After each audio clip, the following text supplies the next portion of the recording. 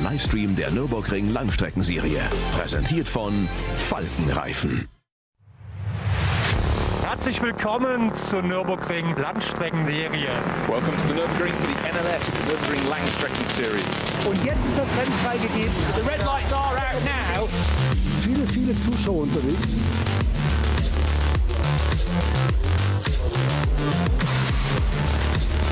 I would think that's very, very close.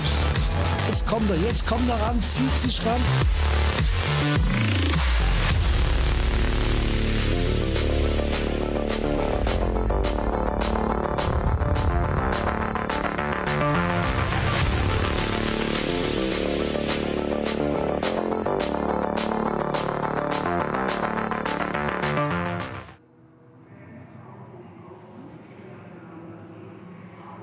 Network of channels for the latest, or rather the last coverage of the season of the Nürburgring Langstrecken-Series. I don't think the series has ever extended this far late into a year before, so it is a first. It's been quite an unusual year for the NLS Championship, I think it's fair to say, but the Barbarossa prize continues unabated, and we're up to the 56th edition of the ADAC Barbarossa prize to close out the season. My name's Johnny Palmer. I'm delighted to be joined by Peter Snowden, who is the resident NLS expert, because I was trying to work out precisely which of the previous races I did. I didn't do the 55th Adenauer ADAC Rundstrecke Trophy, nor the 6-hour. Oh, did I do the 6-hour race with you? The 3rd of August. I'm liking resident, expert. Well, jury's out on that one still, but very kind of you. I mean, I can't remember. I'll take it. I can't even remember what day it is right now, to be honest. But yes, we did do that one at the start of August. And then there's been a big old gap until the final 2 races, separated by roughly a month. And, I mean, first of all, the good news that was announced a good few months ago is that next year's NLS Championship should be about back to normal, 9 races on the bill. Yes, indeed. That's what because we had obviously potential of an NES series this year that didn't quite get off the ground. A couple of meetings earlier in the year. So that hence the gaps in the diary. That's what caused that. So back on track, no pun intended, but for 2025. But they've still got 2024 to get see out, and perfect conditions at the Nordschleife for today. Maybe a little bit cold, but always wary this time of year, aren't we, of fog. One thing that affected the 24-hour in the summer. Let's put it that way. Yeah, this time of the year, what chance have they got? And obviously snow can happen as well. Yes. That beginning and end of season. So blessed are we that we've got a lovely autumnal sunshine here in the Eifel Mountains. And 4 hours, 85 cars on the entry list. We had, I think, 81 in qualifying this morning on track. So we've lost a few cars there. But interesting. Looking at the timings as well, I think, Johnny, the top 5 cars all under 8 minutes, and we're talking considerably under 8 minutes, as in the pole position time was a 7:51, which is a remarkable time. Obviously needs to be said who set that. Let me look at my notes as well, don't I? Which of course is the Mercedes. Okay. On pole position, Lucas Auer on that Mercedes, that right? Mercedes, yeah. Because number 48. Because we're waving goodbye to the Mercedes brand for one particular team, that is Advan by HRT team. I have to admit, I'd missed this story, but into next year, they're going to be a Ford Mustang crew, which Haupt Racing Team has just been with Mercedes for so many years. I'm going to need at least a season to get used to the new brand. I'd say 2 probably for both of us, but yeah, synonymous is the word. Yeah. Always has been. It's Haupt Mercedes, put the 2 together. But you know, it's a change, and it's a drastic change to a Mustang. Quite a different thing. It's still front engine, so you know are there going to be balanced comparisons, or do you think it's? I mean, you're laughing at me. I love your view. It's still front engine. Oh, it's the same. Yes. Well, I get it. You know, it's not like moving to a Porsche or a mid-engine Lamborghini or Ferrari. No. But I mean, oh dear, that was earlier on today. Yes, it was. Okay, so I'm just talking about something that I've seen out of the corner of my eye, which was a car in the barrier and in the gravel trap before that, which happened earlier this morning. There is also a crew which are on the back foot after an accident in testing yesterday. That's the Avia WNS Motorsport Porsche Cayman, which was and is due to be driven by Joshua Bednarski, Lucas Daugard and Moritz Oberheim, and they were unable to compete for much of yesterday because of this crash. And let's hope that that car can be repaired, because they are in the championship shake-up potentially today, of which we will keep you abreast throughout the course of the 4 hours. Conditions far from ideal though. BMW going a little too deep into the first corner as well. Visibility's fine, but I think the lack of ambient temperature, there's also a bit of grease on the road this morning as well. And you know, we talk about this place being the green hell. There are going to be huge amounts of the asphalt which are green on the track surface, and we use that as terminology to say that, you know, there's not much rubber down. And even though there was a full day of running yesterday, or a couple of test sessions, much of that was potentially washed away. So Lucas Auer did the 7:51.376 that Snowy was just mentioning, 1.6 seconds slower than Frank Stippler and Winkelhock Audi R8. So Stippler back in an Audi. I know he's been toying with other manufacturers through the course of the year, but the 15 car will start on the front row. Then Marek Bokman, Nico Bastian and Adam Christodoulou in the number 17 Aston Martin Vantage. Mercedes in 4th position. That's the Fetzer Mercedes car number 6. So good spread of manufacturers at the front end, and you'll be enjoying the fact that there's an Aston Martin in the top 3. I'm not allowed to mention it first, but thank you. Yes, exactly. Well, no, if I talk about it. Exactly, I can now talk about it because you've introduced it. Yes, in the top 3. It was Winkelhock, by the way, in the Shearer Sport Audi that set the time. Okay. Which is quite a... Marcus Winkelhock. Yes, I just needed to check that I was talking about the right Winkelhock. I mean, quite a pairing, that Marcus Winkelhock and Frank Stippler. Say back in I went to Porsche, one of the last ones we did, where we had that when it was rained on the second lap, everybody went off. We had 8 of the top 11 cars out or something. That's right, on the hats and back. Yeah, so just afterwards. He decided, I guess, that he didn't like his Porsche outings and came back to again, so not like we said, Mercedes and Hout synonymous. Stippler and Shearer and an Audi are pretty synonymous, so he's back in one again. It's front row. Aston on the 3rd row. We've got a McLaren out this time as well, which is nice to see. Yes. It's qualified in P6. That's the Dual Motorsport car, Ben Doer and Marvin Kirchhofer in that car. Again, a good pairing. And the link there is that Ben Doer has been racing in the DTM this year, which is kind of not as the DTM that I remember. It's now GT3 rules. Yeah. And Ben Doer can race a McLaren in that. So he's brought that car effectively across to race it in a 4-hour race. And why not? Because these cars will do, in inverted commas, sprint races like a DTM 1 hour, or happily do, well, 24 hours if necessary too. Well, 4 hours is a sprint race, really, isn't it? Do you think? Yeah, compared to what we like with Le Mans and Nürburgring and Daytona, that's a proper race, 24 hours, proper distance. I agree. I'm still trying to work out whether a 4-hour race is quite a sprint race. I mean, it will be treated as one. Yeah. And the 24 hours of Le Mans and the 24 hours of the Nürburgring are treated as sprint races, yes, but they still go on a bit. Oh yes, I mean, so much can happen, so much jeopardy, just simply a matter of track time and variations and permutations of coming across other traffic, which is something we see here with, albeit a slightly less number of cars. I mean, if you follow that the mainstream motorsport of Formula 1, we have 20 cars on track for an hour and a half, roughly. Yeah. Here we have 85 cars today, and I was saying to somebody last night, actually, said, how many cars at 85? And I said, yeah, it's a pretty poor turnout. And they looked at me and said, sorry, what do you mean a pretty poor turnout? I said, oh, frequently 140, 150 cars. And they were just like, what? But on the track at the same time. I was like, oh, yes. And look, and all the same classes. Oh, no, 20-odd classes. Yeah. Huge variety, massive speed differentials. And they went, and how does that work? And they said, there's a great licensing program and formula, and it does work well. Now, I've always said this is absolute testimony to the ADAC and the permit. They also have a permit that you have to work up, go through the ranks, get it, do different races, different hours, so many hours in a car, a bit like a PPL license of you get your hours before you go up to twin engine or whatever, and so and so. And it does work, and it all works together. And there are huge speed differentials in some of these cars, some of these classes. Indeed, and on this circuit as well. I mean, it's incredible. So many blind corners as well. You have to be so reliant and so trusting of the marshalling teams who are out there looking after you. At the end of the day, they can see around the corner and you can't, and you have to just entirely trust that if there's no yellow flag, the road ahead is clear and you keep your foot buried. Yeah, and there's no safety margin, or very minimal safety margin. Certainly when we you've got the Grand Prix circuit, obviously where the race starts, a circuit that was reopened in, I think it was 1984, when ran the first Formula One Grand Prix. Okay. So it's 40 years old, this part of the track, this element, but that's the F1 standard, by which I mean it's the width, the runoff areas, the gravel traps, all that are Formula One level.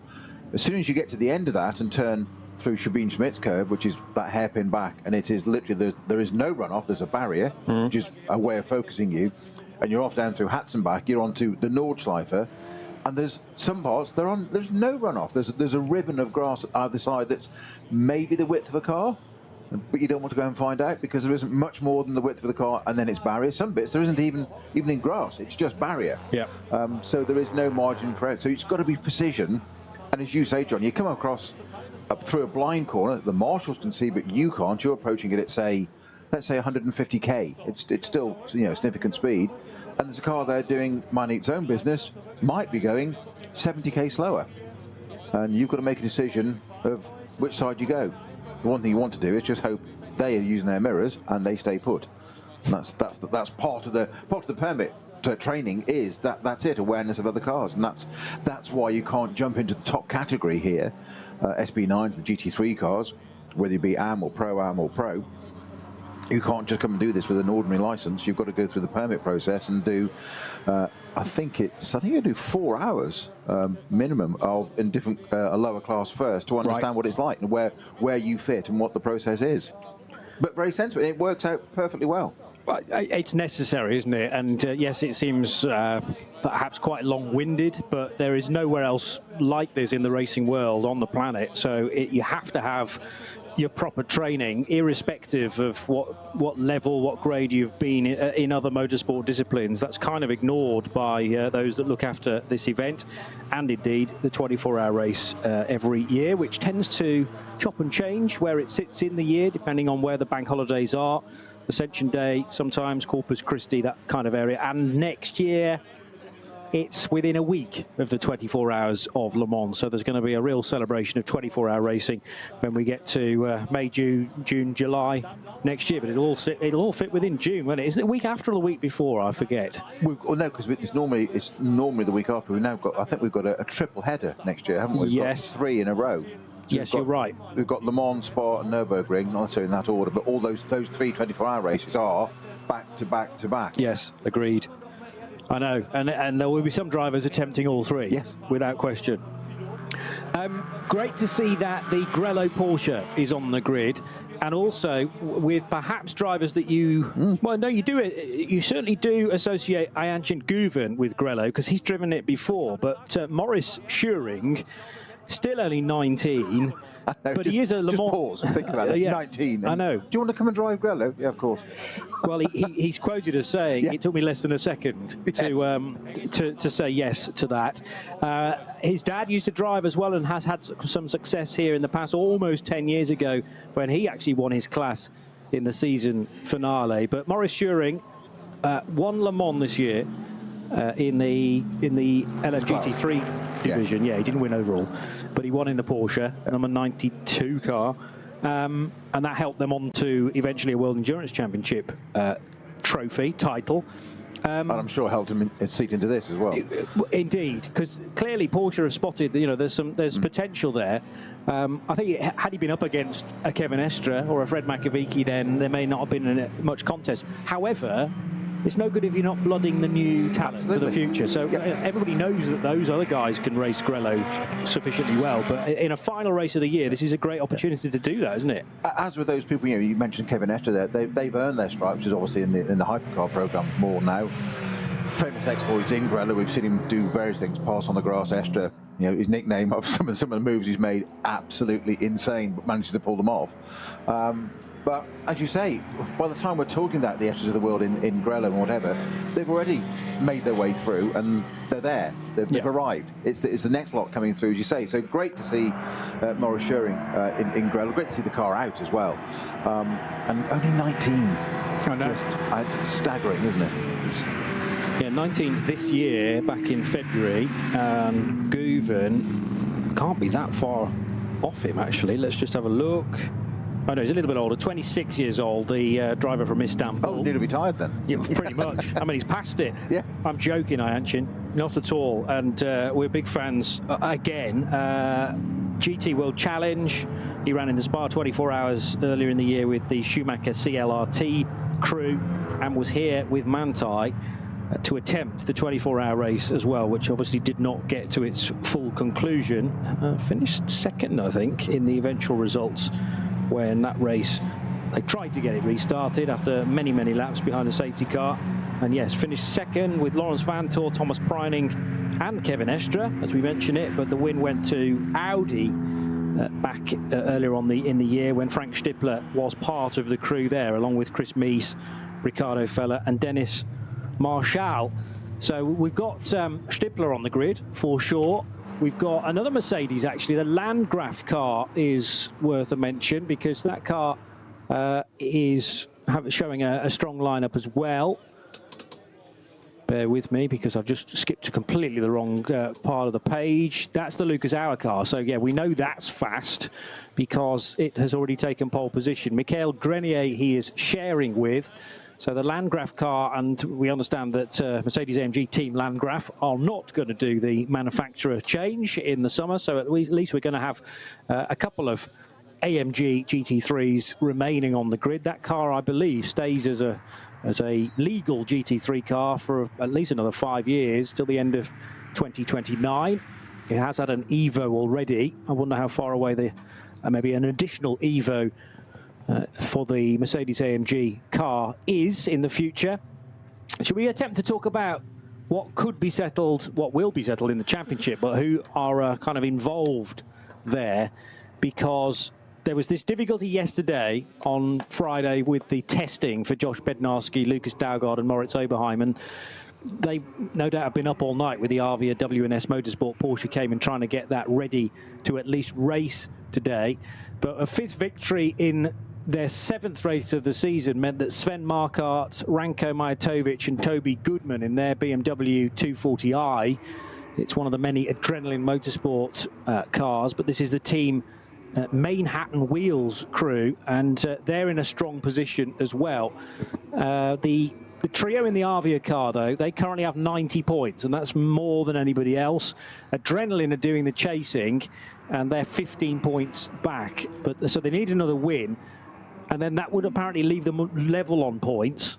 So it would go to count back, and then it's Bednarski, Daugard, and Oberheim who would have to win their class in order for the countback to go in their favour. So there's quite a lot here for us to stay on top of. We'll attempt to do that. It's also dependent on how many cars are entered into each of the classes, because you have that sliding scale, don't you? That's exactly the point. You have that. So you need, for full points, you need 8 entries in a class. 8 starters. 8 starters, yes. Yeah. I think I'm correct in saying that if 8 start and let's say 6 finish, so 2 drop out, yeah, it's still full points awarded because it's what starts. Agreed. Yeah, so that's just attrition, so that's fine. So you don't need all 8 to finish to get your full points. No, it's who you're up against as the green flag is waved. Correct. That's the key bit. Not entered, must start in the race. So you need 8 across the start line. Must take the start of the official race. Yes, that's fine. We have a lot of classes with literally 5, 2, 1. Etc. There are 10 in the SB9, we say the top category, as in the first listing, the GT3 cars, so they're fine. But then you go to SB7, there's no SB8 at the moment. SB7, we have 2 cars. Cup 2 is an interesting one. That's got 8 in it. It's got a full complement of, these are the GT3 Porsches. To win that can be Black Falcon with Tobias Muller, who's done all the rounds so far, and he's currently on, I think he needs to win the class today, and the threat from there is the 962 car to take points from him, and this is in terms of drivers, not not team side, the driver side of it. So there's a lot to play for still. So we'll keep an eye on Tobias Muller in 103. He's sharing today with Steve Jans and Noah Nagelsdeck again, the 3 of them in that car. And then we've got SB3, SB Pro, V6, whatever. All have got, some of those have got 2, some have got 1 entry. The next one with a full complement, actually a little bit over Surfeit, is the VT2 front-wheel drive cars. That's Hyundai's, Cupra's, BMW 128 and a Volkswagen Golf. 9 of those in that. And VT2 rear plus 4-wheel drive. The next class of that, you can guess what those, mostly 330 BMWs. Toyota Supra, 3 of those out today, and that's 10 starters in that category. But that's all to pay. Obviously, and there's a few Caymans. We've got actually something small. Yeah, 6 Caymans. Yeah. So they're my apologies, separate 5. from. Yeah. 5. Are they separate from the Cup 3 cars, though? Yeah, totally. Yeah, different class altogether. Yeah. So that's under production class. That's V4. So between 2 and 2.5 litre. Okay. But remember that Cup 3 is exclusively 718 Caymans, but they have to be to a certain spec. They're Cup cars, basically. Yep. And if you've got a Cayman that's not at a Cup car specification, there are other areas in the entry that you can run that. We just have to remember that they're not up against the very quick guys in Cup 3. Now, having mentioned the 962 car and its trials and tribulations on Friday and in testing, the Bednarski car, as it was driven earlier on today, has qualified, and it's qualified second as well. So we need not worry about that any longer. I don't know how late they were trying to fix that Avia car, but it has qualified, and it's raring to go. How bad the damage was, never quite got to the bottom of that, but it was certainly a concern that they could have done without, a headache that they've now managed, thankfully, to restrain. And the car is on the grid alongside the 959 car, 959 being another Cup 3 car, which is the SRS Team Zorg Rennsport crew of Heiko Eichenberg, Fabio Grossa and Patrick Grutter, who will start from pole position. But 962 right at the sharp end, and therefore when you qualified well, you're potentially out of any trouble going into those first sequence of corners at the Mercedes Arena, where it can often kick off in the mid-pack.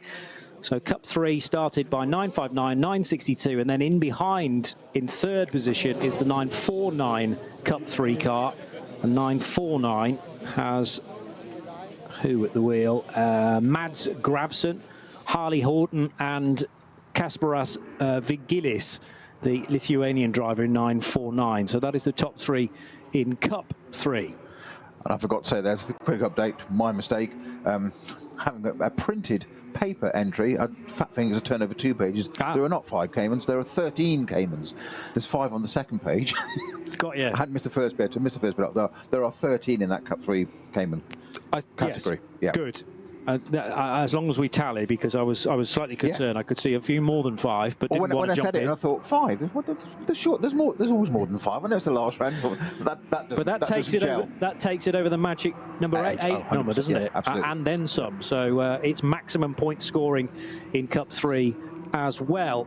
So Mercedes, Audi, Aston Martin, and then the 4th place car is the first repeat at the sharp end for Salman Ovega, who brought the car to the grid, car number 6. The best placed Porsche is the Grello car, the Manthey EMA machine for Maurice Schuring, whose name is against that at the moment. That's not necessarily the starting driver, but we will get more of an idea on that as they cross the line for the first time. The start of the green flag lap is probably only 2 minutes away now. They'll wave them off with about 20 minutes until start time. It's a midday start, as it traditionally is for a 4-hour race, until 4 o'clock.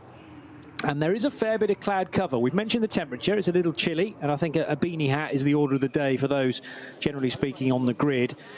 I'm just concerned slightly about this fairly heavy cloud, which isn't too low at the moment, but it doesn't take more than about 5 minutes for the weather to change around here.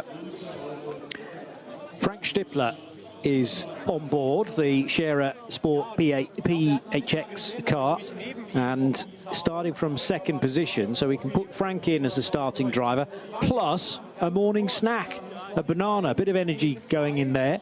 But with his crash helmet on. With his crash helmet on, but it's lifted just a little bit, isn't it? Yeah, the strap's undone and he's lifted. But I was just looking there. He's being interviewed there by our German commentator on the grid. I was thinking, how on earth are you going to? Obviously, it's a full face helmet. How on earth are you going to eat that banana? I mean, a very gifted man, clearly, Frank Stippler, but can eat a banana with a crash helmet on. That's quite impressive. Well, the modern helmets actually allow a water bottle tube hole through them, don't they? So you can take a sip of water, and the next stage perhaps is to enable you to eat some fruit as well. But that surely would compromise safety. Luxury. Oh yeah, indeed. Cup 2 qualifying, mightily impressive for the RV WNS Motorsport Porsche 911 GT3 Cup car. Cup 2 is exclusively 911 Porsches, whereas Cup 3 is the 718 Caymans. But to have a Cup 2 car qualified 7th overall, they'll be reordered to put the SP9s all together, I would have thought, on the start Group 1, front of the start Group 1. So that will bring the Equipe Vitesse Audi a little closer to the SP9 Pros. We had an SP9 AM car quicker than an SP9 Pro AM car this morning in qualifying. SP Pro represented by the Toyo tyres by Ring Racing Porsche 991 GT3 Cup car as well. So there's an SP Pro car in the mixture that we'll have to remember too. And then also due to start in Startgruppe 1 will be the SP10 cars.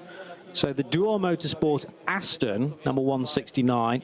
And in fact, there are 2 of those. Yes, 2 Astons at the sharp end of SP10, which by another name is GT4, isn't it, SP10? Correct. And the Toyo tyres, Toyota Supra, will start from 3rd position there. But again, that's going to be an interesting fight with lots of different manufacturers. A front row of Aston, but then the Supra from Toyo tyres, and then a couple of 718 Caymans. Again, that crossover. Some cars are in Cup 3, some are in SP10, some are in the V classes as well. You can almost run a Cayman in any class you wish, apart from perhaps the BMW 240i's. I don't think they'd let you in there somehow. That is exclusively for the 240i model. It used to be for a slightly older car, but they're all on a control tyre as well, which I seem to remember is Goodyear's for those BMWs. And the highest place of those in the overall times is 41st position for the 651 car. But the grid is now being cleared right on cue, and they'll be sending the first group off.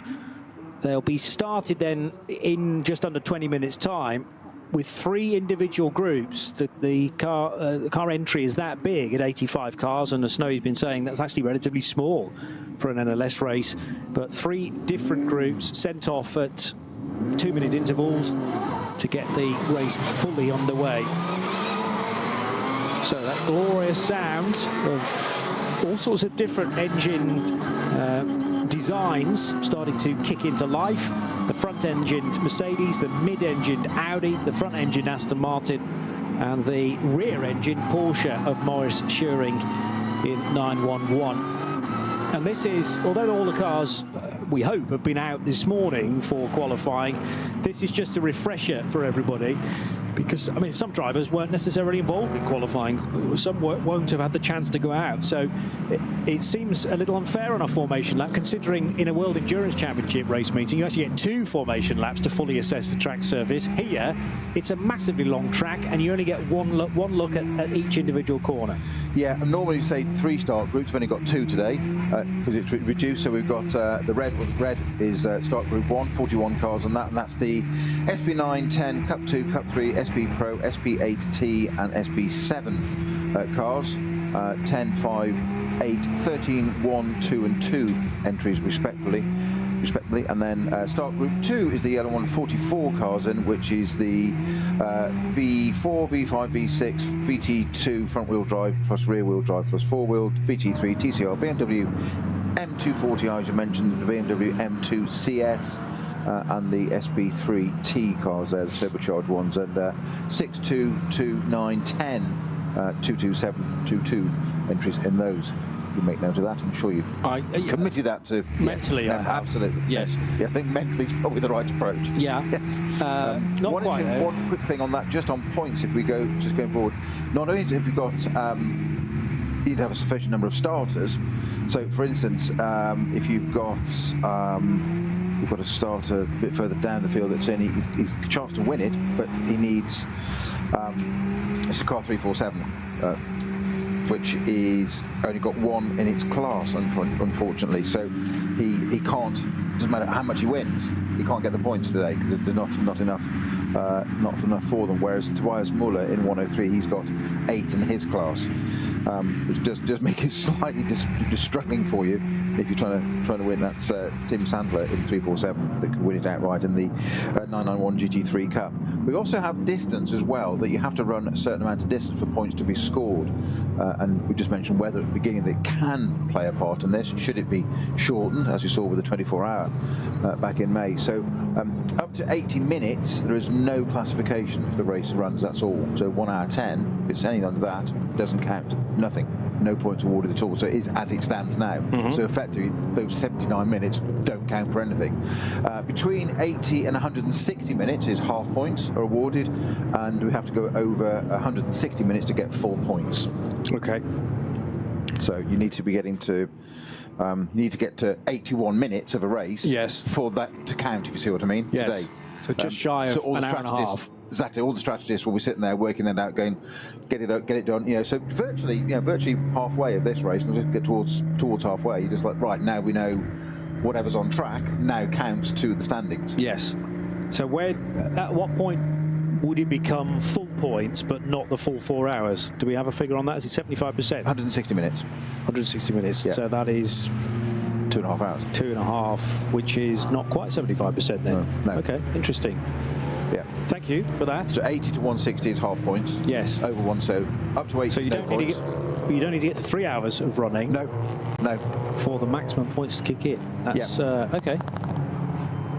Well, yes, as you say, they will be working out those calculations and also monitoring the weather. At the moment, it's fine, and normally the Grand Prix circuit stays clear. The exception to that was earlier on in the year for the 24-hour race, where actually it was the Grand Prix track that was the problem, and the rest of the track wasn't necessarily fully clear, but it did seem to have less fog in the lower sections, and that's what we couldn't scientifically get our heads around. I know, particularly because we were obviously sitting in the Dorient Hotel right next to the track with a coffee, watching it, looking at it, going, but it's fog here, and that's the higher part as well. And bizarrely, looking at the cameras all going out and walking through the paddock and going to the back of the paddock and looking out over the Nordschleife, where it was perfectly crystal clear, just thinking, that's the bit you'd expect to be the problem. Yeah. And the Grand Prix circuit wouldn't be.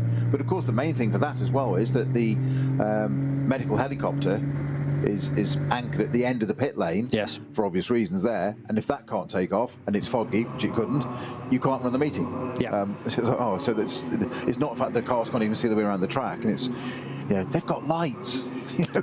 True, but drive slowly. You're quite right. Said no racing driver ever.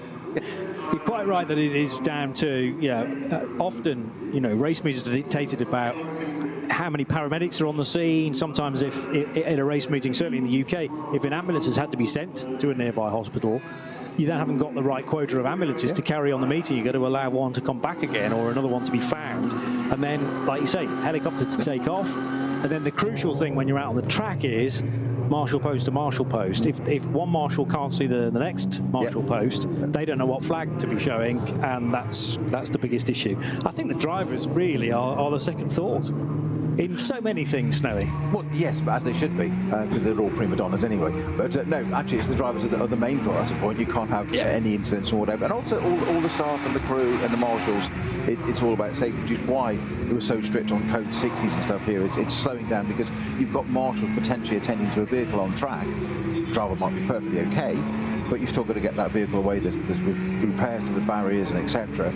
And those marshals have a right to do that work in safety, which is why they're really strict on the licensing here. There's code 60. There's no red flags. Well, sorry, there can be a red flag, but there's no safety car. My apology.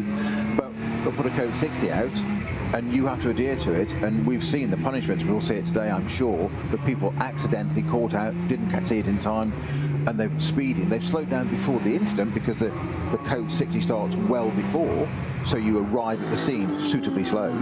But if you have to go into that zone at even 5-10k over, that's it. You'll get a penalty, and the best way to penalise people isn't mandatory, it's time. So you'll get an extra penalty on your pit stop, etc.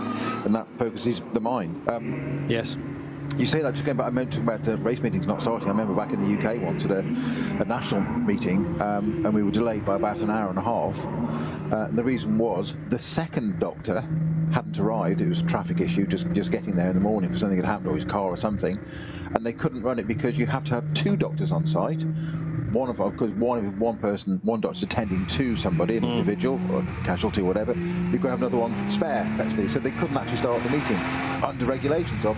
They'd got a doctor, there was a medic, everything's all fine, the conditions are fine, but if he had to do something, you can't bring in number 2. He wasn't there. It's quite bizarre, quite surreal.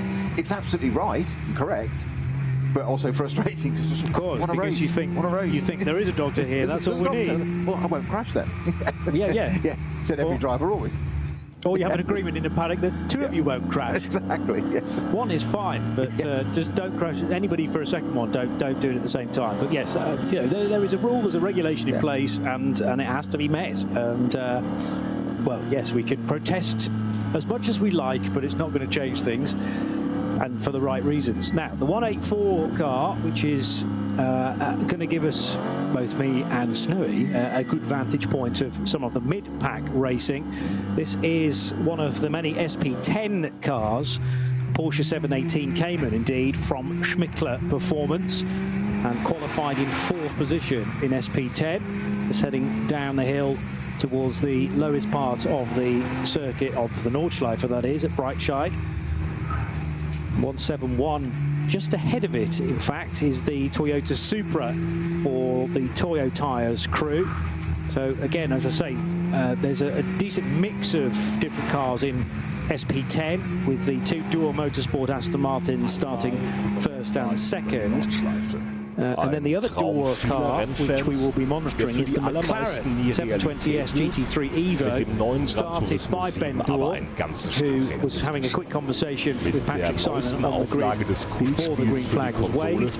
Car 69 will start from 6th position to add another manufacturer. Erstes Nadelöhr nach dem Start und durch die unterschiedlichen Linien ein toller Ort für Positionskämpfe auf der Grand Prix-Strecke.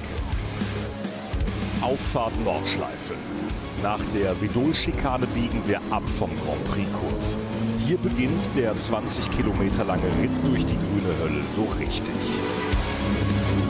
Fuchsröhre. Mit Vollgas bergab, durch die Kompression und den Berg wieder rauf. Wie so oft auf der Nordschleife, kein Platz für Fehler. Breitscheid, der tiefste Punkt der Nordschleife. Die Brücke über die Hauptstraße von Adenau ist ein Zuschauermagnet. Das Karussell, benannt nach Rudolf Caracciola, einem der ersten Heroen des Rings. Die alten Betonplatten der Steilkurve sind Kult. Brünnchen, der Zuschauer-Hotspot. Ob beim Rennen oder bei Touristenfahrten, ob bei brütender Hitze oder im strömenden Regen, hier ist immer etwas los. Die Döttinger Höhe. Windschattenschlacht bei 270 km/h und die Überholmöglichkeit schlechthin am Ende der Nordschleifenrunde mit dem neuen Gran Turismo 7. Und damit von der virtuellen wieder zur realen Nordschleife.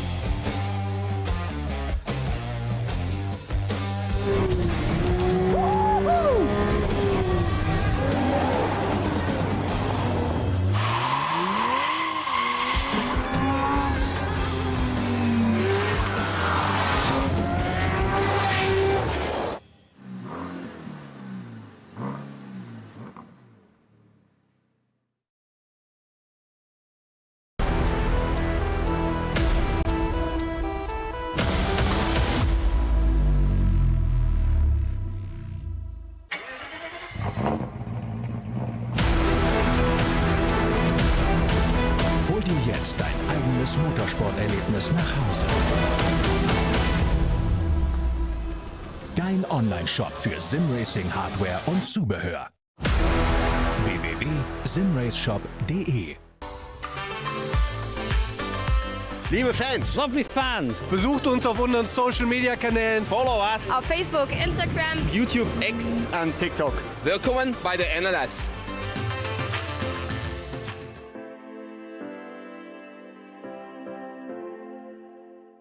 Was ist ein X?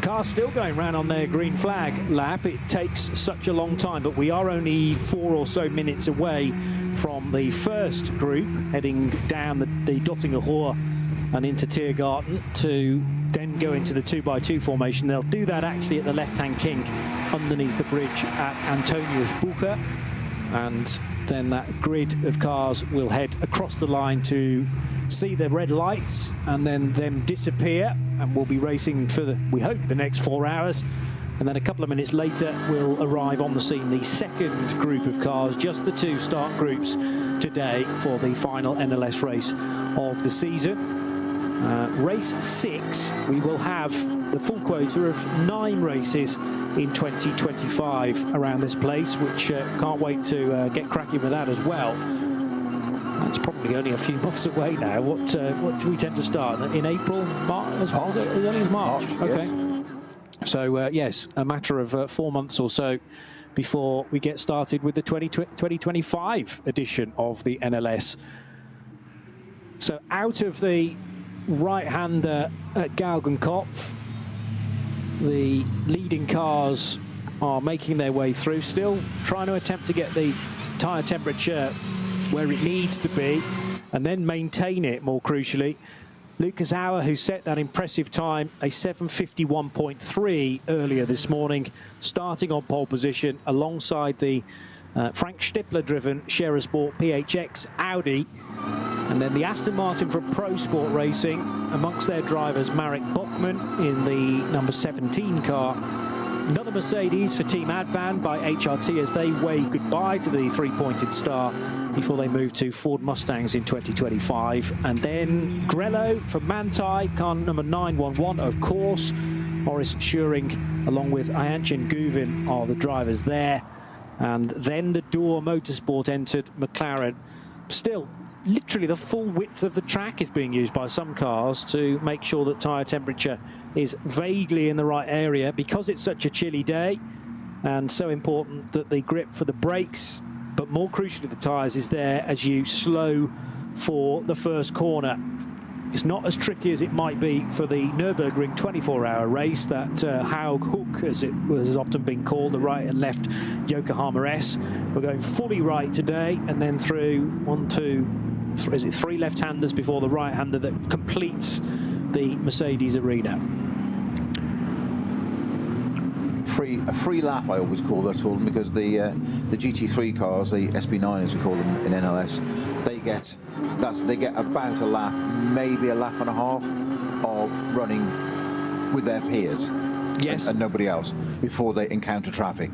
Now that will be actually a bit longer. This might be 2 laps this race because there's only 2 start groups. True. Yeah. So it's going to take that longer. Third start group, so that they might get two full laps. Bring it on. 2024 season finale. Indeed. And to correct the point that I made earlier on, they're going to be started in the order that they qualified. So none of this bunching up of the SP9 cars. If you're in a Cup 2 and you've qualified 7th overall, that is precisely where the Avia car starts. So the Avia WNS Motorsport number 120 Cup 2 car is there in 7th, joined by the Audi, which is the SP9 AM entry, the black with the gold piping car, which has been a Jutta car in the past as well. And the lead car will disappear down pit road. Lights are off that car now, heading to its station. And the next thing is make sure you're through the correct grid hatchings for therefore a legal start, which everybody was, I reckon, as the lights on the gantry turn from red to green. And the final NLS race for 2024 is underway live here on RS1, part of the Radio Show Limited network of channels. It's very nearly 3 abreast for second position, but the Mercedes of Lucas Auer, his Landgraf car, has started very well indeed from the inside of that front row, the right-hand side, because it scampers away into the lead. But there's now a new car into second, and that is the Aston Martin of Nico Bastian for the Pro Sport Racing crew. So Aston up to second. The Grello Porsche runs in third position. So it's been a terrific start from Maurice Schuring to get up to third spot. And fourth place, but slightly more distant, is the Audi of Frank Stippler. Very, very busy in behind the number 120 Cup 2 Porsche, because if you're on the wrong side of that in an SP9 car, SP9s are generally a bit quicker through the medium speed corners, but they can't get past the 120 Cup car for the time being. The first trying to do that is the orange and black Dorr Motorsport McLaren of Ben Dorr himself, car number 69, but he is in 6th position behind that lead Cup 2 car. They're heading for Sabine Schmidt's curve then for the first time. A terrific getaway, though, particularly for Maurice Schuring. He started 5th, and he's already up to 3rd position, Peter Snowden. Yeah, well, it was Frank Stippler that I thought the lights took a long time to go out this time. Normally, it's quite a bit further back, almost pit entrance, if you imagine the lights going out there. They got almost to the line before the lights were out, just different sort of sequencing. But Frank Stippler immediately just didn't get the run, tucked in behind Auer's Mercedes. That allowed young Maurice Schuring to go to the left, and he just came all the way round. The Aston then came down the right-hand side and took the 2nd place, and that was all busy happening at the right. And he was trying to be squeezed by Frank Stippler, and Maurice Schuring said, "Well, I'll tell you what, while you're busy doing that over there, I'll go round this way and pop up a couple of places and join in the fun." He's going to have that. The Aston's going to have the Grello full on in his mirrors all the way through Hatton back and on. That's it's a punchy start from the 19-year-old in Grello. Terrific getaway, and as you say, yes, the Aston Martin's definitely under pressure. Group 2 gets underway now, and on the front row, on the outside of the front row, is the 2 Italians in the Cupra TCR. It's either Armando or Dario starting, and around the outside will go the white, blue and yellow car, battling with one of the Nexon Porsches, but the Cupra very nearly doesn't make turn 1, well over the white line, and trying, in fact, to utilise the Yokohama S rather than the full Mercedes arena. Oh, and the Cupra's sideways now as well. Absolutely no rear tyre temperature in that. I don't think that was a touch, but the Cupra is losing places hand over fist as now one of the VW Golfs tries to squeeze through, and the pole-sitting Nexon Porsche is already back to at least 2nd position, because the 410 all-green Porsche is in the lead. That's the Cayman from the V6 category. So for VLN production Wagen V6 cars of anything between 3 and 3.5 litre, and that Porsche using its rear engine to very good use indeed. The Marcel Weber, Stefan Müller and David Ackermann all green MSC Adenauer Porsche, which is clear and gone in the 410 car as the race leader in Group 2. But it was harem-scarum stuff back in the pack there for Group 2, Snowy. Yeah, and it's just absolutely bolted for the hills, hasn't he? Literally the Hatzenbach Hills. Our race leader there in the 2nd category just disappeared already. But what, 5-6 car lengths? Yeah, already. One thing I meant to add just at the points very quickly, that this season, don't forget the qualifying races we had, the 2 races for the 24-hour, have counted towards these races. This is 8 races in terms of points, which is quite important. Oh, good point. Adding everything up.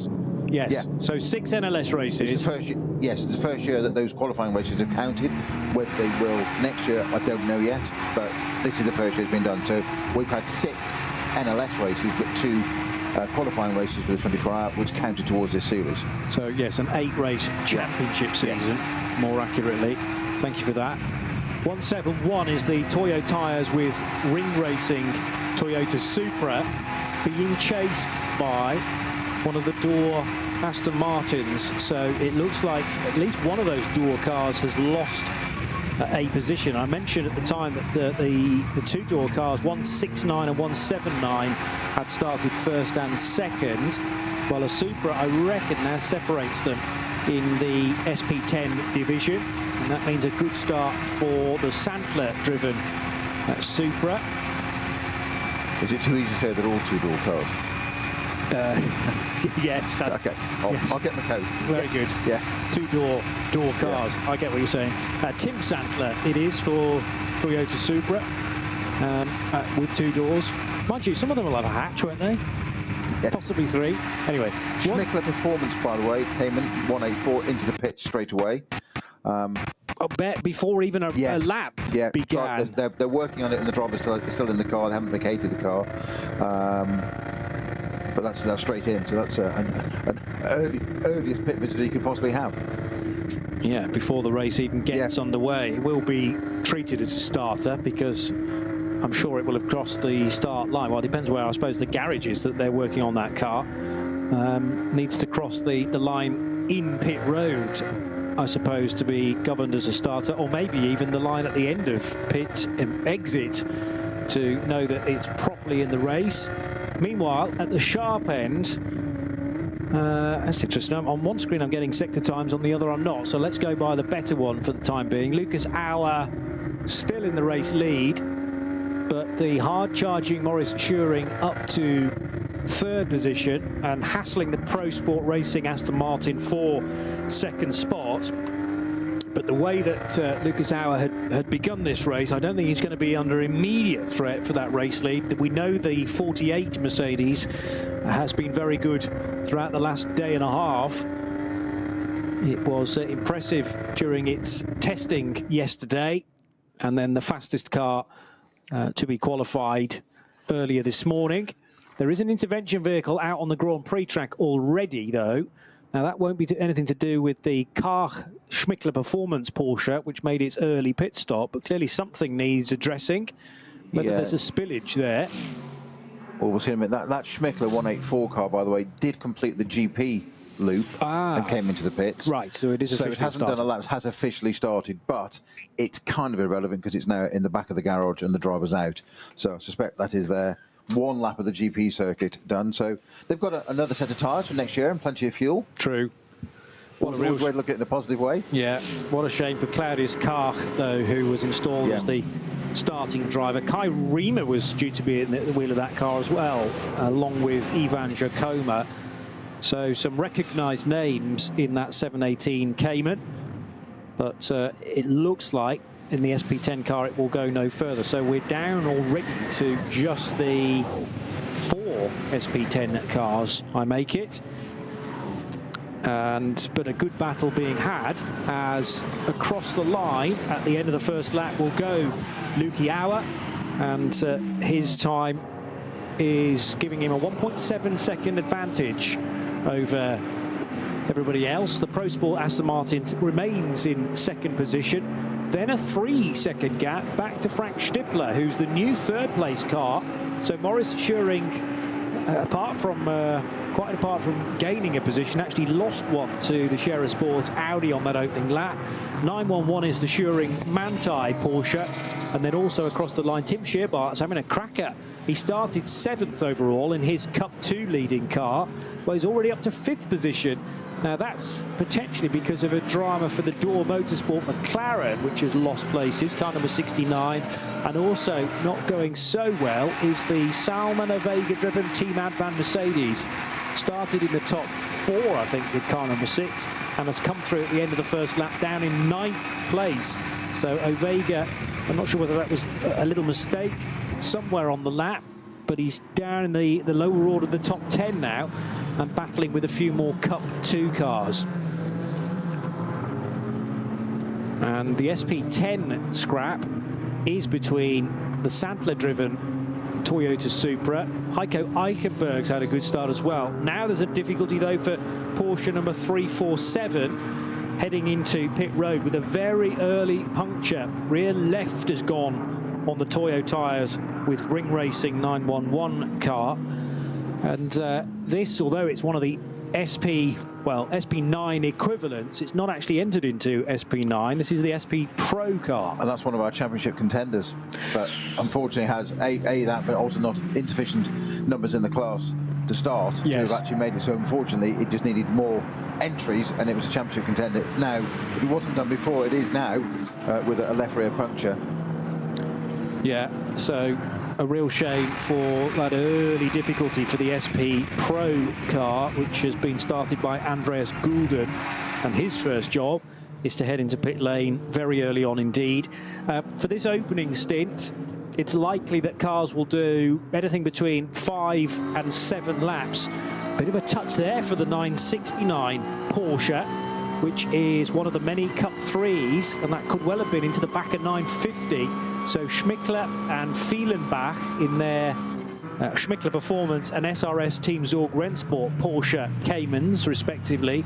That's a fight for 4th and 5th in Cup 3, and actually coming to blows as they got to the Sabine Schmitz curve there, slightly misjudging the car slowing in front. And that can so easily happen as well, like a motorway, freeway type accident where the closing speed becomes ever more substantial the further back in the train you go, and eventually somebody can't react in time. So nose to tail contact, not too firm, so that it will prevent either car from continuing on. The other thing I'm spotting is quite a lot of brown leaves in the air intake, in the grille of a number of the big SP9 GT3 cars. So that, I remember, was an issue during the COVID year of the running of the Le Mans 24 hours. Because it was in September. It was in September, not June. Yeah. And I remember that the Aston crew, particularly with their advantages with the big old gaping hole in the front there, that was a big problem, was leaves being collected and then sending the engine temperature very high. So that will be looked at as well. Much of the telemetry in that VAG will be beamed back to those on the pit wall, monitoring that, but they'll be hoping that they can get to the end of this 7-lap stint, if that's what they're aiming for. In Cup 2, they might even make 8 laps on this opening stint. They can go a bit further on fuel, but they're not as quick across the board as an SP9 car. Starting to get a little closer now between the top 3 from Group 2. So the green Porsche that I was talking about did scamper away in the early stages, 410, which is the Weber-driven Cayman, but now right with them, the next 2 cars, which is the Cupra, number 811, and there's the Nexon Porsche, which is sandwiched between them. And that could well change in the next few corners as well. Work ongoing on the SP Pro Porsche, which pitted at the end of the first lap for Andreas Gulden, and that's not just a case of replacing the rear left tyre. It looks like it's done a bit of damage to the arch as well. Well, because it's kind of screwed on additional arch, isn't it? It's not actually part of the bodywork. It's an additional part for the race car, obviously designed and fitted, but it's an addition. To make it look good. Well, no, to cover it'll be the there width of the tyre, with the width of the tyre. But that tyre, you can see the carcass, the inner side wall failed, so the tyre's moved out, and it's now flailing around the bodywork. And we've said it so many times before, no matter how slowly a driver thinks he's driving, it's the engineers and technicians are still wincing because it's flailing around and doing all sorts of other damage. The one advantage of it going that way is the inner one sidewall failing is the tyres moved out and it damages bodywork, whereas if it's the outer wall that fails and comes in, that flailing around can do all sorts of things to brake lines, and of course these days cars are so technical, and sensors and electrics in there, it can do a lot of damage, which takes a lot longer to rectify, whereas that is a bit of bodywork, and it's good to see a bit of gaffer tape going on it, and it's a proper race car then. Yes. Fun and games for Sebastian Tauber, who has found one of the few runoff areas. We were talking earlier on in the broadcast about how it's difficult to find a wide expanse of grass, and an indication of quite how hard it's been raining over recent days as well, because as the top 3 from start Group 2 go through, I reckon Tauber was in 4th position, and he is way out on the grass. He actually tagged the barrier as well, maybe kept out of it. I can't see any damage on the left-hand side, but then as he tried to steer away from the barrier, this is just going into Sabine Schmitz curve after the Vidal chicane, so still on the Grand Prix track, and now he just cannot move the car. because the rear wheels are spinning on this wet grass. It's, well, reasonably long, but I mean, it's probably been mown because it is part of the Grand Prix track. And now he's trying to reverse, and all he's doing is just seeing these seconds tick away on the race clock. How frustrating is this? I was going to say frustrating is the absolute operative word there, but it's a Vidal chicane where he's gone off, and it's the left-hand part where he just hasn't negotiated the right-hand bit at all. Intervention vehicle coming to his aid now, and technically you're not allowed outside assistance. However, that's at a very prime spot there and dangerous. So I think from a safety point of view, get it towed back onto the track.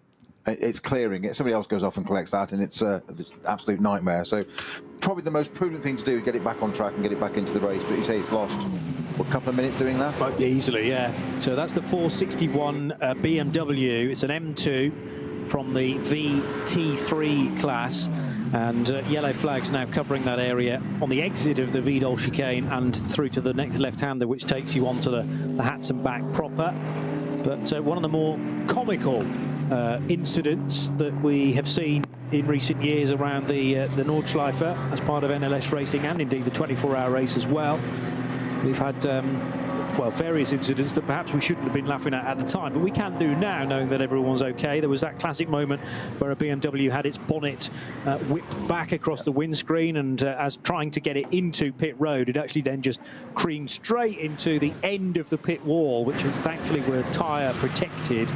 But that was one of those moments that you, as long as the driver walks away, then you can absolutely howl with laughter afterwards. First code 60 of the race is indeed for that BMW on the grass at between Vidal and Sabine Smits whilst it gets towed back on. So that's our first code 60 of the race, and our 374, was it Porsche that was in the pits, has just rejoined? Yeah, it was the SP Pro car, yep, which is 347. 347. You had all the right numbers. Not necessarily in the right order. Indeed. Yeah. Yellow flags briefly at Hoher Act as well, but they've been cleared within a minute or so of potentially a spin there at Hoher Act, the highest point of the circuit, not that far away from the Caracciolo Carousel. Just a bit further up the hill from there. Nice battle between the 103 Porsche and the 123. So these are the Cup 2 runners for Noah Nagelsdijk and Ben Boonagel. 103 just ahead of, sorry, not Boonagel, it's the Hofmeister car. So Boonagel, I'm not sure where he's gone, because at the start of this lap he was still in 4th position, but that car has dropped away a little bit now. 103, if Noah is in 3rd position, then Hofmeister automatically is in 4th, because they're virtually glued together heading down the hill now and towards the Vidal chicane once again.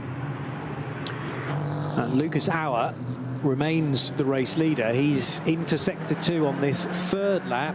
Only 1.5 seconds, though, quicker than or further up the road than Frank Stippler in the 15 Audi. So it's Mercedes, Audi, Aston Martin for Nico Bastian, and Maurice Schuring still there in 4th spot in Grello, the Manthey entered Porsche. Well, the man on the move at the moment is Frank Stippler. Set some amazing sectors, and the fastest lap of the race so far with a 7:52.8. Yeah. And he's up back in 2nd place ahead of Bastian in the Aston. So reasserted his qualifying time, wasn't he? He was second on the front row, wasn't he? Second alongside the Mercedes. So indeed. Luca Auer, 7:55, so 7:55, 9, 7:52, so 3 seconds quicker than Luca Auer, and getting past the Aston as well in the process. Yeah, so overtaking, but also keeping up the lap speed, which is so crucial. 181 leads a long line of cars towards the end of the Grand Prix track. 181 is Heiko Eichenberg in his 2nd placed SP10 car. So that means that the 169 Wustenhagen-driven Door Motorsport car is away and gone. Nick Wustenhagen enjoying his opening stint, and I'm sure very pleased not to be involved in that Eichenberg-Sandler-Fehlenbach battle.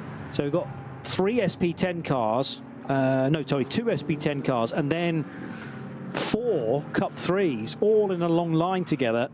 And the Cup 3s, the SP10s, lapping at a very similar speed, actually. By far, they're not in the same class, but that doesn't seem to matter. And the Cup 3 runners will be looking to clear that SP10 traffic if they possibly can. You're more likely to be able to do your overtaking on the Grand Prix track, because it's then really single file stuff down the Hats and back and on towards Flugplatz. Might be a sniff of an overtake into Schwedenkreuz, and then the braking area, more importantly, for Arenberg. But it's quite a wait until you get there. And further back down the order, the 78 Porsche is now working its way through. Now we've got a code 60 again. It has just gone full course speed and it's gone back to a code 60 at Klostertal. We've got 4 cars off, which is 501, 441, 444 and 366. So they're obviously backing things out together. 441 is the Porsche Cayman of Plus Line Racing. 444 is the Adrenaline Motorsport V5 car. V5 car, this is correct, yeah. Cayman. And 501. I haven't got on my list at the moment. I have right there. 501 is the Adrenaline Motorsport BMW 330i from the VT2 class, which leaves us 366 to find. So they've obviously have a coming together now. I wonder if there's something gone down on the circuit to get all 4 off together at the same time. That's quite rare. Yeah. Or the first 2 in that group have had a moment, and then the ones behind have had little option but to join in, because there's been no way of avoiding it. No, I'm not finding a 366 on my entry list. I've got a 396, which would be another adrenaline car, which would be worrying. 366. Sorry, it's 466. That's just a correction. That's why. So it's 466, which is the Valkenhorst Motorsport Hyundai 130N. Okay, so I'm guessing there's going to be a bit of clearing up to do there with four cars. Yeah, so just to confirm, 501, 441, 444 and 466. And it's 3 Brits in that Hyundai. Dexter Petterson, Edward McDermott and Matthew Topham racing for Valkenhorst Motorsport in their i30N. So, yeah, there's no kind of rhyme or reason in terms of the classes involved there. It's just whoever was in the line at the time. And you probably needed to be on the spot, either in the cars or on the banking nearby, to know precisely what happened. But the end result is that 4 cars are needing to be cleared from there, which is far from ideal this early on in the race. And of course, the racing will continue around that. There was, not too long ago, at least one flatbed heading in that direction. So again, you may well have had to explain this to your friend yesterday evening about the fact that, yes, there's 85 cars in the race, there's 20 different classes, and also if any of them have an incident, yes, the flatbed vehicles from the ADAC are sent out onto the track whilst the racing continues around it, which is just crazy to me, but it's done as safely as possible.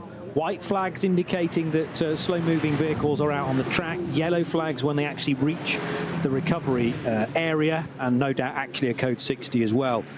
As you get to the scene itself, the whole track split into so many different tiny sectors which you could neutralize independent of one another. Some good lap times coming through now from the Cup 3 drivers. Bednarski in the 962, which is trying to chase down the Cup 3 leader. 962 is second and on course for a championship, remember, or looking to try and win it in this final race.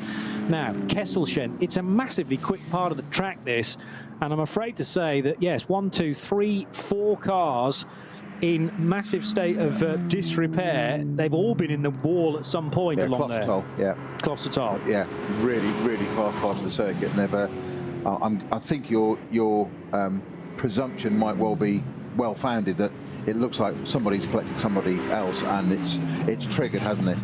And then other people can't miss it. There's damage to the barriers on the right, if I notice, and it's an enormously fast left-hander sweeping through there. Mega in a GT3 car. I bet. Well, when you get it right and avoid the barrier. Yeah. But what tends to happen is that cars will sort of lose traction, if anything, and drift out to the right. So hit the outside barrier first, and that will ping you back across then and into the left side barrier. There was a lot of damage on at least 2 of those cars, suggesting contact quite possibly with the barrier on both sides of the track. Yeah, which is exactly what I said at the beginning. But there's no runoff area. Frank Stipplet is now getting very antsy with Luca Auer, and he's down the inside. He's done it. It's got through. Now he's on the wrong part of the track here, so he effectively took the lead for a moment there by maybe the splitter. That was about it as far as ahead. It was Luca Auer shut the door on him, but this is in the Mercedes arena. Had a good run. Frank Stipplet did down the pit straight and dived down the right-hand side, trying it again at the hairpin, and just can't get it going. Trying to distract him all the time, using the light flash on Luca Auer, who's not going to be intimidated by it. That said, Mercedes has run a little bit wide there. That's going to cost him a little bit of time. There's a back marker. They're coming up against one of the BMW. Frank Stippler a little bit wider on the curbing than he'd want to on the exit. They're coming up to the Vidal chicane. This has got to be a chance. He needs to try and get this done if he can. The back marker stays to the right-hand side of the track, out of the way, lets them both through. Stippler still flashing those lights through the Vidal chicane. If he hasn't got it done by now, it's not going to be. So the Grand Prix gets the best opportunity because there's so much width of track. You can do that now. But it's through Spiensmitsberg curve onto the Nordschleife and down the Hatzenbach, and Frank Stippler has now got to sit back for a little bit and wait for other opportunities. There are places. Klosterdal is a fast part of the circuit, we said. You can harass through there, maybe get a run up to the carousel, but obviously not at the moment because it's in a code 60 and there's cars everywhere. So you've got to back off that. So you'll have that in mind. What it does present, though, is the opportunity when it goes back to the other side of code 60. If you sit right behind somebody and then suddenly you can pounce, and you've got that right-hander going up to Caracciolo Carousel. Is that somewhere Frank Stippler going to have a look on the inside? But I'm sure Gilles Landau will be very, very mindful of that. Yeah, and the crew on the wall looking after Frank Stippler in his Scherer Sport Audi will be updating him on how things are looking at Kesselchen and Klosterdal. The area that is affected by Code 60 apparently is more like, well, Klosterdal initially, Kesselchen 2, Kesselchen 1 as well. So slowly the yellow flag and the Code 60 area is working its way further back down the track. Far more important on such a quick section there to warn people earlier than perhaps is necessary to slow down, because it takes you quite a bit more time to come down from that very high top speed down to the 60 kilometers per hour past the incident scene. And the problem is at the moment that you're having to thread your way through damaged cars. Some are on the left, some are on the right, 4 in total involved, and all 4 are going to take quite a bit of time to recover, as in they're going to have to be lifted onto independent flatbeds, I would suggest, and that's not the work of a moment. Then they'll have to assess the extent of the barrier damage and whether any of those panels need to be replaced in the Armco. And of course, there's debris to get back to bits of vehicle to come off, obviously, where they've connected to the barrier, so there's bits of bodywork and Lord knows what, and vents and all that sort of stuff, all strewn across the track. Not to mention, of course, the grass that they've dug up. True. Little bits there, so that's on the track as well. So there's quite a bit of clearing up to do. So this could be quite a while. I think we could have another 15-20 minutes of this, I think. And as Sebastian Tauber proved in his BMW M2 on the Grand Prix track, that grass has no grip whatsoever this weekend because of no doubt lots of rain in the week or weeks before this race meeting. So stay off the grass when you're heading down into the foxhole, which is exactly what Noah Nagelsdijk is doing now in the 103 Porsche. Nagelsdijk still chasing Ben Boonagel in the Müllner Motorsport car. So Boonagel, it was in fact getting ahead of Nagelsdijk. I was suggesting that Boonagel might have stepped away a little bit, but no, he's gained a position and checked out from the 4th and 5th place fight that was being had not too long ago on the previous lap. Nagelsdijk and Hofmeister were nose to tail for 4th and 5th in Cup 2. Cup 2 still being led by Tim Scheerbart in his Avia WNS Motorsport Porsche. So the 120 car, which was qualified inside the top 10 overall earlier this morning, is ahead of Michele Di Martino in his K. Kramer Racing 121 car. But the road for Nagelsdijk is relatively quiet. He's got, I reckon that is Boonagel further up the road from him. It's doing about the same sort of speed. So at least Nageldiek at the moment has a reference point for the driver he's trying to close in on in third position. Yeah, they're heading down towards Annenauer, aren't they? At that point, yes. You mentioned earlier, Johnny, about incident vehicles. You were saying explaining to my friend last night that they'll put an incident vehicle out on track to go and get and rescue a vehicle. We've just seen that with one of the, I think one of the Ford pickups, or something like that large American-style pickup on track with its light bar illuminated and yellow lights, orange lights flashing. Yes, of course, but no code 60 for the drivers. No, just at the top of Foxhole there, it's yellow flags. So basically, be aware and be prepared to slow down. Do not overtake. Yes. But effectively, you're still going at racing pace. If it becomes further, then it becomes a code 60. So basically, it's a warning. It's your first warning of be aware.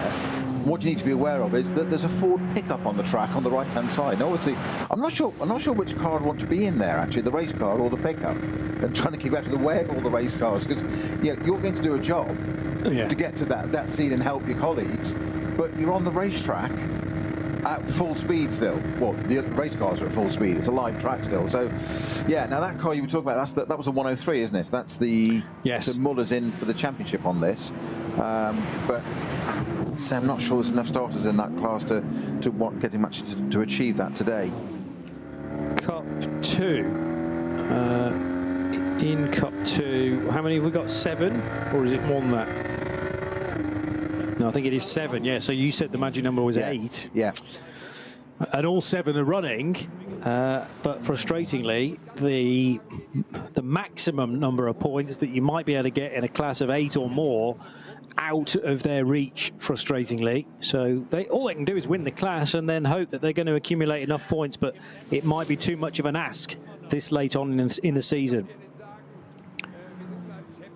Hats and back now affected by yellows as well, although as certain marshal posts become yellow, others around them become green. So that's a fluid incident, I would suggest, on hats and back right now. Hoog Eichen is the scene of yellow flags. It might even be to cover some more recovery vehicles more than an incident. We've had half an hour of the race, so just after 12:30 local time. And Lucas Auer under massive pressure at the start of this lap. 0.3 of a second was the gap back to Frank Stippler. So although the Mercedes had a killer getaway and was able to build a lead of possibly 10 car lengths in the opening lap, Frank Stippler, having wriggled free of the Pro Sport Aston Martin of Nico Bastian, has now been able to fully focus on reeling in that Mercedes. The question is, are there the opportunities to get by around the lap? It rather suggests out of Galgenkopf that there have not been, but this is the perfect opportunity now for Frank Stippler to get the run on Lucas Auer down the Dottinger Hoor. The Aston Martin of Nico Bastian's not that far away either. They're absolutely side by side though, and the Audi, having pulled out of the draft of the Mercedes, hasn't got quite as much of the ground as I thought it might, because the engine in that Mercedes, the 6.2 litre V8, here comes the Aston from absolutely nowhere. Well, say that, the Aston Martin was almost taking up a double toe, and Aston Martin to the lead for Nico Bastian. Well, Frank Stippler wasn't expecting that, because basically it's sucked the pair of them along, hasn't he? He's used the draft off both cars to his great advantage, and Frank Stippler's on the right-hand side, and just as we were saying, 2 abreast coming to the kink on the Dottinger Hoer, the Aston says, well, I'll go the other side then and take the lead. Why not? You're busy over there. Yeah. Exactly what we did at the start of the race. So, yeah, Aston Martin leading the race. And fantastic. Stippler did actually get ahead of the Mercedes and thought, well, that will do for the lead. Hadn't quite counted on the Pro Sport Aston Martin, though, who does them both. And the big loser in all of it is Lucas Auer, from first to third in the space of about 200 metres. I'd love to have seen a speech bubble of Frank Stippler there as he's busy trying to get past the Mercedes, and just as he gets ahead, all of a sudden, like, what the heck? Where did that come from? I'm still second, even though I've just overtaken the leader. Exactly. That doesn't make any sense. This does not compute. How do I process this on the radio? How did this happen? Yeah. Yes. So Frank, having gone to the right, then rather opened the door for the Aston Martin to go down the inside of Antonius Bucher, which is not really an overtaking opportunity unless you've got a really good run. But yes, Stippler couldn't get back across the track to defend from the Aston, but the Aston's all over the place at times. It was very, very sideways through the second part of the Mercedes arena. And again, drifting its way through the left-hand, right-hand section of the Grand Prix track. After that U-bend, you then go into a relatively low-speed left and right-hander before firing the car through the Vidal chicane and into Sabine Schmidt's curve. The Aston Martin is still ahead, but I think offline, just showing that there's very little grip at all. So Mercedes followed by Audi, nothing between them, all but a cigarette paper, and then the Aston Martin uses predominantly the Mercedes to drag it along. Had they got to the point where they were nose to tail, the Audi and the Mercedes? No, but the Aston's dancing between the Mercedes and the Audi because they are two abreast in front. A flash of the lights from Nico Bastian, and then he jumps and he goes to the fully to the left. I think he got two wheels, maybe half on the grass as he did so, and left those two other cars still two abreast before eventually Frank Stippler nips through into second place at Tiergarten. But terrific opportunistic driving there from Nico Bastian. Exactly the phrase I was going to use. Very cleverly, as you say, absolutely used the Mercedes. And then Frank Stippler just made it easy for him by making an even bigger hole in the air for him. So he just sit in it. You could just see the Aston just basically got drawn in. So it was if he either overtook or lifted off, he had to do it. It was almost a Kevin Estre moment in the Aston where he went to the left, and the Mercedes, I don't think I was expecting him to be there, and he almost got two wheels on the grass, and it was at three abreast all of a sudden. As you say, I just love that bit. Frank Stippler's in there. How does this work? I've just overtaken the leader, yet I'm still second. Where did he come from? I know. Yeah. Well, yeah, you have a car that you're associating as racing, and you can forgive him for almost losing track of precisely where the 17 Aston was, and then it appears right in front of the Share Sport Audi. The bad news for the 17 car is that it's just been reported for its first noise violation. So there is a concern for car 17 if they can't address that. And you would rather think that if the car's capable of doing it once, that it may well do it again. And I don't know how many strikes you get for noise violations. Can't be more than about 3, though. I guess I think it's 3 max. Yeah, before a penalty may need to be served. So they'll have to look into that, and we'll be reporting it to Nico Bastian, I'm sure, as well.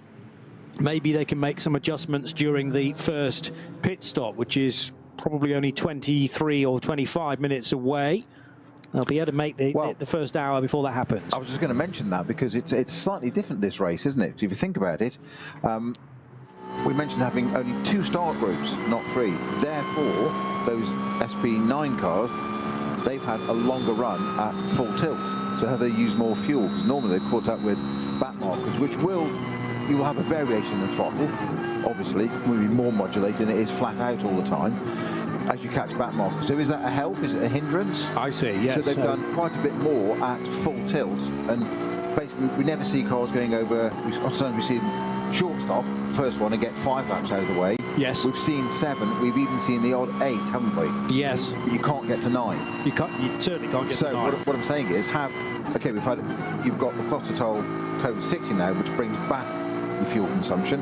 Yes, back to you. So how much more fuel have they used over that first couple of laps by not having the start group 3 to catch? I just wonder, because if it's borderline, they'll be monitoring it, but it's something to consider in the strategy. Entirely, yes, because even though you're going through some of the slowest cars in Group 3 on any other day, it's still buying you a little bit of fuel consumption back, because you're having to feather the throttle sometimes until you've decided which side of the road you're going to go. So yes, clearer racetrack for more of that opening segment of the race may well affect when they fuel. So much race infrastructure traffic down at Brightside now, not least the Unimog with trailer. Which has got all the steel barrier bits in. So and that's got to be for that tells you how long it's going to be there, doesn't it? Well, yeah. It's got to be for the Clostotol incident, hasn't it? And they're still a fair way away from. Like a motorway scene, that, wasn't it? It just 4 vehicles, I think, 2 of them huge HGVs. But everyone's used to it. That's how things roll here at the Nürburgring Nordschleife. Noah Nagelsteig giving plenty of room, staying well over to the left, and that area kind of moving yellow flag effectively. Now there are white flags on the Dottinger Hoor. Yeah, we've got 501 is the 330i BMW. That is proceeding very slowly down the Dottinger Hoor. I wonder if it's got a puncture. But it's got its hazards on. Yeah, this is the Adrenaline Motorsport Team Manhattan Wheels car. Its only driver being listed as sub-7 BTG. Okay. His official entry. I am not making that up. It's really what it says. Well, I think I had a driver down as Farron. Yes, surname Farron. In the 501. Now, there are several Adrenaline Motorsport Manhattan wheel cars, and one of which is in with a chance of the championship. This is not that car, though. So the one that has a chance of winning the championship is... Yeah, right rear puncture. Okay, on the 501. It's a BMW 240i, the one that I'm thinking of, the Sven Markar, Ranko Majatovic and Toby Goodman 240i. So that, I think, is still okay in the race. They're plodding along and trying to get as many points as possible. However, the 501 should get back to the pits. It's just at the left-hand kink now, underneath the bridge at Antonius Bucher. But quicker cars that aren't affected by punctures, as we think is the issue for the 501, are arriving on the scene at a real pace. And the 410 Porsche, which began as the pole-sitting car in start Group 2, whips by on the left-hand side, 410 being driven by Weber, and is second in the V6 category. Well, the tyre has stayed intact, not inflated, but intact, as in the carcass hasn't shredded itself, which is a huge advantage. I'm actually amazed at what pace I managed to get that car back without that tyre disintegrating further. But that's a huge advantage because it doesn't have any collateral damage. They can pop into the pits and obviously whip that wheel off, have a very quick look around, put a wheel on, fresh tyre, and away it goes. It's frustrating, but it could be a lot worse. So Stippler it is that takes the lead going into Tiergarten. Just did exactly the same on the Aston that he did on the previous lap. Managed to get a little bit of a tow there, and Frank Stippler takes the lead finally of this. So you'd be thinking, no, didn't I do this last lap? Oh, I'm sure I was leading for a moment. Well, he is now. There was actually a flash of the hazard lights there to Nico Bastian to say thanks very much for letting me through. It looked like. But I'm sure Bastian will be saying, well, I didn't want to do that. Yeah, funny man. You just, yeah, thanks a lot.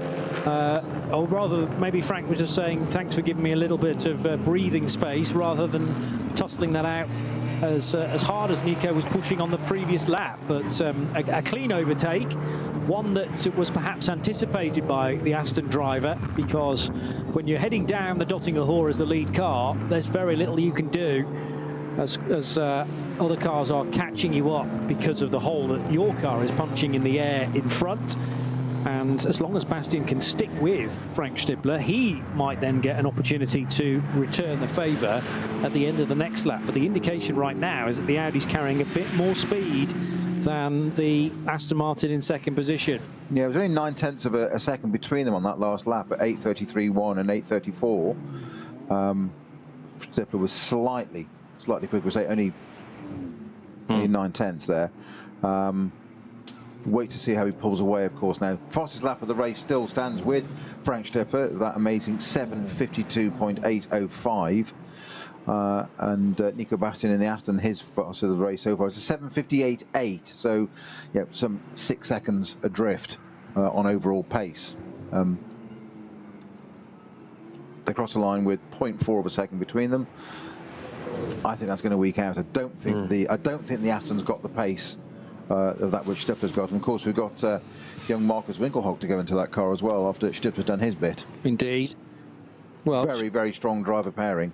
Stippler's found, let's say, 7/10 of a second through the first sector of this 6th lap. So it was 0.4 of a second, but it'll be now over a second after the Audi got through at the end of the previous lap.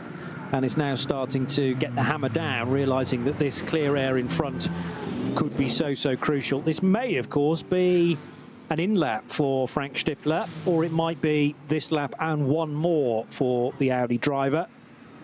Aston Martin doing the chasing. Interesting, Lucas Auer has come in from third position to take his first stop. So the number 48 Mercedes is one of those cars to pit after only 5 laps. We said that that was a possibility. Anything between 5 and 7 laps generally for the opening stint.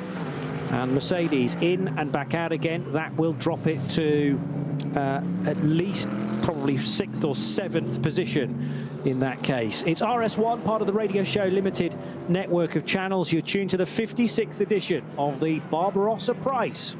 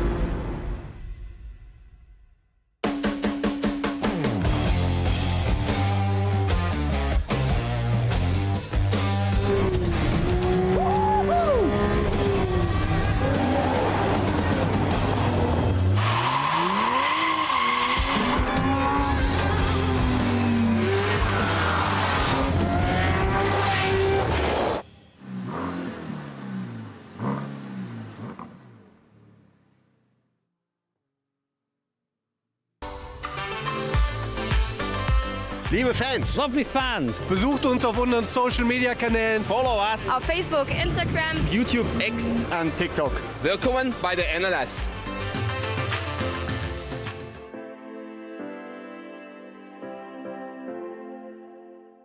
Was ist ein X?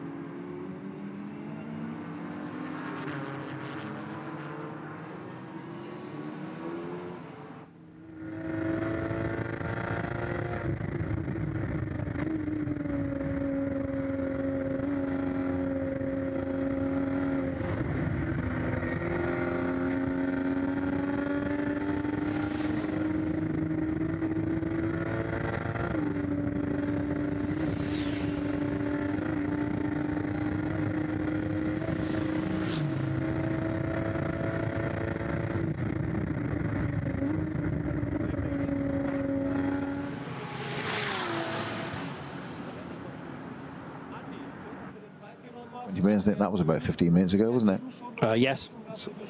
A little while to sort that one out. Yeah, at least the flatbed, or rather the towing vehicle with the trailer of Armco Bits has now arrived on the scene, but it'll be a while before they can approach that in anger, because there are still cars that need to be recovered and coolant and whatnot being mopped up as well.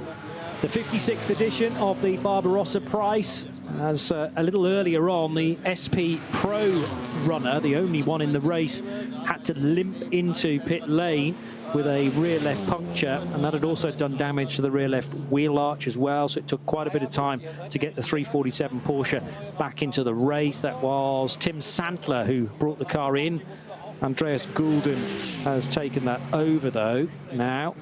Or was it Tim Santler actually that brought that in? Because he's in two cars. No, Tim's been in the 171, I reckon, from the start, which is an SP10 Toyota Supra. And then there's this SP Pro car, which has been driven by Andreas Goulden from the start. So I beg your pardon, Goulden stays at the wheel of that car. And the slight confusion is that Tim Santler's jumping between Toyo tyre. One a Porsche and one a Toyota Supra. So you've got to remember which car you're in at any one point. They will behave somewhat differently, I would imagine. Frank Stippler, though, leads the race, and we've now had 6 laps. He didn't pit on that lap, but Nico Bastian in the second place Aston Martin did. So we've now had a car pit at the end of 5 laps, being the Lucas Auer Mercedes. 1 in at the end of 6 laps, Nico Bastian's Aston Martin. But Frank Stippler, who's the race leader, stays out for the maximum, I would have thought, of 7 laps on this run. Normally you can do 8, but they had to do a formation lap as well, which of course in itself takes some fuel. And therefore I would expect Frank Stippler and Maurice Schuring and Salman Ovega all to pit at the end of this lap, lap 7.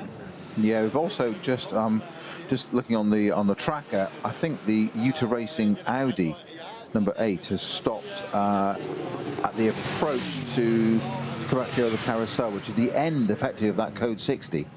So it's after it, not before it or in the middle of it. It just cleared that, and that appears to have stopped. Now there is a bit of an escape road there, where there's also a bit of a hill climb track up to Hoeracht, the highest part of the circuit, just as it turns sharp right and goes back up to the Carousel. So yeah, the Uta Racing Audi is parked there. And I think that was Alexei Veremenko at the wheel of that, wasn't he? Yes. At the start of that race, yeah. Yes.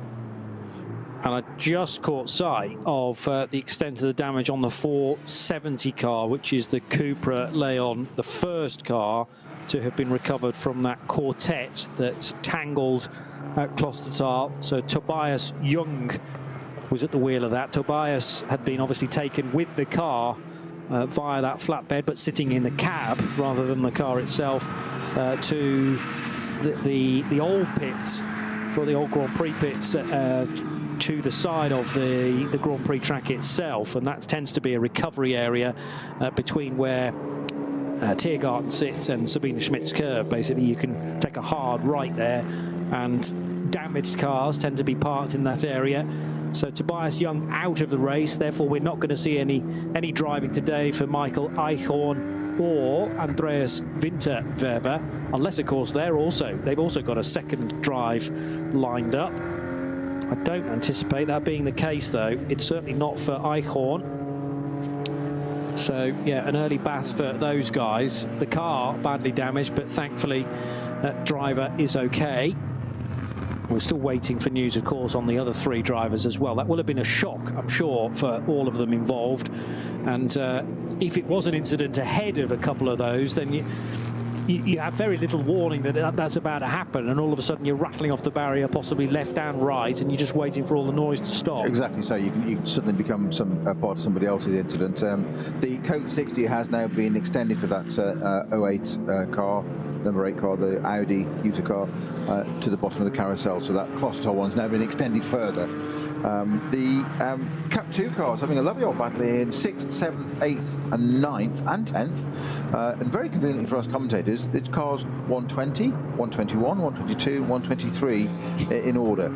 Excellent. Yeah, we like that, and 103 at the end of it. But two of them running actually side by side as well. I think that's the two Müllner cars, 122 and 123. Brunagel and Hofmeister at the wheel, those. But the 122 will be taken over at some point by fellow commentator Alex Rundle. Yes. Is in that. A little later. He does rather too good a job of our job, I find, as well. So he's a rapid race driver. And he can also... Anyway, enough about him. Yeah. Let's just stop talking about him, and hopefully he won't be after our job. Exactly. He's a lovely guy. I've worked with him many times. In fact, on the Nürburgring 24 hours in the past as well. Yep. So Arne Hofmeister... His dad's quite handy as well. His dad's not a bad commentator. No.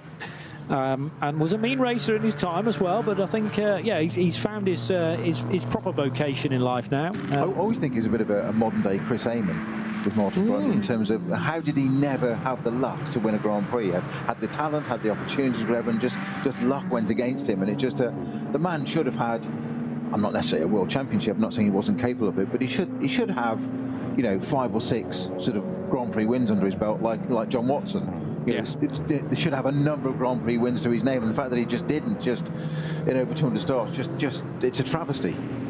Yeah, but sometimes those are the breaks, aren't they, in motor racing? But terrific career, nevertheless. Arne Hofmeister chasing down Ben Brunagel. That's the closest of that top 5.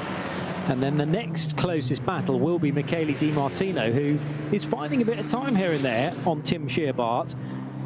So Cup 2 cars firmly ensconced in the top 10, basically 6th down to 10th in the overall positions, are all Cup 2 cars, and they're probably not far away from being in one long line. The bigger gap is Hofmeister in 4th, back to Nagelstieg in 5th position.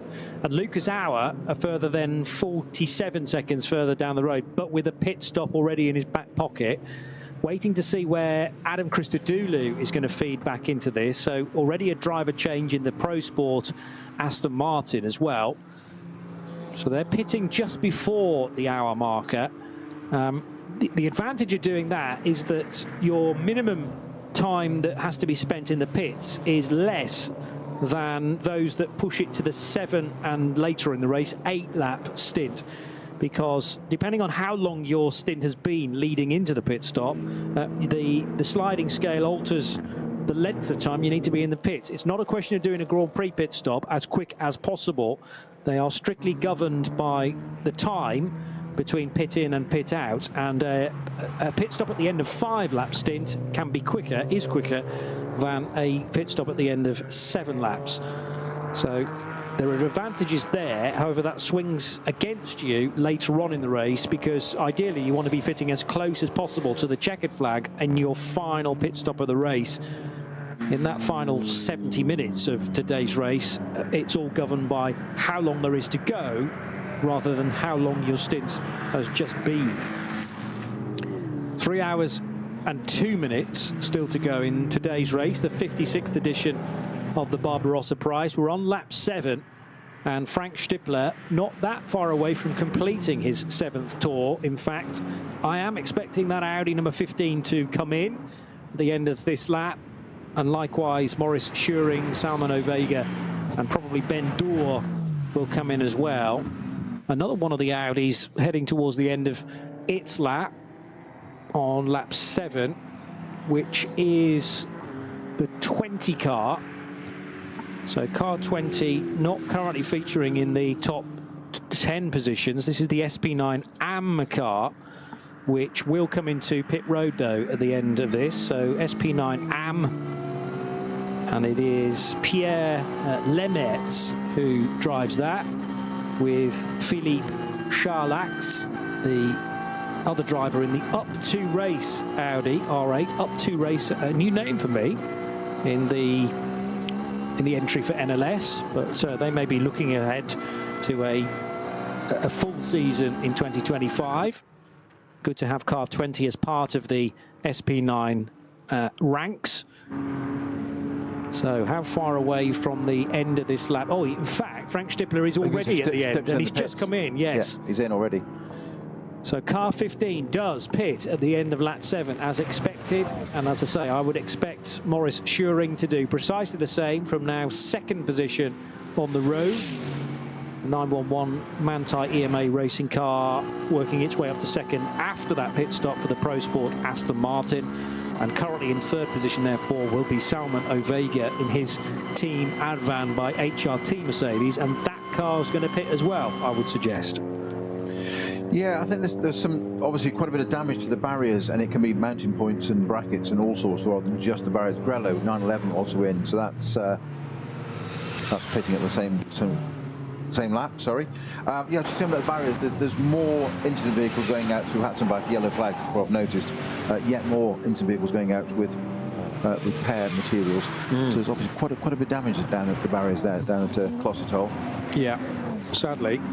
And that's also hugely going to affect the lap time as well, because it's a fast part of the circuit, so you'll be gaining lots of time ordinarily there, but therefore consequently losing time because it's 60 kilometers per hour.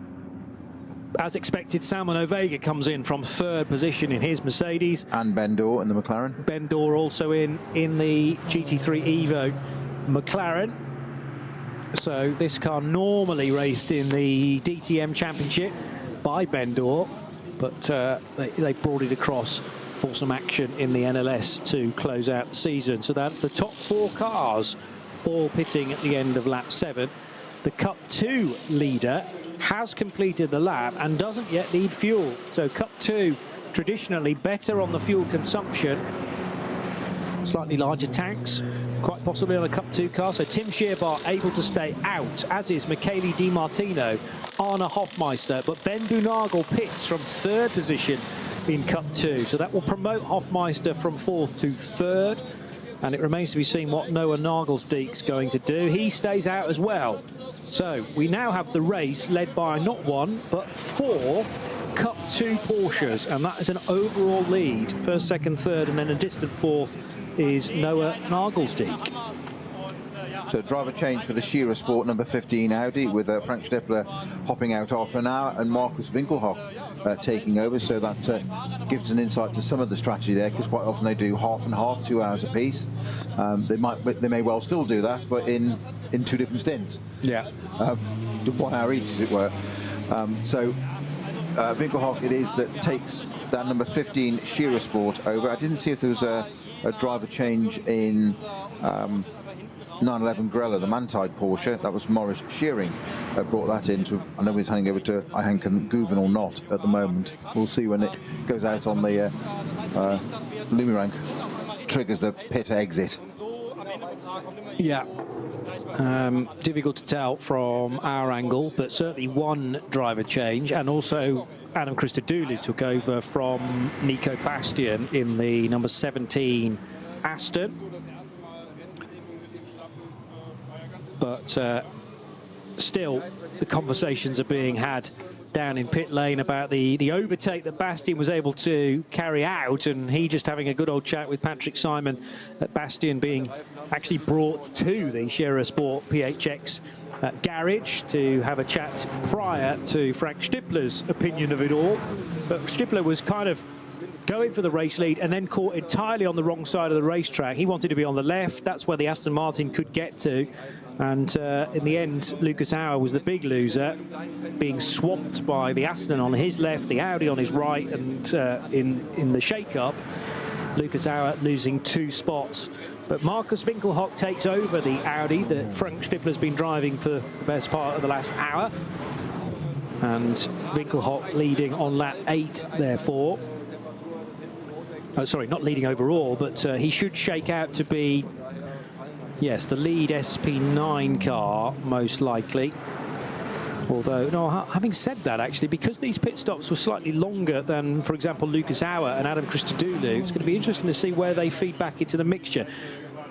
Winkelhock's being shown as the race leader on our timing screen, and indeed, if you're enjoying our coverage in sound and vision, on the left-hand side of the picture, the scoring tower suggests the 15 car is in the lead, but actually it's the 120 Cup 2 car of Tim Shearbard, who's already into the 3rd sector of this, his 8th lap. So 120 leading the 121 Cup 2 car. The 123 is in third position, but pitting and rather ruining that numerical sequence is Ben Boonagel. Boonagel came in at the end of lap 7 and will drop a few places as well. He'll drop behind Lucas Auer's Mercedes and probably the Christodoulou Pro Sport Aston Martin as well.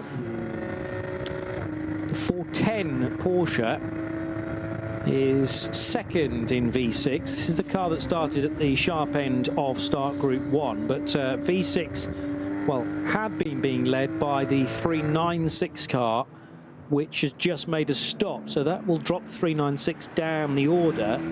Lutz Ruhl had been driving that, but that's another car that Daniel Zils is at the wheel of. So Zils not only in the number 1 BMW, the 330i, but also Daniel having a bit of time in 396 at certain times, and as the leader in the V6 category. Just squirming its way past the 410 Porsche was the McLaren, which has just made a pit stop. Did they do a driver change there? Still being shown as... No, there was a driver change, and it's Marvin Kirchhofer now who's taken over that 69 McLaren. So Winkelhock was a driver change. Maurice Schuring, though, retained as the Grello driver, so we'll have to wait a bit longer for Ayachin Guvin to take over. And also in the number 6 Mercedes, we had a driver change to put in Finn Wiebelhaus. And Finn, again, getting used to how these NLS races work generally, and this is good experience ahead of maybe a bit more action next year for Finn. He says, quickly looking up Finn Wiebelhaus, because again, it's a relatively new name for me, and I think a young kid, yeah, 18, from Obertshausen in Germany. He was racing Formula 4 last year in both France and Italy, and now he's straight in the following season after a single-seater campaign. He's doing some ADAC GT racing for Haupt racing team, so there's the link. And Finn Wiebelhaus, I wouldn't be surprised if this is his first, certainly his first race in a GT3 car around the Nürburgring Nordschleife. He will again, though, have had to go through the licensing system to enable him to take part. And this, I'm sure, if the speed is maintained by young Finn, this, I'm sure, is to try and get him into a car for the 24-hour race next year. So we'll have to wait and see. Oh, Guvin's now shown in the 911 Porsche, so that wasn't the case as it emerged from the pit road, but it looks like there was a driver change for Grello as well to take Maurice Schuring out, and Ayachin Guvin, the Turkish driver, in second as far as the SP9 Pro cars are ordered at the moment. But I'm intrigued to know precisely where Lucas Auer is on the racetrack, and remember that the top 3 positions overall are still Cup 2 Porsches, with Tim Scherbart leading the race overall. Good thing I'm seeing at the bottom of my screen, though, at the moment, Snowy, is that there's a bit more green showing in various places. Not at Klostertal, but smaller incidents at Exmuller and Versiphen are steadily clearing now. Yeah, there's been quite a long code 6 of this, hasn't it, for this barrier repair down at Klostertal. So whatever connected with it did significant damage to both car and barrier, and of course it's not just that, it can be mounting points and stuff. If they're damaged, you can't attach new stuff to damaged components, so it just becomes exponential, doesn't it? It just becomes compound, and end up doing it's got to be done properly. But I am surprised how long it's taken to get those, also get the cars out of the way. I think there's one on the side of the track there still as well, but it's a long way round as well.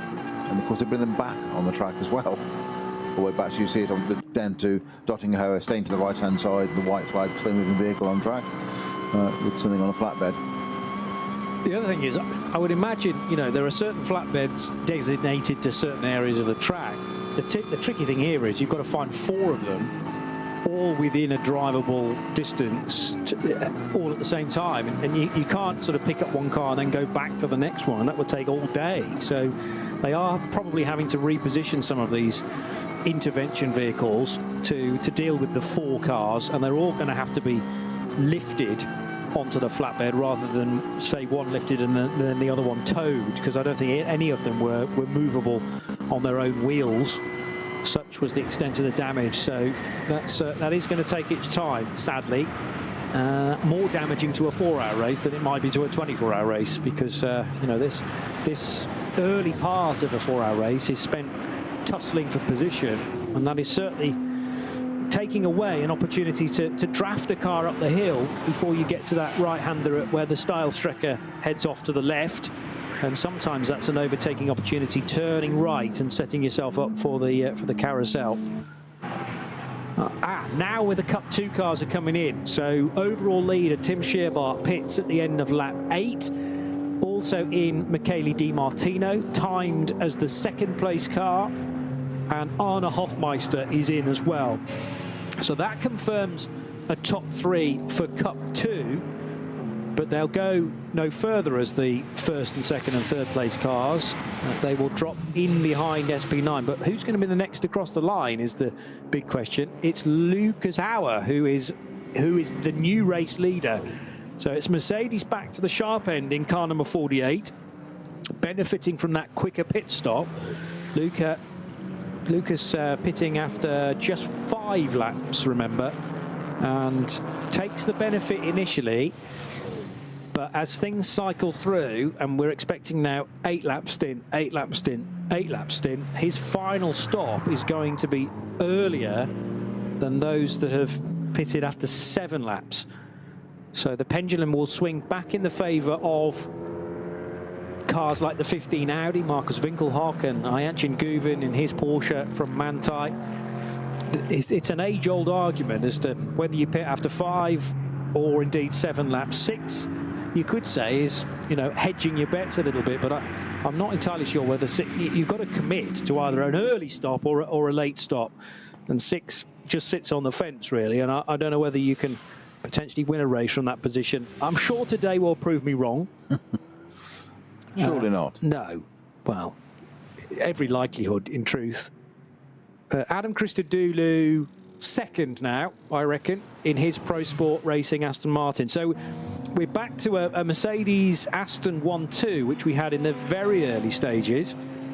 And Markus Winkelhock is in 3rd position. And yes, that's now confirmed. Winkelhock's crossed the line, hasn't he? Yes, because there are cars behind him that have just made a stop at the end of lap 8. So the new top 3 SP9 Pro cars, all 3 of them. Lucas Hauer in Mercedes 48, Christodoulou in Pro Sport Racing number 17 Aston, and then the Markus Winkelhock Audi, which is just reaching the end of the Grand Prix track now and turning left for Scherer Sport PHX. Markus Winkelhock taking over from Frank Stippler. Is it a little bit slow on the approach to the Kleiner carousel? No, I didn't see any yellow flags there, so I think that area is still clear for the Weber-driven car. And this is the 410 Porsche of which of the Webers? Marcel Weber, who shares with Stefan Müller and David Ackermann. Very quick update on the UTA Racing Audi R8 car number 8 as well. I mentioned that was a code 60 extended there to the beginning of the carousel after Klostertal. Yeah. So it stopped there. It did actually manage to crash as well. So I'm guessing potentially, I'm always very wary of this kind of thing, but there's code 60 right up to Klostertal to the beginning of the carousel. It's come clear of it. I don't know whether it's caught up, but it managed to crash after the code 60 before the next corner. So quite what's happened there, I'm not sure, but it's taken the UTA Racing Audi out, and so that was Alexei Vredemenko was at the wheel of that. Well, I mean, sometimes you come out of a code 60 and therefore you're going at a speed you've never been into the next corner. But these drivers, you know, are of significant talent, and that irrespective of their grading. So unless there was something on the track. You say, was it actually at the carousel itself? No, before it. Just before the carousel. So you've got the right-hander. Yes. So there, right just there. gone off there. Okay. So it's almost as if it's just cleared the code 60, and then, as you say, either Got gone the hammer straight on down. or exactly got the hammer down, cold tyres, and maybe just lost it, and that's it. Could be cold tyres. True. Or some. Anyway, But it's out. Put it that way. Yeah. I mean, you have a reference point of where to brake at full speed, but it's always intriguing to me with this, either a full course yellow or a code 60, you know, the modern day of neutralising a racetrack. But when you're released from that, you're then approaching a corner that you know so well, but at a totally different speed because your acceleration point has changed. Therefore, your braking point needs to change. And sometimes drivers can misjudge that because they've never approached that corner at, let's say, 75% of the speed compared to what they're used to. Tim Shearbart's all smiles. He, I'm sure, enjoyed leading the race overall.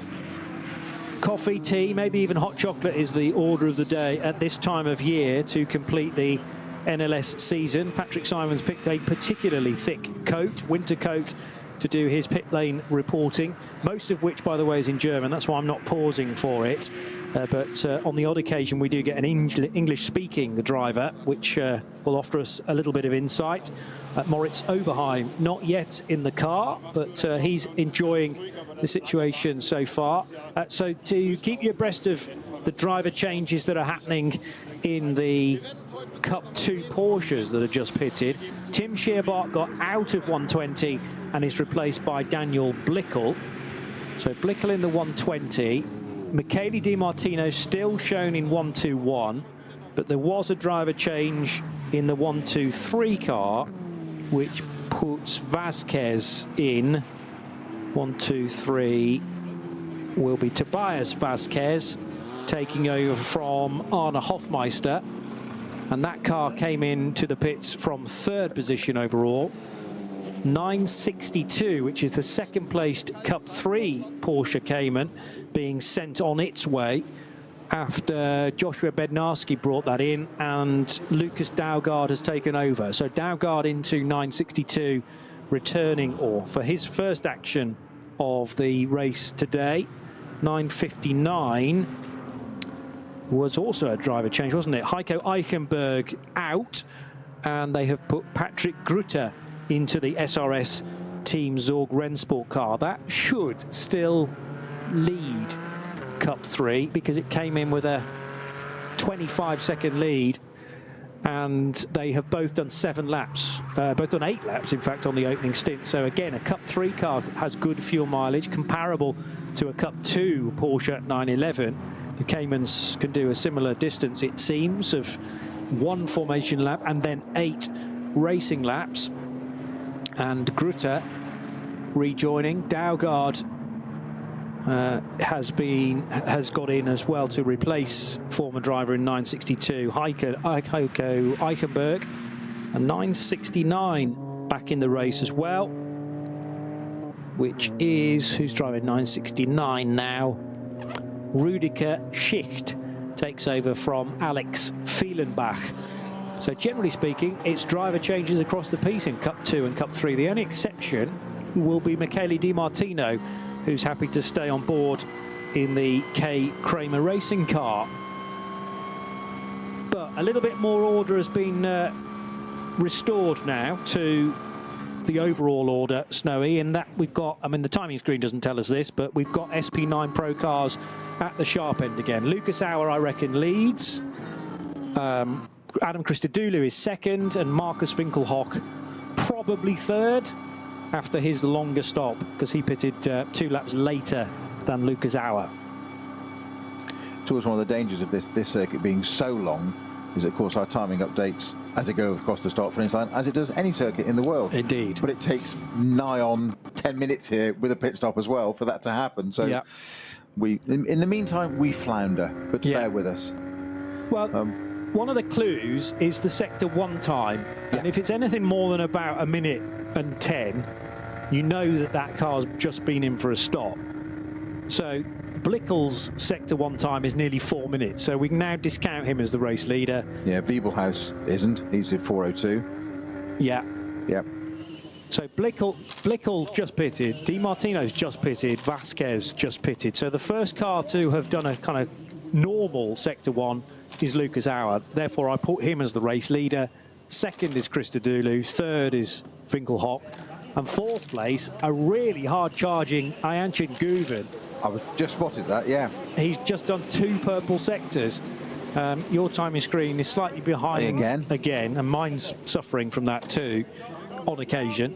But then there's another one over here which seems to update a little more readily. So Guven's done a 105.3, which is quicker than anybody else through the first sector. He's done a 102.5 through sector 2, quicker than anybody else. Yeah. And his sector 3 time ain't too shabby either, 155.9. That's about the same as Lucas Auer, who is now scored as the race leader because he's just completed lap 9. So the Mercedes over the line to confirm Lukey is into the lead. I'm expecting Christodoulou to be the next car through. Here he is, threading his way through Tiergarten and popping back out onto the Grand Prix track with the Dumoulin backing on his Pro Sport Racing Aston Martin. And it is indeed the Brit, the West Midlander, onto second position, but he's 45 seconds adrift of Lucas Auer. That is because of the pit stop timing, though. That's going to be pinched down considerably towards the end when the Aston can stay out and the Mercedes can't necessarily. Now, how far apart did they actually pit? It was only a lap, wasn't it? Yeah. So Bastian pitted after 6 laps, Lucas Auer after 5. The big winner in all this, I'm expecting to be the Stippler-Winkelhock Audi. But at the moment, that Audi is 50 seconds back. But Winkelhock will be applying the pressure to Adam Christodoulou because there's only 5 seconds between the second-placed Aston Martin and the third-placed Audi. So those gaps are going to be coming down.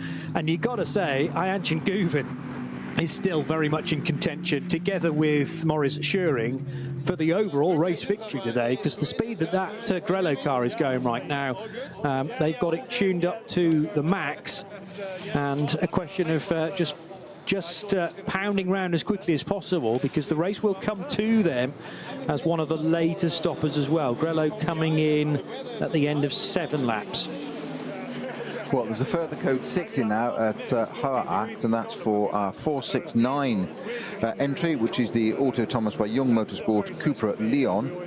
That's what Christoph Schmitz at the wheel of that. There's 4 drivers in that, but it's Christoph Schmitz that was at the wheel of it at the moment. But not sure why it had an accident or why it stopped there. So you've now effectively got all of that area from Klosterdal all the way up through. The carousel itself is green flag, if you like. You can race through that bit. Right. One of the slower parts of the circuit. And then immediately come out of it, goes to 120, and then to a code 6 at Hoeracht for this Cupra that's it's certainly stationary. That's all I'm going to say at the moment.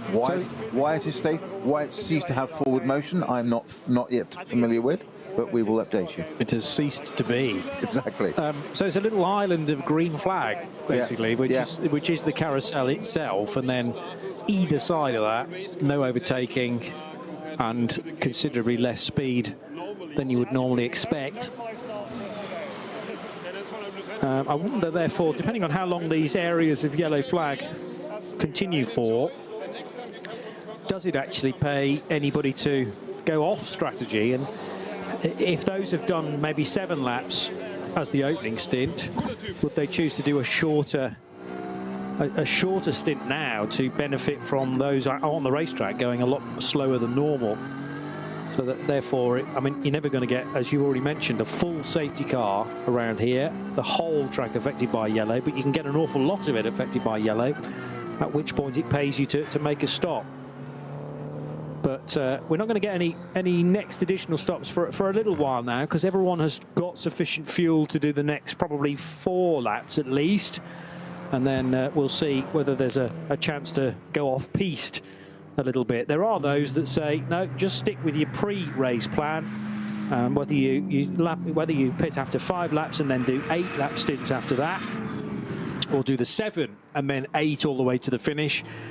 And generally speaking, there's no hard and fast rule that says one way of doing it is better than the other. It's a little bit about what the racing gods throw at you in terms of those sticky spots and the code 120s, code 60s that will compromise your race. There's also, of course, the chance to catch up lost time as well going into those areas. not the speed restricted areas because they're heavily governed, but the yellow flag bit where you're not allowed to overtake is always a chance to reel in some of that time. Yeah, a bit of a sort of metaphorical reset and sort yourself out and have a think, or avoid slower cars like that. That was a swerve. It certainly was from the 103. Yeah. Steve Yance now at the wheel of car 103, so they've done a driver change there as well to take Noah Nagelsdijk out. Steve Yance in, Tobias Muller still to come in the Black Falcon 103. But yeah, on the Hatson back, when you suddenly realise the car in front is going a lot more slowly than you, there's limited space for you to dive down either the inside or outside and avoid the grass there. Just a bit. Yeah.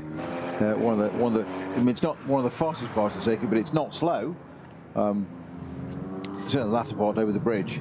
Yeah. That's where it narrows. You've got the sweeping lefts and rights and whatever, where yourself, Bruce and I went out and stood, didn't we, a couple of years ago on 24 Hour, went and watched a bit of qualifying or top. Did we watch the top 10 or something we weren't on air for? We didn't need to be, so we went to watch. So I think it can't have been top 10, but it was must have been a free practice session. But watching the GT3 cars going through there was quite incredible. And it's much as you talk about it and commentate on it and watch it, and we get into our own little sort of groove, if you like, going and standing like kids again at the side of the track and watching it. It was like, wow, how you can see why spectators want to go and do it. Just fascinating to watch them, and so loud and so in your face. The GT3 cars, they're so big as well. You know, yes. How big they are, compared to their road cars that they're based on.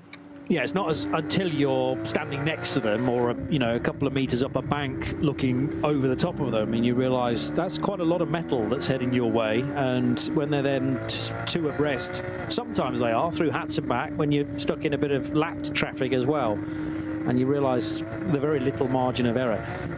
Televised motorsport is great if you can't be there on site, but I would strongly suggest if you can get to any of these NLS races, or indeed the Great 24 Hours, don't watch it all on the screen. Just make sure that you witness some of it in the skin, because cameras can only go so far. Yeah. But it's all five senses nearly always that are involved when you're there on the back watching it for real.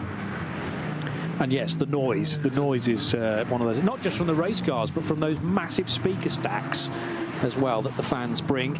Still, sadly, the damaged cars at Klostertal are... I think that's the last one coming in, John. Do you think? Yeah. Okay, but they are still being stretchered back, and this is the treble 4 Porsche with a very untidy front end to that. That's a big front end impact, isn't it? Now, thankfully, it's not the business end of the car on a Cayman, but the Adrenaline Motorsport machine, which at the time was leading the V5 category, is looking very sorry for itself, and that's quite a bit of work for them to do over the winter period to get it ready for round 1 of the 2025 season. It's the Korn family benefit. Yeah, Daniel, Tobias and Ulrich, isn't it? And I don't know which of the three was actually at the wheel, sadly, because the timing screen doesn't differentiate between family members. But one of those three. And the best news that we had was that the driver at the time was able to get out. So Lucas Auer, at the moment, looking like he's dominating this race. But as I say, that's a false reflection of how the race should be come 4 o'clock this afternoon. 45 seconds will disappear, I rather fancy, towards the end of the race when Lucas has to come in for an early stop. Christodoulou will probably pit a lap later, and Winkelhock a lap later than that. So that will bring them all back together again. It's about 50 to 55 seconds that separate the top 3 currently. And Ayachin Guven, still waiting for him to cross the line. Oh no, there he is in 4th place. And yeah, so 10 laps completed by Auer, who crosses the line now. He is 43 seconds clear of the Aston Martin of Adam Christodoulou. But the gap is coming down to Markus Winkelhock again in 3rd position. So that was a 5-second gap separating the Aston and the Audi at the start of lap 10. Now at the end of lap 10, it's down to half that, 2.3 seconds. And that Audi again is looking very, very quick. I was amazed earlier on in the race when Stippler got ahead of Nico Bastian, quite how quickly he was then able to pull away into the distance. So Winkelhock will be about the same sort of speed. He goes a little bit wide coming out of the Mercedes arena there, though, to deal with a slower car. Probably not onto the grass because there's a fair bit of runoff there as the Yokohama S feeds back into. Yeah, you've got the white line, the curbing, and then you've got what we call there's a green sort of grass creep bit, isn't there? There's quite a bit more there. So it's a bit of a style of that car that tends to use all that. And it's also chamfered as well, so it sends you back onto the track, so it's not flat. It's angled. Like one of those big old sewage pipes in the Italian Job, you mean? Where you could very similar concept. Swing your Mini Cooper left and right, and it'll just nudge you back onto the racing line. Although you've got the whole hip movement going there as well. I know, it didn't work on radio, but you enjoyed it. Exactly. Yeah. I need a hula skirt to do that in the right proper way. Anyway, so our Christodoulou, Winkelhock, put an image in your head now, which you really didn't want. Guven, has Guven crossed the line at the end of lap 10? Yes, he has. And Finn Wiebelhaus, who is learning his trade on this racetrack and how these NLS races tend to pan out. Wiebelhaus enjoying this, I'm sure, and he is a further 50 seconds back. How much pressure from the car behind? Not a great deal. So Wiebelhaus with clear air in front and behind, which will be useful for him. However, different story entirely at the sharp end of Cup 2, because, in fact, this is for second place. Daniel Blickel under a great deal of pressure from the 1-2-1 of Michele Di Martino in his kind of art car. That's a sort of collage type paint job for the 1-2-1 this weekend. And the Arvia car under a huge amount of pressure after Ben Boonagel has disappeared in the 1-2-2 into the race lead and beyond, it seems. So second place, certainly hard fought here by Blickel ahead of Di Martino. Di Martino's got the advantage in that he's already done a full stint and is in for a second. He knows precisely what the track conditions are like. Almost a move down the inside line there of the second bit of the Mercedes arena, but Daniel Blickel saw him coming and was able to fend him off. You've got to know the car you're driving when you do that, and also the competitor you're driving against, to be able to run that close to somebody and not have a moment. You've got to trust them 100%. And of course, these guys race together a lot, and you've got equal machinery, so that helps enormously. But a little bit of psychology there, just sitting so close, I mean, literally right under the rear wing. I mean, that is the one change for Di Martino, is that, yeah, he hasn't got out of the car yet, but everybody around him in all the other cars has. Yeah, it's different drivers all of a sudden, so the cars you're racing with, you might know the livery, but the driving style could well have changed a great deal. As Blickel catches the curb a touch there, they're both going to duck underneath the 658 BMW in one move at the Sabine Schmitz curve. And the 658 Beamer saw them coming. That's Hakan Sari, the Belgian, in his 240i Racing Cup car. Steve Yantz in car 103 is also a Cup 2 runner, and in 5th place then behind the Vasquez-driven car. That rather suggests Vasquez is on his own as well. Yeah, 18 seconds away from the Blickel-Di Martino battle, but enough of a margin. Back to 5th place, so Tobias Vasquez in that no man's land, but just because he hasn't got a visual reference point ahead or behind him, he's still got to keep the pace up to make sure that they are there or thereabouts in the 1-2-3 car at the end of this race. I'm still trying to work out why Ben Boonagel's got such a lead. It might be again to do with when he pitted. Boonagel in after 6 laps. There we go. So 6 laps for Boonagel, or in fact 7 laps I should say. So 7 laps for Boonagel and 8 laps for the Shearbart and Di Martino crew, and now Blickel and Di Martino. So they are a little bit further back from car number 1-2-2. But similar to the scenario with Lucas Auer pitting so early, they should all be together right at the end of this race, or going into that final stint. I wouldn't be surprised to see the Cup 2s nose to tail once again. One car we've not mentioned to this point, and I'm surprised we've gone well beyond the hour-and-a-half marker before we mention the word Dacia, and Oliver Creaser I think is the only driver in that Logan Indeed. this weekend. Would you agree? He is. Well, it's not really a Logan, is it? It's a Renault Clio underneath. Apparently, yes.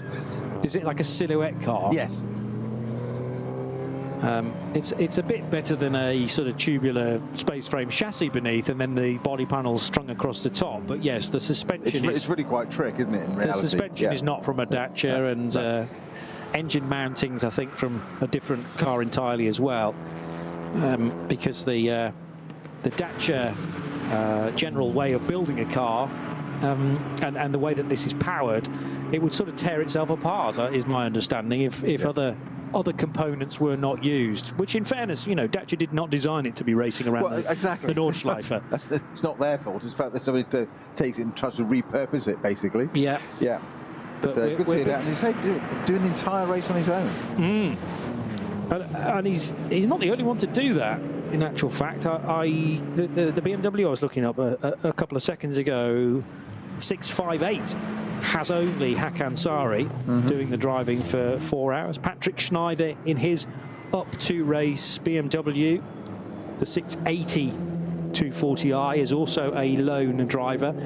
Just about doable for 4 hours. I mean, the rule at Le Mans, I think, is still you can do 4 hours in one long slug, as long as you then have the rest period of 2 hours. It's normally no more than 4 in any 6, I want to say, at Le Mans.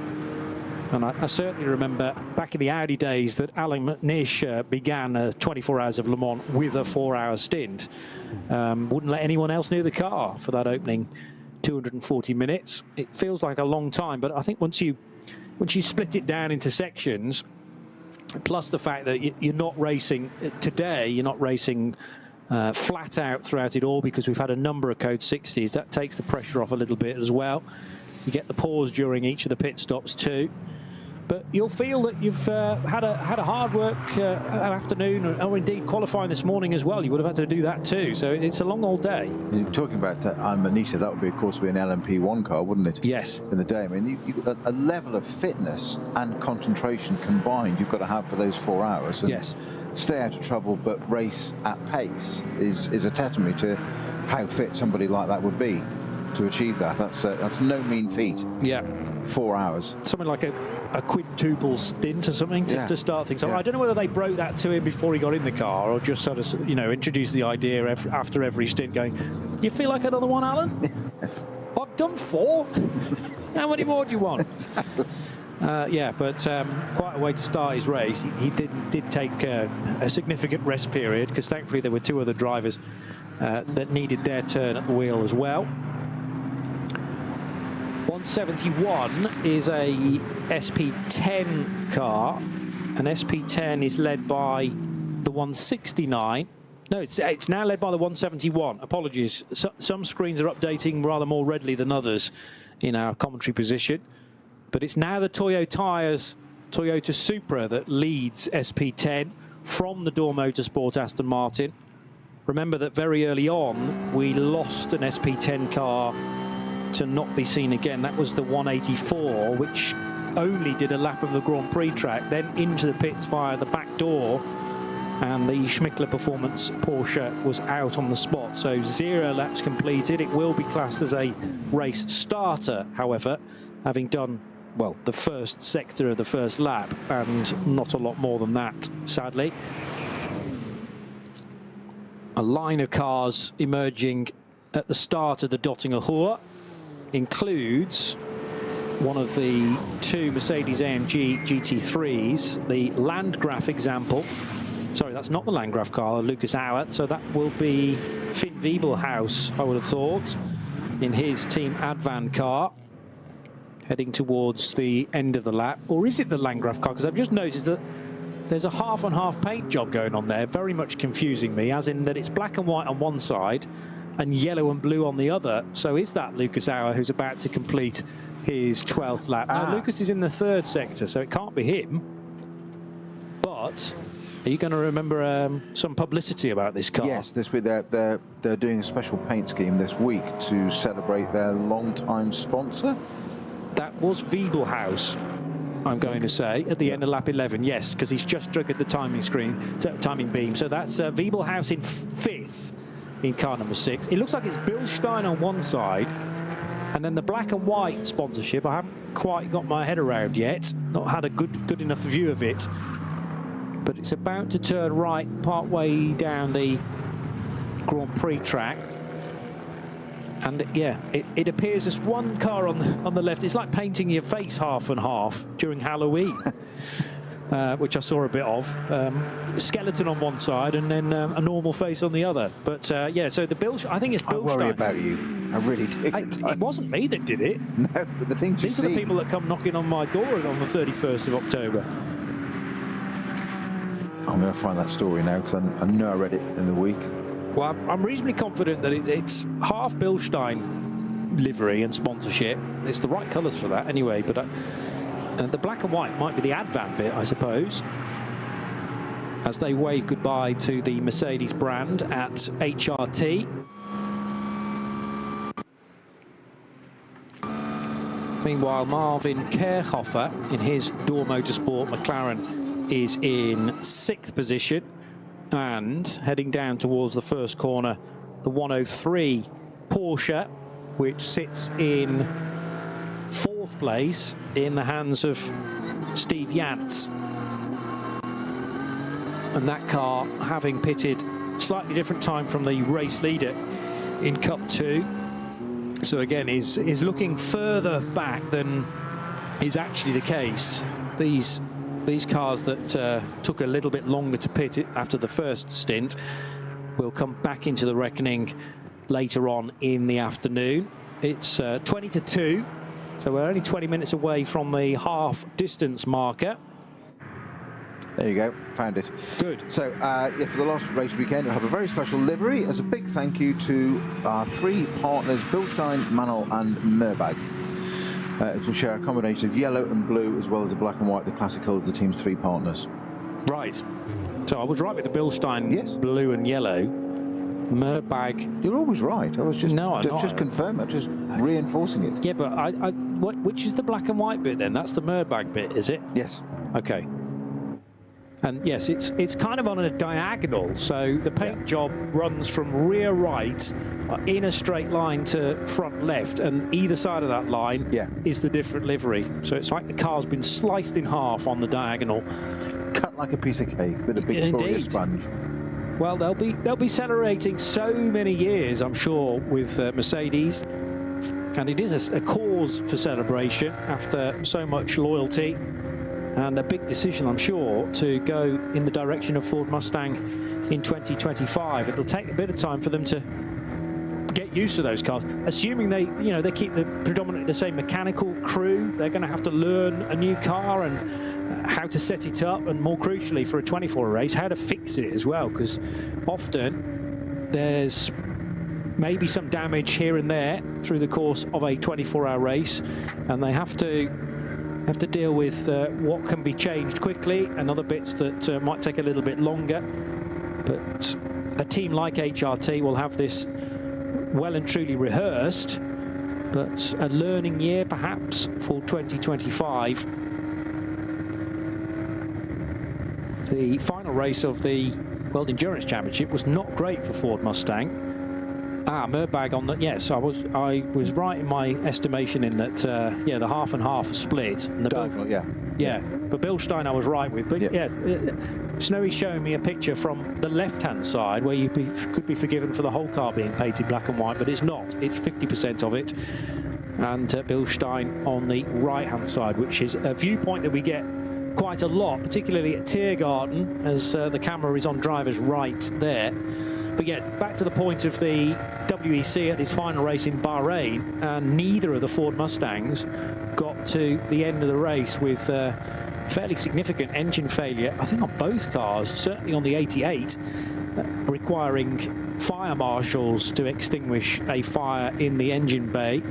Now, whether that was car specific or whether it was to do with the fact that it was an LM GT3 car rather than a GT3 SP9 car, because there are differences, but that's mainly in how the data is recorded, the torque sensors and the various other bits of equipment that are necessary for it to be a Le Mans spec car. I think some of the, just quickly on the HRT Mercedes part of it, that thank you to the sponsors, that I believe some of the sponsors are not necessarily following across to them when they continue to run the Mustang.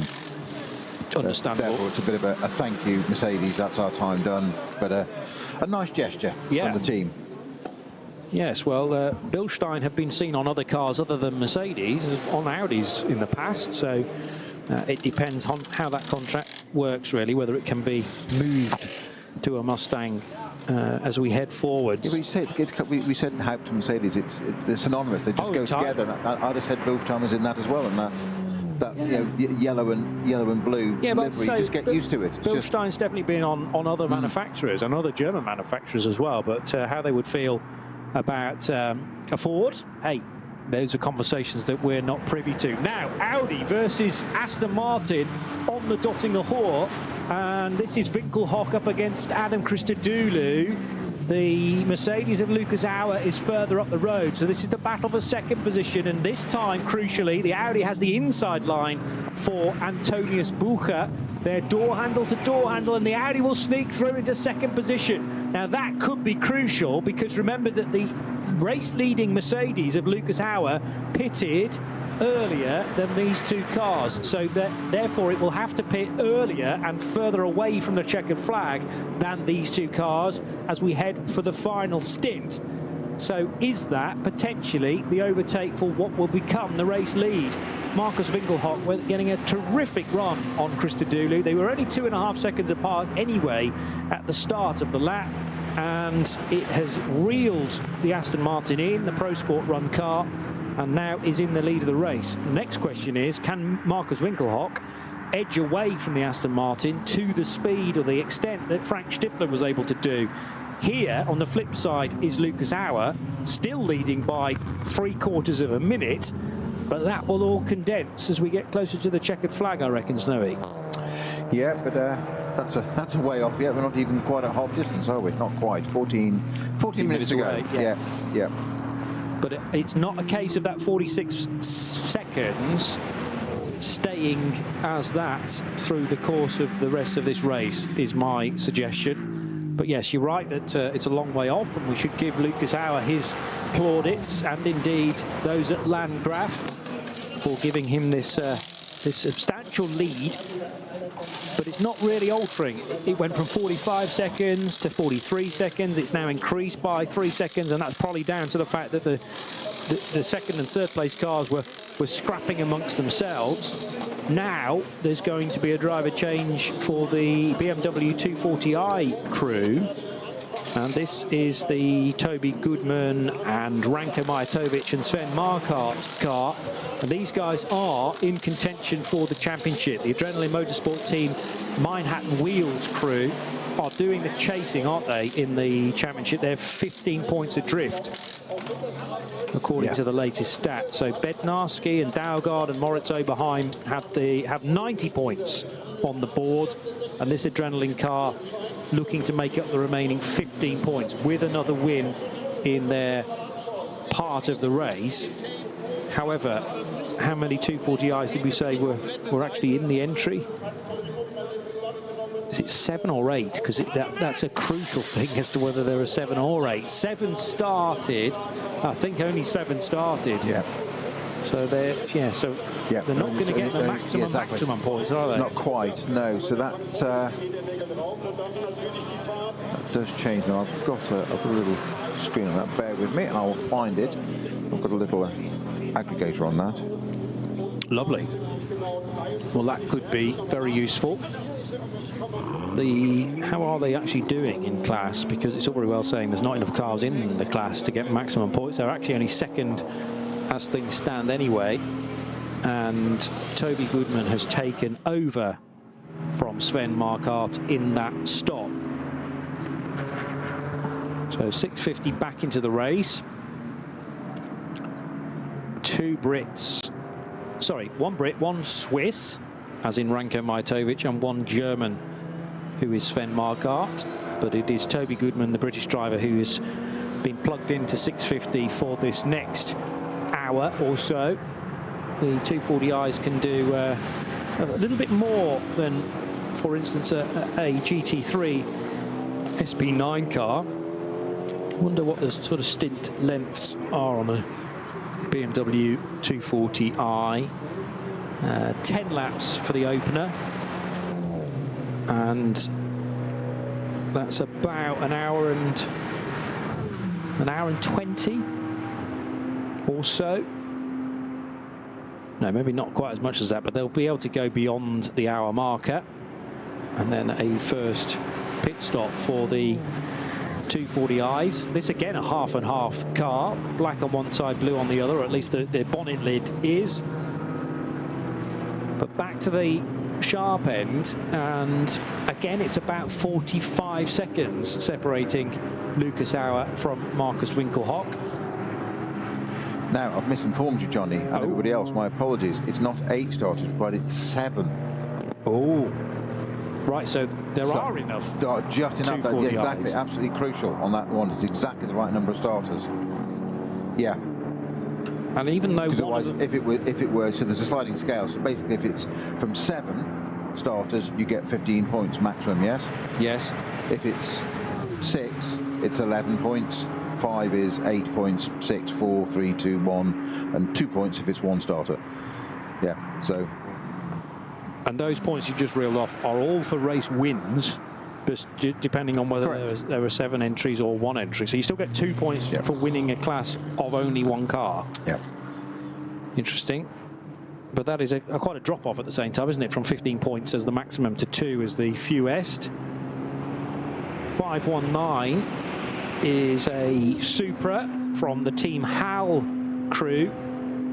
Runs in the rear wheel and 4-wheel drive part of the VT2 class. VT2 split into 2 separate divisions, either for front wheel drive cars or for non-front wheel drive cars, if you like. All of a sudden we get messages at the bottom of our screen saying that Marshall Post 136 Klostertal is clear, is green, and that has literally happened in the last minute or so.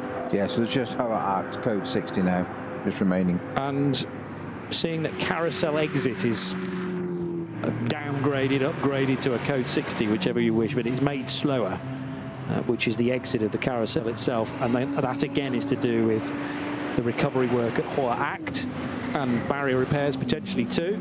Yeah, because it's a yellow, then a 120, then 60, isn't it? Yeah, into Hoher Act.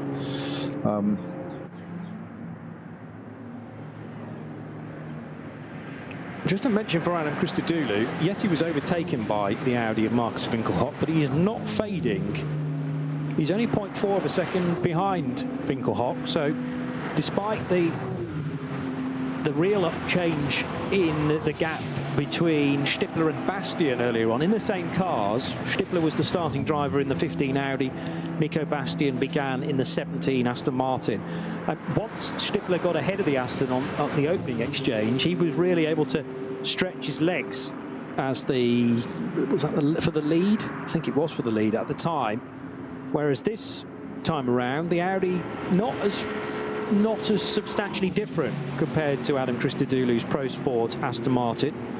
So maybe it's helping that there's some traffic around and Winkelhock just cannot get sufficiently ahead. Not detracting at all from Lucas Auer's race lead, because again his sector times are okay, particularly bearing in mind that there's lots of traffic and also crucially code 60s.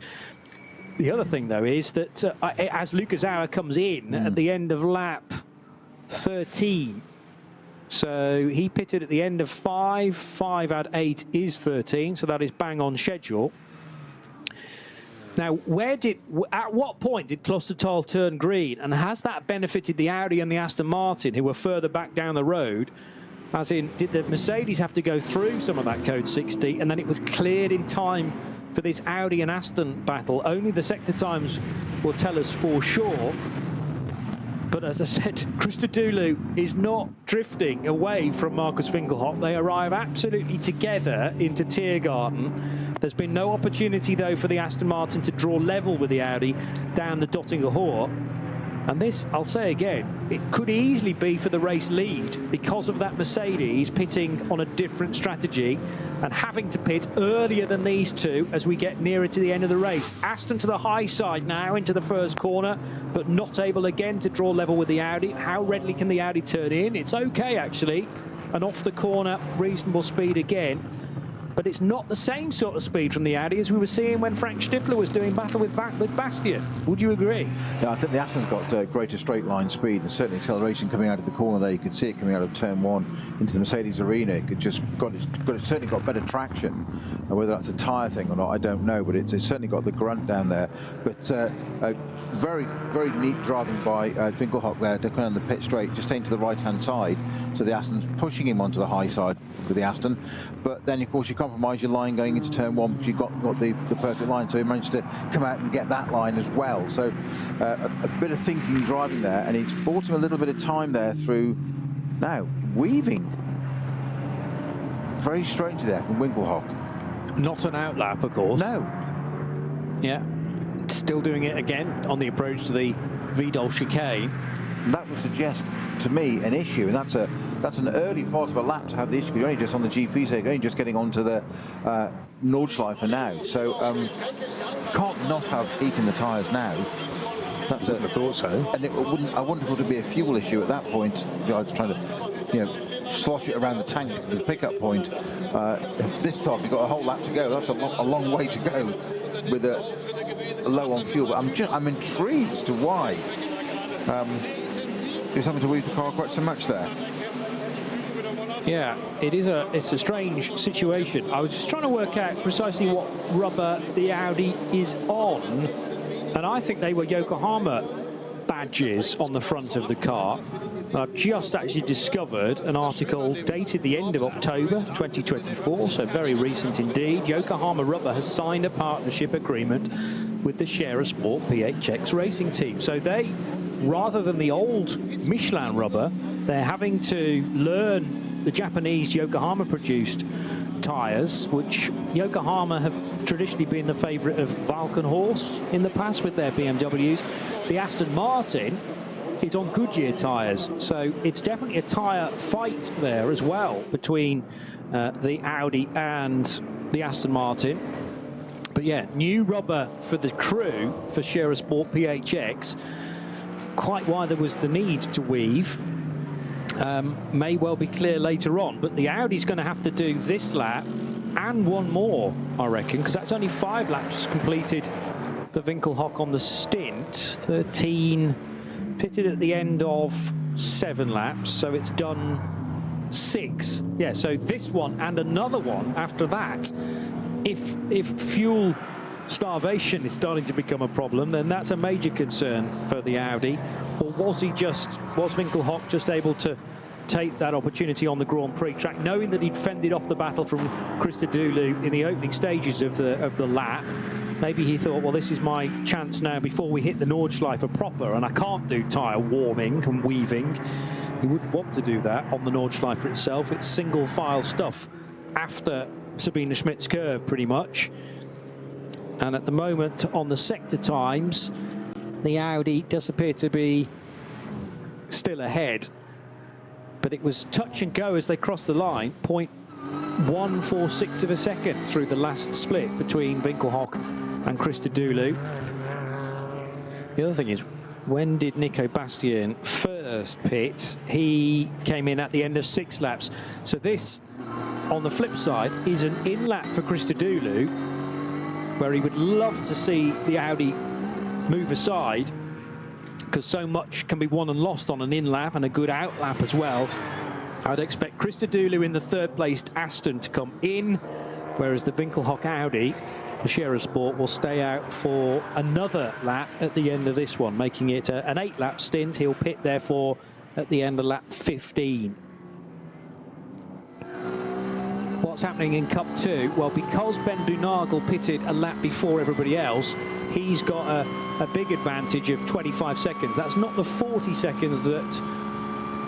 oh, interesting. Michael Grenier's just all of a sudden been put in the 48 Mercedes. I just noticed that. After about 4 or 5 laps of Oh no, just hours came in, didn't he? Yes, Yes. sorry, beg your pardon. Yeah. I thought that was just a change on the timing screen without a pit stop, but no, the 48 had come in, yes. It's also no code 60s. We're clear. Oh, we're clear all the way around. Yeah, a couple of yellow flags, just for vehicles coming back and stuff, just be aware of, but no actual code status, so it's not quite a green flag. You know what I mean, though? Yes. So, yeah, all of a sudden, Winkelhock has a clear road in the sense that it's green everywhere. It won't be clear with regard to the traffic, though. But Winkelhock and Christodoulou is an absolute battle for the race lead now, rather than it being a net scrap, which would eventually become the race lead. It is now the race lead because Michael Grenier has rejoined probably in 5th or 6th positions, so a little further back down the order because of the change around in the pit stop timing. It's 1 minute to 2 at the Nürburgring Nordschleife, so this will give us a good idea of how things will be panning out for the next 2 hours. We have nearly that time in the book, and a terrific scrap on our hands between Audi on Yokohama tyres and the Pro Sport Aston Martin on the Goodyears.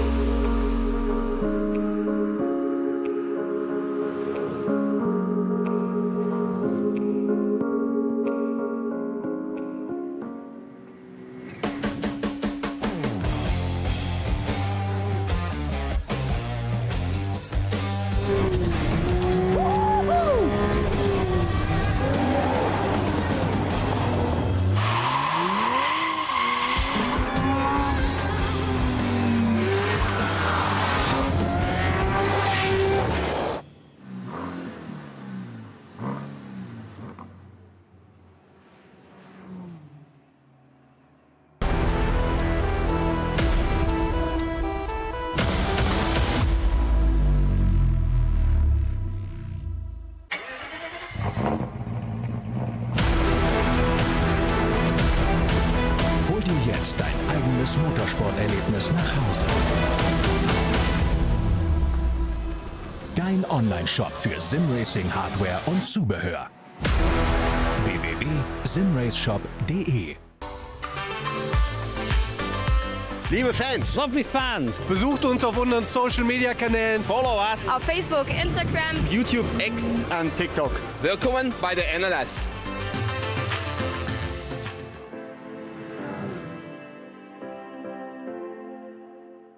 Was ist ein X?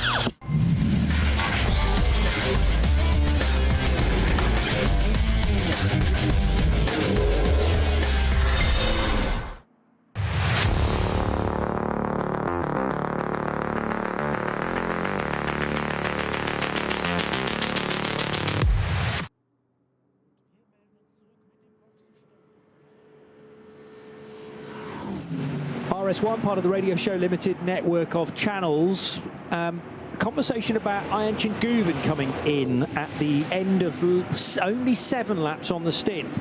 So he did 7 to start and 7 as a second stint, as one of the other damaged cars is stretchered into the old pit lane. That might well be one of the cars that tangled at Hoa Act, which has finally been recovered now to the end of the race lap. But yes, Adam Christodoulou came in at the end of his 8-lap stint. I'd expected that, no problem. But clearly, Grello see that there's some value in doing shortened stints. So they did a 7-lap stint, which is as far as they could have gone on the first outing. That was for Maurice Schuring. But Guven, I mean, he was rapid at the start of his stint, was doing absolute best sector times. But rather than push on through to do a full 8-lap stint, he's come in after only 7. So are they expecting this race distance to be about 28 laps, and therefore they can do 4 times 7? That might be the thinking. Lucas Hour's very happy with his day so far. Finally, he relinquishes as the driver of car number 48, and Michael Grenier takes over, waiting to see precisely where Grenier is now in the race order. But the race is led by Marcus Winkelhock, 14 laps in the book. And again, this is crucial for Winkelhock on this particular tour, because I think he will come in at the end of this lap, Snowy, because he'll need fuel, and they may well switch the car back to Frank Stippler. Yes, I was surprised if they didn't. It looks like the strategy that they're adopting in terms of driver change, I mean. But yes, absolutely right, it's got to come in at the end of this lap. Of course, having said that, it won't now, will it? Well, you can't do. It can't do an extra. You can't do 9 laps in a GT3, exactly. And there hasn't been sufficient purple, as in code 60, code 120.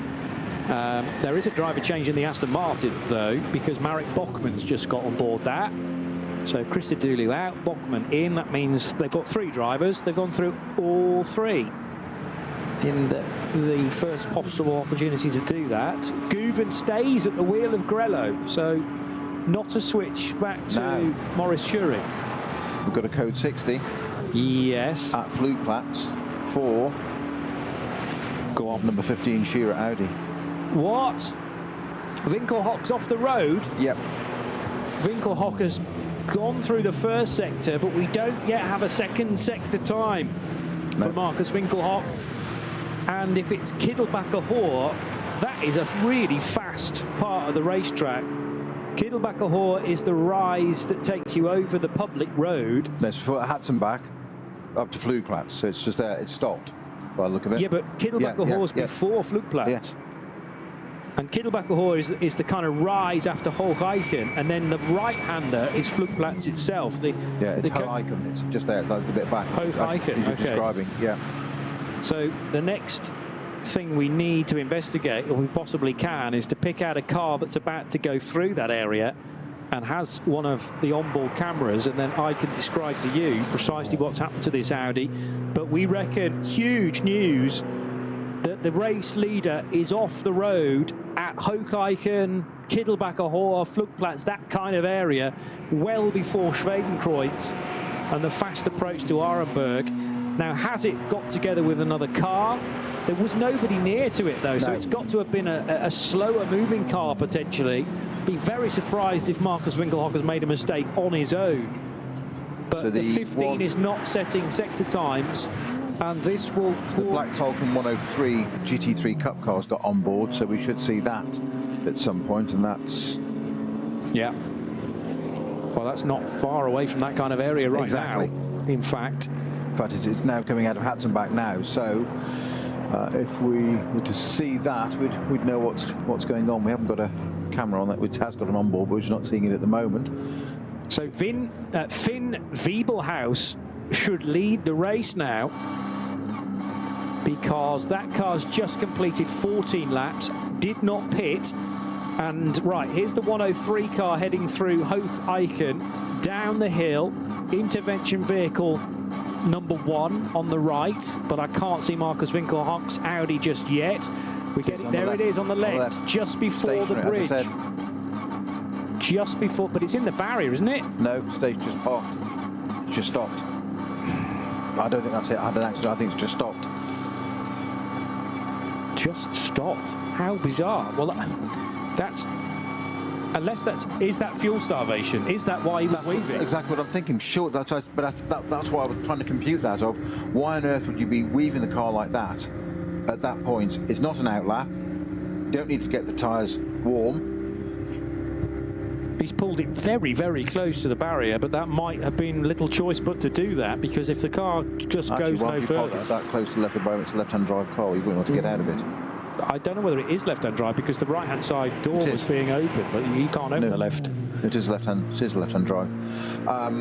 You know that for a fact? Yeah. I mean, I know it's a German car, but there are... That's where they're interviewing Stippler at the beginning, remember? Yes. The left-hand side when he was eating his banana. Yes. His pre-race snack. So the right-hand door was being opened because you've got to climb over. And you've got to climb over everything. So I'm guessing Marcus Winkelhock has parked it for safety as far to the left as he possibly can. It clearly couldn't roll any further. I've got a horrible feeling, Johnny, that's run out of fuel. Yeah. And it shouldn't have done. They've got the calculations wrong. No, I think it might be a fuel pump issue.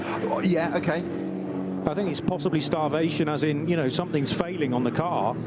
It's not a calculation issue because it's not run out of fuel. The engine ceased to receive fuel, is what you're saying. Yeah. Hence why he was weaving and thinking, you know, why are fuel levels lower than they should be potentially? Well, if the fuel's not getting to the engine, then that's a major issue. But there should be no question that a car can do 8 laps in this race, unless they had an issue getting the fuel into the car. But then they would have known that, and why not just bring the car in like Grello did anyway? Grello were doing it on strategy. They pitted after 7 laps when they could have done 8.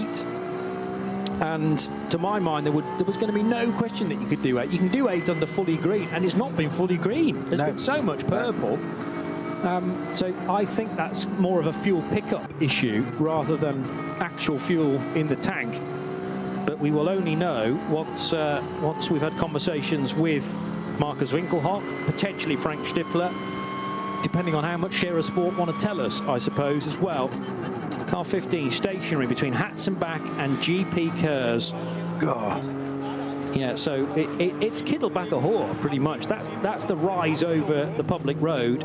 And there is an opportunity to spectate just beyond there. That's how you gain access to Schwedenkreuz. Here is Frank Stippler. He's going to be chatting German, of course, though, in German too, our pit lane reporter. So what does Frank know? A little more than us, I would rather suggest. But, I mean, it's not even got close to finishing that lap.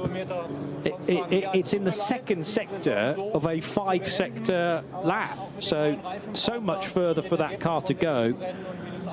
To me, we will be able to get a translated conversation to you very shortly to find out precisely what Frank Stippler thinks it is. But my guesstimate at this stage is that it's fuel pickup for whatever reason. Unless they couldn't get enough fuel into the car. Was that a pump, a fueling issue, as in, you know, on the trigger? No, Stippler saying Winkle had an accident. Did he? Don't know what's happened, but he's hit the barrier. Okay. So I said it was odd to park it that close on the left, unless it was just out of the way. But yeah, apparently so. So with another car, there wasn't another car on the scene, but that doesn't necessarily mean there wasn't another car involved. If the second car didn't go in the barrier, then that will be able to carry on. Don't know what happened, but he hit the barrier. Wow, okay. So you'll forgive us for going down the blind alley of fuel, because he was clearly weaving to try and do something to the car, unless he was concerned that tyre temperature was dropping. So exactly. I just wonder if there's... I wonder if the two are connected, because without the weaving, we wouldn't have questioned the thing. But that was very strange to be weaving the car where he was on the track, not on an outlap, etc. So there was something strange going. So I wonder if there's something failing, or I think already just giving him the feeling that something wasn't right. Exactly. If he was weaving, not for fuel as it appears now, but to almost to check something out. Does it feel like there's something not right about this? So. There's always a reason, and hopefully we'll find out. Well, highly unusual for Winkelhock to have made a mistake on his own, so I'm now tending towards another car, potentially, and tripping up over traffic, or something's failed on the car and sent him into the barrier on his own. All will become clear. The track's already gone green at Kittelbacher-Hohr, so that suggests the Audi's been recovered as quickly as that. cars pushing like crazy now at Finn Wiebelhaus. Yes, he's 18 years old. Yes, he's relatively inexperienced at the wheel of a GT3 car, but he has just gone quicker than anybody else in the Mercedes number 6. He's now the race leader, by the way. Wiebelhaus, shown as 4th on our timing stack, but car 6 goes across the line and, in fact, straight into the pits. So Wiebelhaus, the previous lap around was his best, and then he's in to serve a pit stop, which was scheduled for car number 6. That, I reckon, should have been an 8-lap stint for Wiebelhaus. Yes, it will have been. And also in, at the end of that lap, the Door Motorsport McLaren, where they're doing a driver change. Marvin Kerchhofer getting out.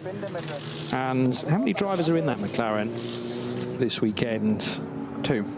Is it just the 2? Yeah, so back to Ben Door they will go for the Frankfurt-based team, Door Motorsport.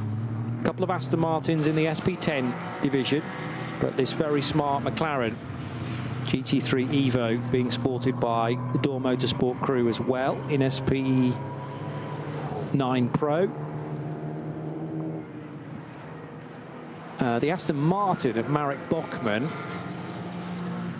has just done an outlap and begins its next one. So that will go up to 2nd position now, Bachmann. And it's a Mercedes that leads, but not Finn Wiebelhaus, now Michael Grenier. So the Lucas Auer Grenier Mercedes, car number 48, that half and half painted car, sorry, not the half and half, it's that's completely black and white on all 4 corners. And it's the 6 car, isn't it, that is the Bilstein on one side and black and white on the other side. The Grello car, Ayanchin Guven stayed at the wheel of that. And Guven, very, very quick in the early stages, clearly where he found a bit of clear air. Ever since then, he's been affected by traffic. A 105.4 is not hanging around, though, on the Grand Prix track. And where will that put the Grello Porsche now? That car, the Fetzer Mercedes, car number 6, is on an outlap. So Fetzer came in, sorry, Fetzer has been put into that car that Finn Wiebelhaus just brought in. Grenier leads, therefore. Bachmann 2nd in his Aston Martin. Michele Di Martino should be 3rd overall as the Cup 2 race leader. And then Guven in 4th position in his Grello Porsche. But we're at that stage again where the fuel mileage that these Cup 2 cars are able to do, probably something like 9-lap stints compared to the 8 that the SP9s can do. And yeah, Di Martino up to, I reckon, 3rd overall in car number 121. Marvin Kerkhoff has just stepped out of the McLaren and is about to offer his thoughts in pit road, but we're 2¼ hours in, and a big shake-up in that the 15 Audi, which was not quite dominating the race because it was under pressure from the number 17 Aston Martin. And as I say, I think that those two would have ended up being, if not the race leaders, then really troubling the 48 crew at in the closing stages. But 48 given a bit more breathing space now because of a crash for Markus Winkelhock. Precisely what happened, we're not sure. Now, though, an issue for one of the SP10 Door Motorsport Aston Martins. And the 179, driven by Montana, driver known simply as Montana, has had a spin on the Grand Prix track, Snowy. Yeah, so he's got himself almost straddled, hasn't he, on the grass there. It's sort of front wheels are on the runoff area and the back of the car's on the track still, but it's you wonder why they haven't got it going. If it's stalled, often there's a process to go through to turn it, get it all back on again, and race engines, even modern, very reliable race engines, can still be reluctant to want to restart. Well, when they're hot exactly. As well.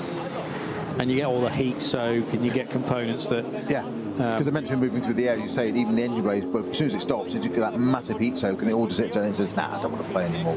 No. If you're going to treat me like that, you're going to spin me, I'm not going to play. Well, they enjoy the bit down the Dottinger Hoor, because that's when they're gasping for air, and there's a nice cool breeze coming through, as you say. But, yeah, when an engine just dies, or stalls as a result of a spin. It's also very difficult sometimes to engage reverse, so you might be able to get off the curb in that direction, but if the gearbox doesn't want to play ball, then that's a major issue as well. So the SP10 car was 4th anyway. It's not the Door Motorsport number 169, which is really challenging for the lead in SP10. Was it 179, wasn't it? 179, yeah. So I'm saying it's not the 169, which is the one that's not far away from the Supra that leads the class. But yeah, Montana with the difficulty. And because Phil Dahl and Stefan Gaukler in that as well, weren't they? Yeah. In 179. Yes. Yes. And Phil Dahl, I can't remember the driver sequence actually in 179. I don't think I took a mental note of that, but Stefan Gaukler, Phil Dahl could well have had some driving time already. Down the Dottinger Hohe go a variety of different cars, including a GT tyre sponsored BMW, being pushed hard for that scrap with a Porsche.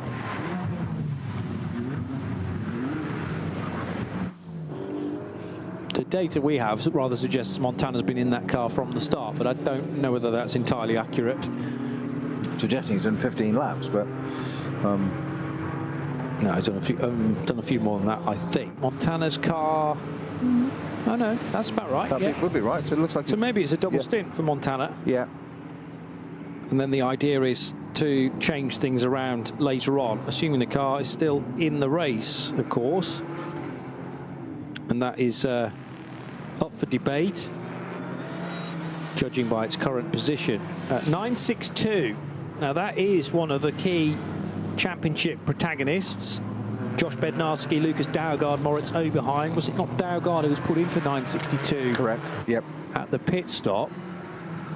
And 146 is a GT tyre BMW, not in the same category, but probably on the same lap, which is the Triner-driven BMW, second in SP8T.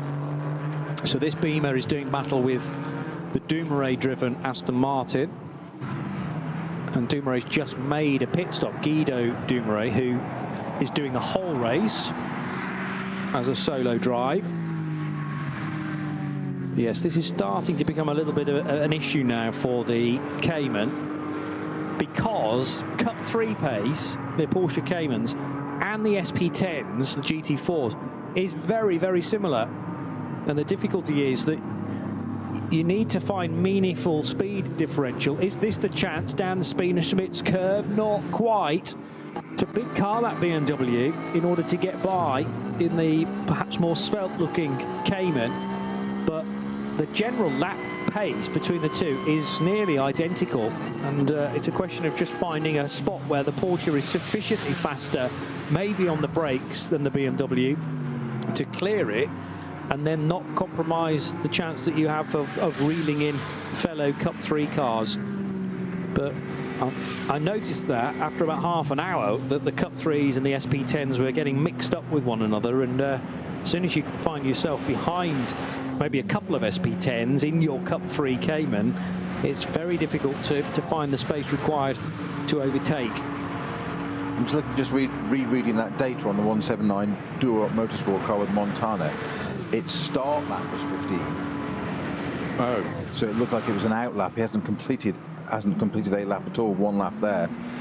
So I think it might be an out lap. Yes. He's gone out the pits and then lost it at, where did we say it was? Vidal chicane, end of? No, it's the, after that U-bend that kind of cuts the Grand Prix track in half. Yes. And then there's a left and a right. And I think it was between the left and the right. Yeah. No, Schumacher S is before that. Further back, we don't use the Schumacher S at all in this configuration. And then the next bit, I always forget the names of those, but there's two separate names for the left and then the right. They tend not to feature on that tracker map you've got either, but they are on some track maps. I'll go back to analog and go to my... That's good. The paper copy. The paper copy of it, yes. Ad Van Bogen? No, that's the kink, I think, before Vidal chicane. There's a Hatzenbach corner as well, I think, on the Grand Prix track too. But anyway, we'll get to the bottom of that in a moment or two. 121 is the Michele Di Martino driven Porsche, which now leads Cup 2, by the way, for K. Kramer Racing. That's because we're in the middle of a pit stop cycle for the Cup 2 Porsches. They can go a bit further into the stint. Ravenel curve. Ravenel. It's the right or the left? Left. Okay. The right, it leads into the Bilstein curve. There you go. Yes. I sometimes forget the names of those curvers because the sponsorship changes year on year, but they've been known as Ravenel and Bilstein for a little while now. I should have that logged in my brain. But they're probably medium speed corners. They're not hard stops, are they? No, that's a very good description, medium speed corner, yeah. And the second one, much more crucial because that then governs your top end speed through the Ad Van Bogen, that right hand kink.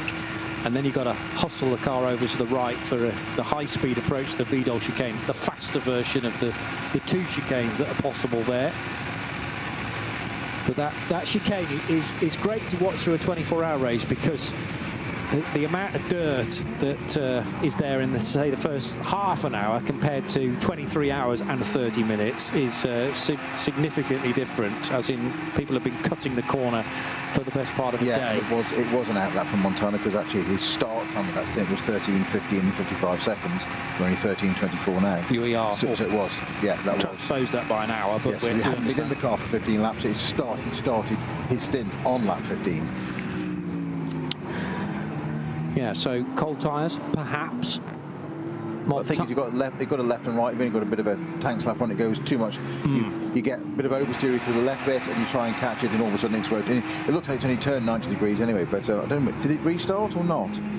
More to the point. I thought that was now clear. Yes, we've still got the code 60 up at Hatzenbach. Because interestingly, on the Marshall posts, they actually call that sequence of corners Jaguar, I think.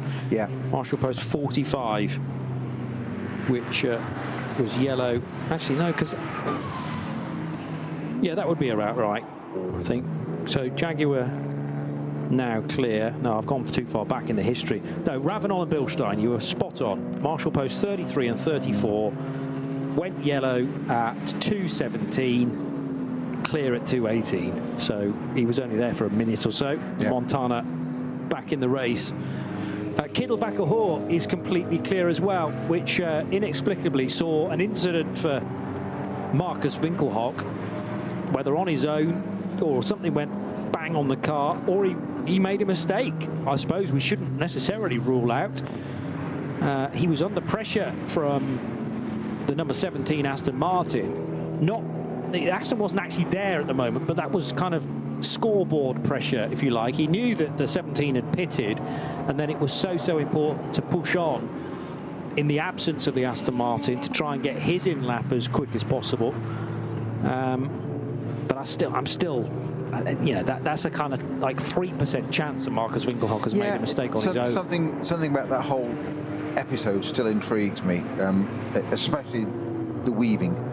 I just wonder if there was something starting to fail, or whether it was a slow puncture or something. It was almost like he was doing that he could sense something, and it's just, is this right? Is it not? We initially thought fuel, obviously.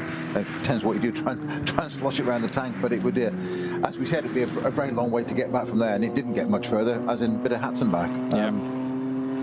So I'm thinking something's, I'm wondering if something like suspension or something's broken, or most unlike an Audi. Yeah, they're just unless pretty well bulletproof. Had he had some contact out of our viewpoint with another car earlier on the stint? Damage a toe link or something and just put it out of line, and it's, you just never know. Yeah, I mean, so often it's nothing to do with what you've done in your stint, but 2 stints back when another driver was in the car, they had an incident.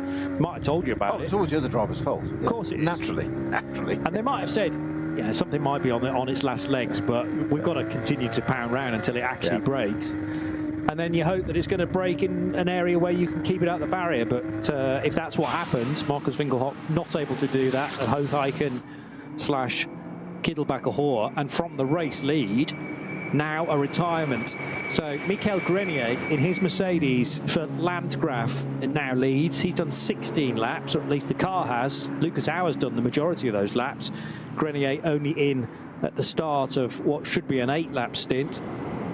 So Grenier took over after what did I say? It was 5 laps per hour, wasn't it? And then he did an 8-lap stint, and then took over, or the driver change occurred at the end of 13 laps in total, therefore. So we're 3 and a bit in for Grenier. Marek Bachmann in the second place. Aston Martin is in car 17 and is about a minute and 12 seconds further back. Manthey EMA's Porsche for Ayhancan Guven only 12 seconds adrift of the second place car, but very nearly a minute and 25 adrift of the leading Mercedes. But as I say, Mercedes still has to do a longer stop than both the Aston Martin and the Porsche, so they should all be brought back together at the next stops. In fact, we're only half an hour or so away from the final stops in this race.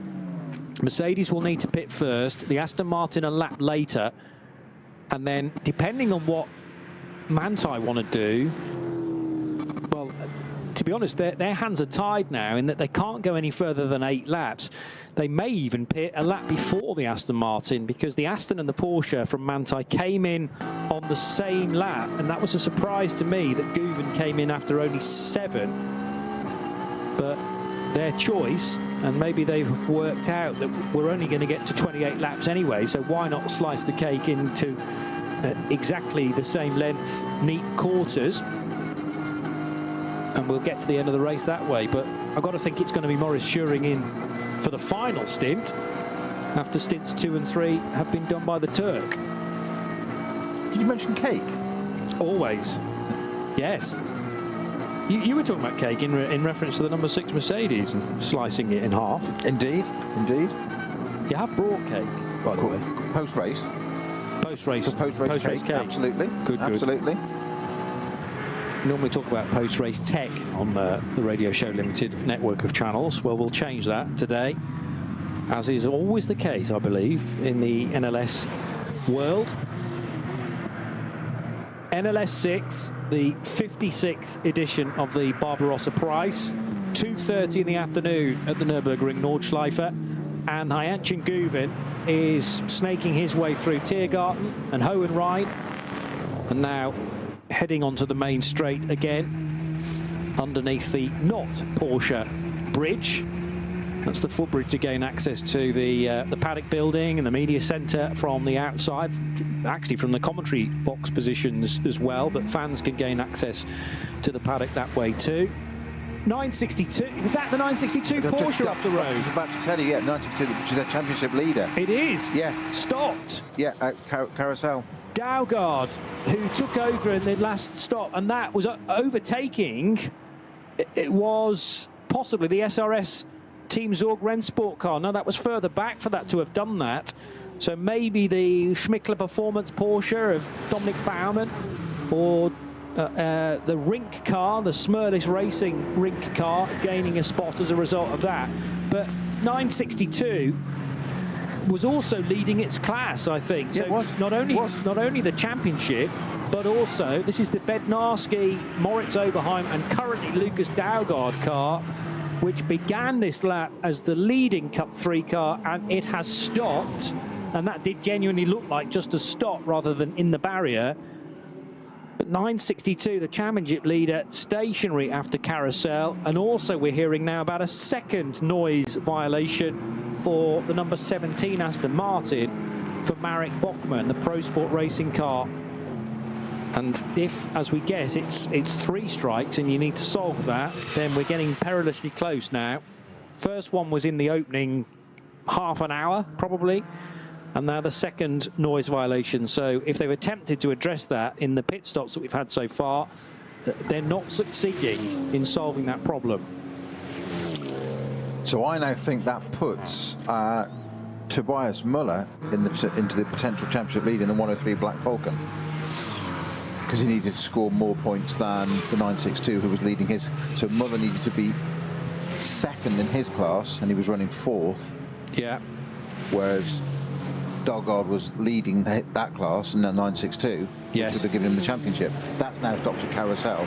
So that now, the swingometer goes back towards Tobias Muller in the 103 Cup 2 Porsche. And 103. If my maths is right. Yeah, okay. So 103 is third, but you think third and to finish third is now enough points? Yes, because he needed to finish second if 962 Dalgard won its class, which was leading. So he needed to do that at least, and not be in third or fourth. Second or better. But it's now appearing that the 962 won't score any points at all unless it gets going again. But the fact that there was a recovery vehicle with it is massively in question. And Dalgard's car has slipped all the way back to 6th position. The class is now led by the 959. This is Cup 3. And 959 is entirely full of Porsche 718 Caymans, and that is Patrick Grutter that now leads the class. Muller needs to be first or second. Third isn't enough. Okay, regardless of where. Yes. So 962, let's call 962 out of the race, which it is at the moment, but third place still isn't enough for the Steve Yance-driven 103, which has just come in the pits, by the way, along with... Because Tobias Muller hasn't driven that yet, so he'll be probably getting into it now. Yes. Is it only Muller in that driver lineup that can be drivers' champion?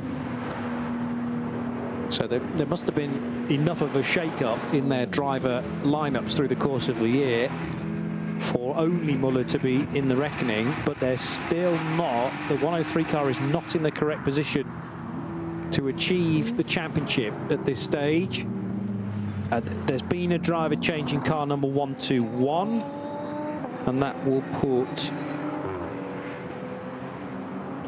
Bear with me. That will put Christopher Brook into the 121 car. So Michele Di Martino out after a double stint in the kind of art car liveried K Kramer Racing Porsche. So Brook in. Also a driver change in the 120 car, and that will see David Yarn take over from Daniel Blickel.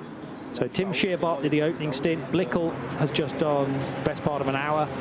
David Yarn in, and I wouldn't be surprised to see Scheerbart in then at the very end to take that to the checkered flag. There's Tobias Muller getting on board the 103, and it's now all down to him then, isn't it, to try and close that gap. 6.3 seconds he had the difference between the two cars as they arrived in pit lane. So that's more than doable, bearing in mind you've got just under an hour and a half to catch and overtake the second place car. And it is second place as a bare minimum that the 103 car needs to do. But they've got their almost star man now, Tobias Muller. Yeah, he's got to go to work, hasn't he? Big time. Well, at least he knows what he's got to do now. And I would imagine he had visuals on the David Yarn-driven Avia car as they left pit lane as well. So 6 seconds. I don't see any reason why that shouldn't still be about 6 seconds, because the pit stops are all governed by the stopwatch. And unless either car had a hiccup, then... Well, no. I mean, look at that first sector time. 3 minutes, this includes the pit stop, 3 minutes 58.6, 3 minutes 58.6 for car 120 and car 103. So that 6.3 second gap will still be 6.3 seconds, I reckon, as they rejoin the race. Incredible. Yeah, 358.673, 643. So that's close. That's close. 0.03 of a second difference. And that includes the first sector, by the way, as well. But to my mind, the pit stops took exactly the same time there, down to the 10th of a second, yeah. And now it's 105.3 through the second sector, and about the same. 105.5, 105.1. Okay, so Yarn and Muller, yeah. So Muller 4/10 quicker in already in just a sector. Yeah. But he's got 6 seconds to try and find, but he doesn't have to do it all on this lap. He's got an hour and 23 minutes in order to do that, to close the gap and to find a way by that second place car of David Yarn. So we've just gone to a clear track and gone back to a code 60 at Carousel again, and that's for the 494 entry, which is the Thomas Schoenfield or Pascal Otto Fritscher in the Volkswagen Golf 8. Series 8 GTR. I didn't know there were that many of them. No, I didn't. No, I don't think I did. I knew it was a Mark 7. Yeah. There might even be a Mark 9 by now, but not in this race. The Mark 2's the one you want, though, isn't it? That was always the hot hatch, the boy racer type Golf. Although there are plenty of Mark 1s that still race very well in the Young Timers event every year. And they race for about 4 hours, don't they, as one of the support races to the 24. Yeah, it was Schoenfield at the wheel. Okay.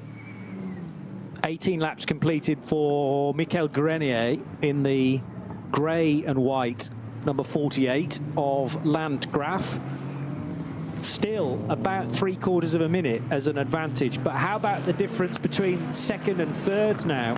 This Aston Martin has been under a huge amount of pressure all race long.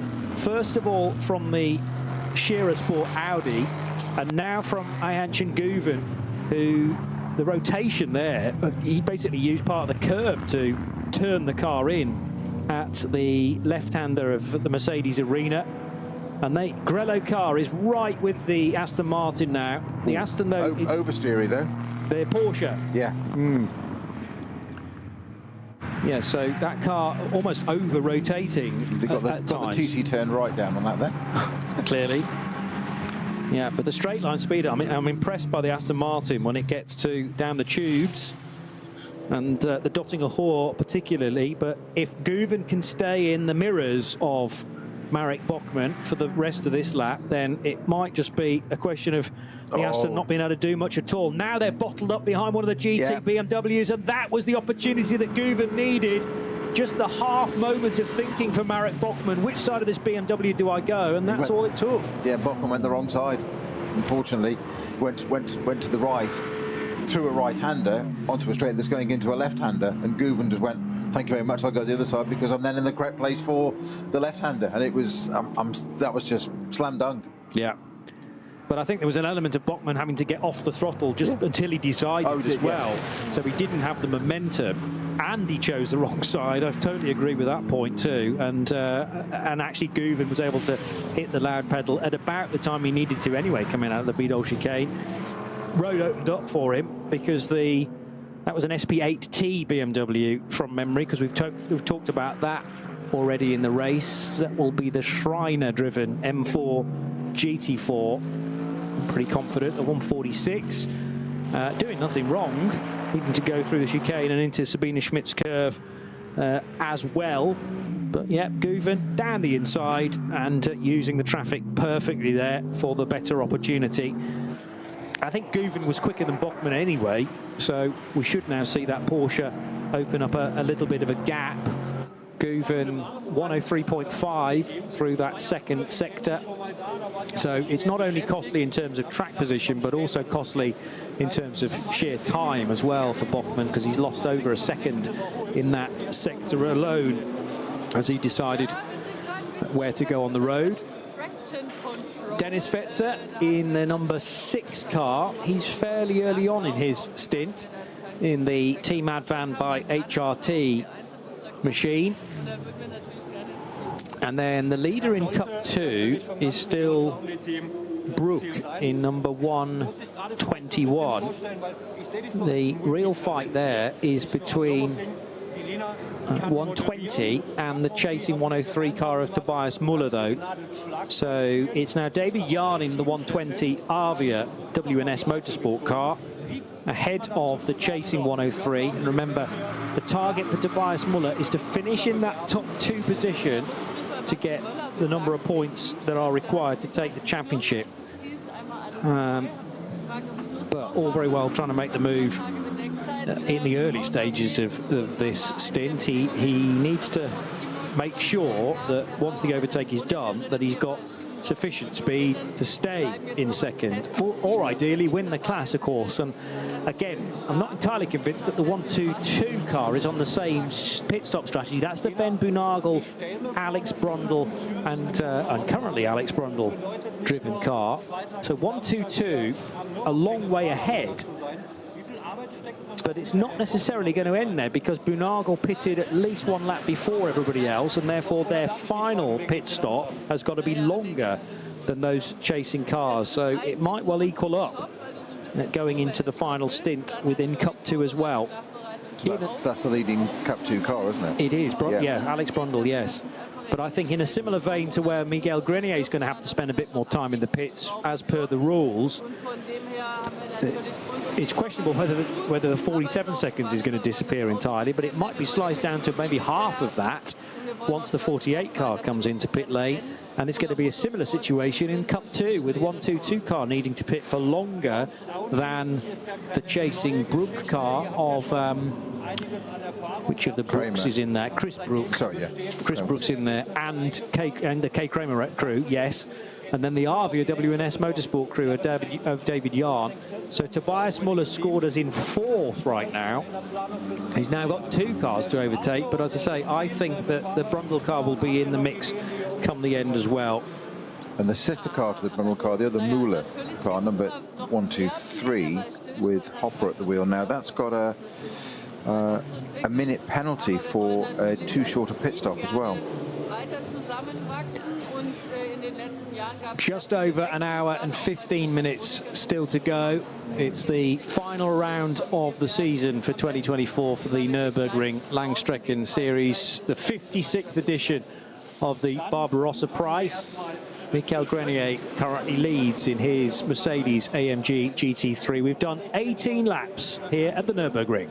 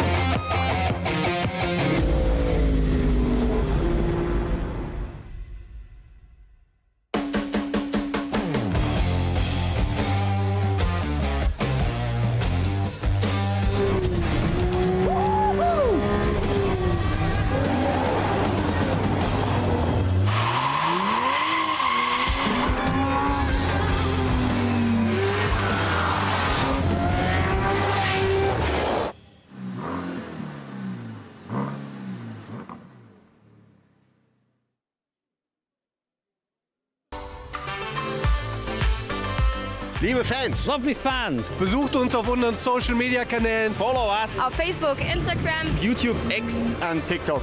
Willkommen bei der NLS.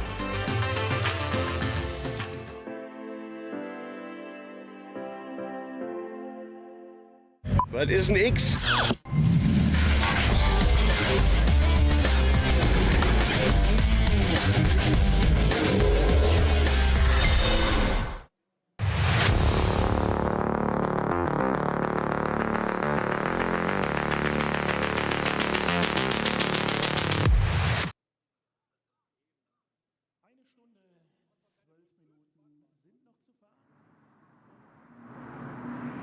Laps, and that should see the number 48 Mercedes back in again for the required amount of fuel. However, it's also going to have to pit for, I reckon, longer than those cars behind. Guven and Bachmann it will pit a lap before those two. We maybe shouldn't discount the Dennis Fetzer Mercedes at this point either, because the 6 car has been going on to the 8-lap stint marker for quite some time as well. So the 6 car should pit a lap later than Guven and Bachmann, but we'll wait and see. So race 6 of the year in the NLS, although from a championship perspective, actually the 8th points scoring race. And we're very nearly into the final 60 minutes of the season. In recent memory, the NLS has never extended quite to the 16th of November. This is a much later race than normal. It's usually a spare date, isn't it, in case? But oh, this is the spare. Well, usually, yes, as in there's always one scheduled in case anything happens. I think because of NLS, NES, and a few things happening over the year, I think that's why we ended up running this late. So, you know, there's 9 races on the calendar next year. Mm-hmm. Is that just 9 dates, and actually we'll only have 8 races? I believe so, yes. Okay, so there's 9 reserved. There's always a spare date, just in case, a reserve date, in case anything happens, and they can use it up. So it's kind of booked in advance. And therefore, if one of the early races in March or April can't run, then you've got your round 8, your final round spare, as it were. That makes sense. So we might not have 9 NLS races, probably more like 8. That's a disappointment. Anyway, no, 8 is still a good number. Plus, of course, the N24 qualifying race, which sits apart from the main championship season, and the N24 as well. So that's at least 10 separate events to be held here at the Nürburgring Nordschleife. Plus, of course, a whole load of racing on the Grand Prix track alone. Big old truck Grand Prix every year as well on the Grand Prix track, or sort of half the Grand Prix track, the bit that we're using this weekend. 461 going rather nicely is the BMW M2, just producing its best lap of the race, and 461 is Sebastian Tauber's BMW. That was the one that was on the grass at the start of the race. And he was having fun and games trying to get back to the black stuff between the Vidal chicane and the Sabine Schmitz curve. Well, that car has now rejoined, thankfully, after a bit of outside assistance, and is going well. New Goodyear Eagle tyres for BMW number 513, which is an entry in the rear and four-wheel drive part of VT2. VT2 split into front-wheel drive cars and then the rear and four-wheel drive category. And it's 2 Japanese drivers in this BMW 330i, Kota Kwai and Takeshi Ito. Not sure whether it was Takeshi or his teammate Kota who just brought that car in, but potentially a driver change going on here as well. A very standard-looking VT2 car, road car turned into a race car, but a chance for a couple of Japanese drivers maybe to get some permit signatures ahead of a bigger year next year, maybe in a faster class. There's also a Dutchman, Jokas Paddock, named on the car, but I don't think he is driving this weekend. He's certainly not on the entry list. The Japanese driver being strapped in now. Good times from Tobias Muller. He's just set the quickest Cup 2 lap of the race so far. So between any of the Cup 2 runners, the 122 Mullner car, the K Kramer 121, the Arvia WNS Motorsport car, none of them have set a 107. That would be good on a single lap, wouldn't it? I can't tell you what the actual lap time is, sadly. Let's just have a little look, see whether I can do a refresh over here to make that work. Anyway, we have a new fastest lap. There it is, 806.684 for Tobias Muller. And that was right after an 806.7 from David Yarn in the 120.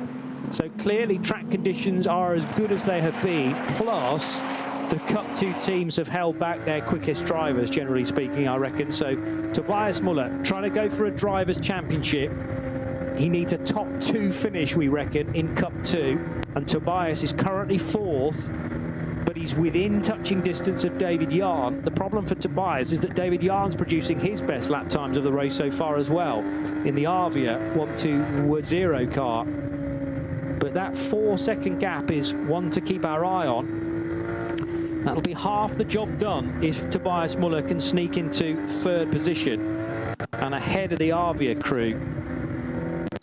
Then it'll be Chris Brook who he's trying to reel in, and depending on how long Chris Brook spends in pit road during their final stop, that could be helped out anyway. If K Kramer Racing are on a different strategy, it might be that that car has to sit in the pit lane for a little longer anyway than the 103 car. Grenier's nearing the end of lap 20.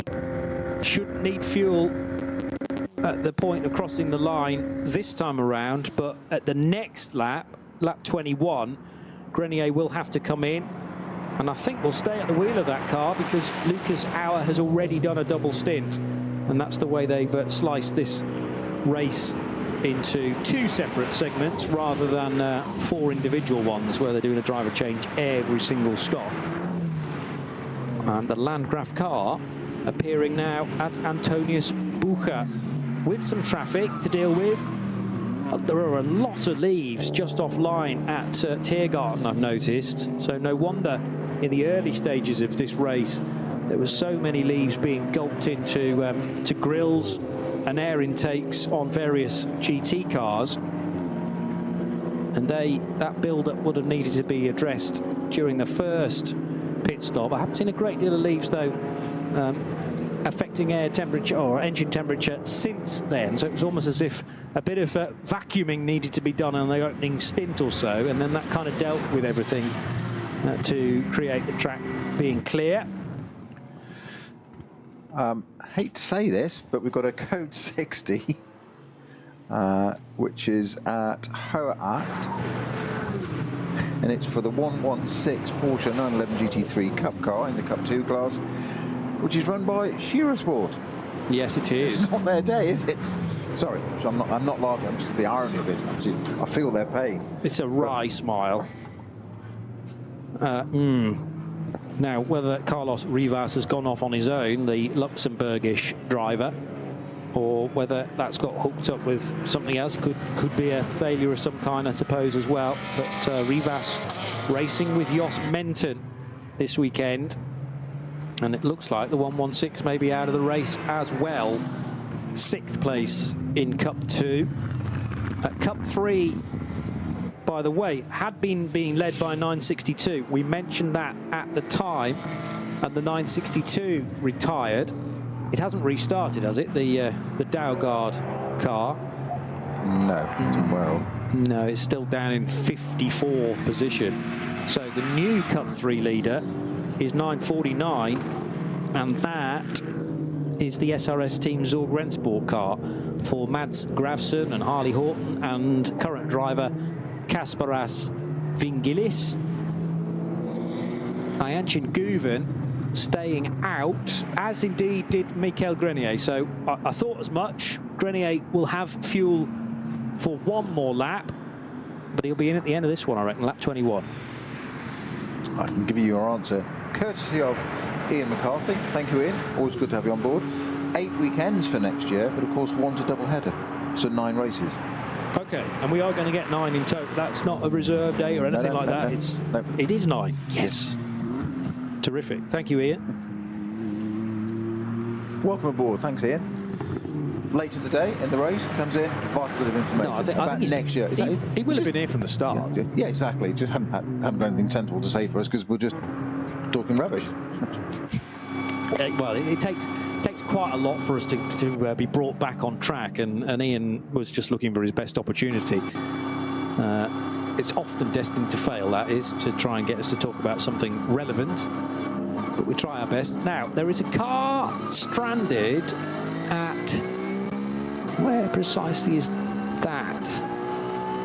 The 103 Steve Yant's car has just gone through. Where have we currently got a code 60? Because the Yant's car needed to go very slowly through there. This is the run down towards Brunchen. So somewhere between Hohe Acht and Brunchen. I'm pretty confident there's a car stranded and being recovered. So Flansgarten, in fact, no, Steve Jans now arriving at Brunchen with the gravel track to the left, yes. So it is in the vicinity of Hohe Acht, is it currently, that code 60? Yeah, yes. On the approach to. Yes. There was a car off just before that tight right-hander at the very top of the hill. Looked like a saloon type car or a hot hatch. Here we go. It's neither of those. Looks more like a Porsche this time around.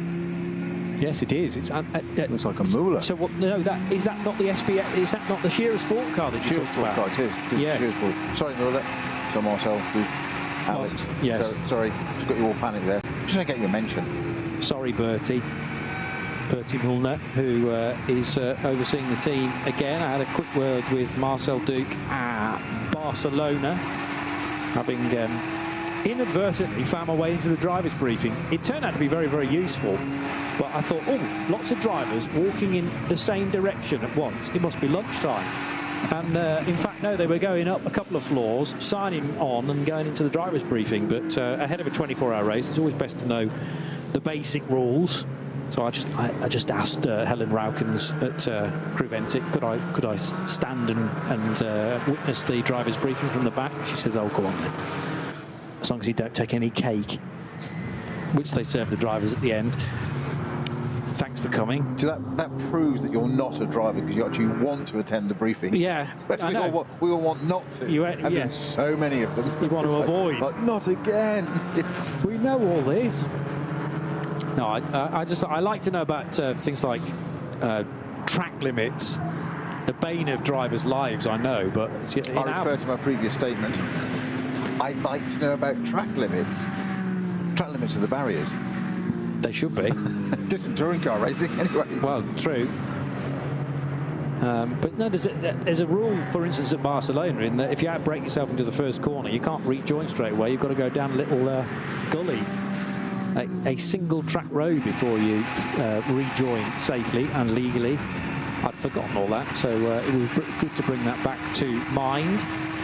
Track limits are self-policing around a circuit like this, though, particularly if you leave the road or attempt to leave the road at Kittelbacher Hohe, which is precisely what Marcus Winkelhock did earlier in the race, as he was leading the race as well in the number 15 Audi, and out on the spot because he dinged the barrier. We weren't actually able to tell you much about the damage that had been done to the Audi, or indeed, was it damaged before it left the road?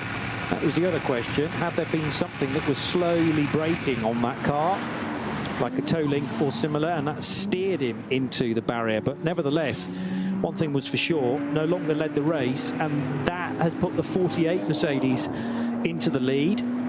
But it's coming down. Ayenchen Guven is just chiseling away at that race lead, which for a long time stood at 45 seconds. It's down to 36.5 seconds now as the Turkish driver reels in Michael Grenier.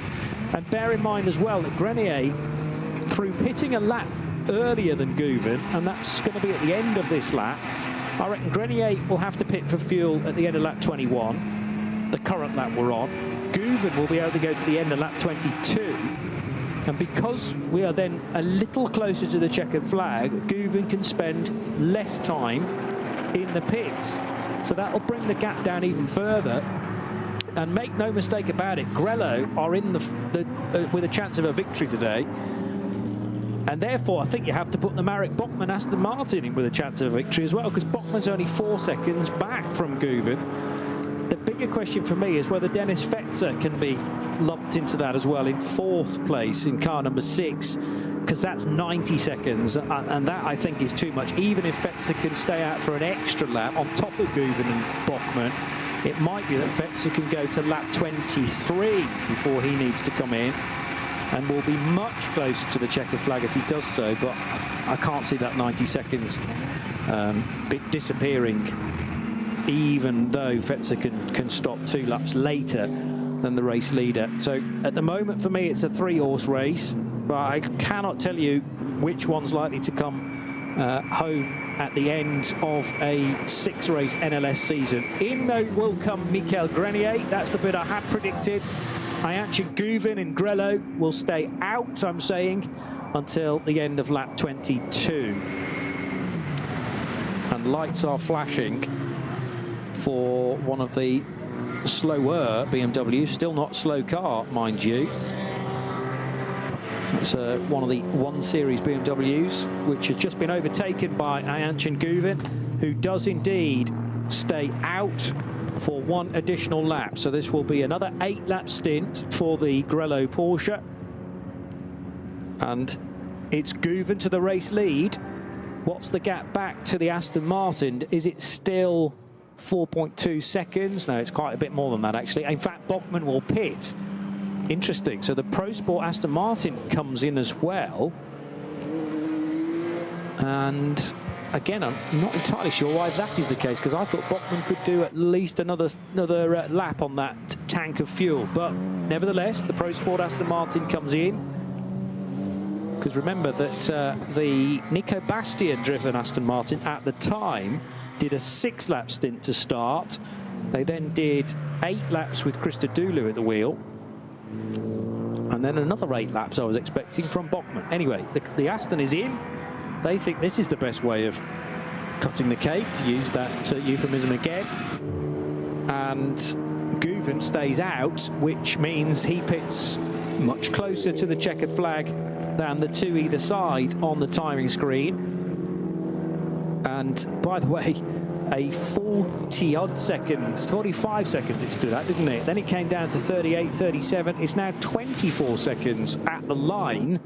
Grenier was slowing, though, remember, for his pit stop, so that's not truly representative. The final sector time for Michael Grenier will have been automatically longer because he comes down pit road at the speed limit before then triggering the start and finish line timing loop. But 24 seconds, we probably should call that 30 seconds gap between the Mercedes and the Manthey Porsche.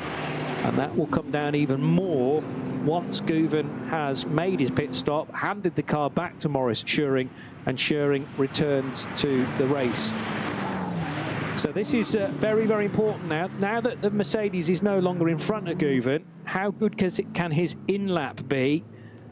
Because this is where so much time is won and lost. When you're on your own, there's clear air in front and behind, and Guven can fully focus on ticking off these sector times as quickly as possible. It's been a good race to this point, though, Snowy, for Ayhancan Guven.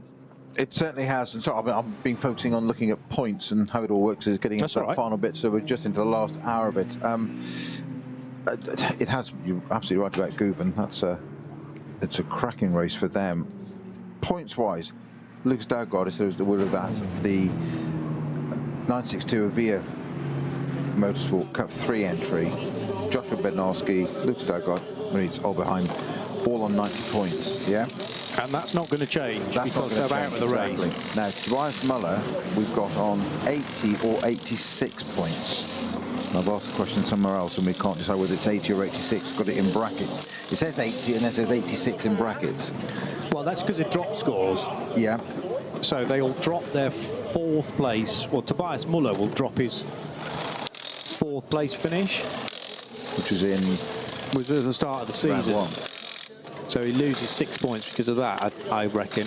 Whereas, I mean, the Bednarski, Daugaard and Oberheim car. So effectively 10 points behind. Because, as you said, that car's not going to change. That's got its. But 90. Crucially, it withdrew. Yeah.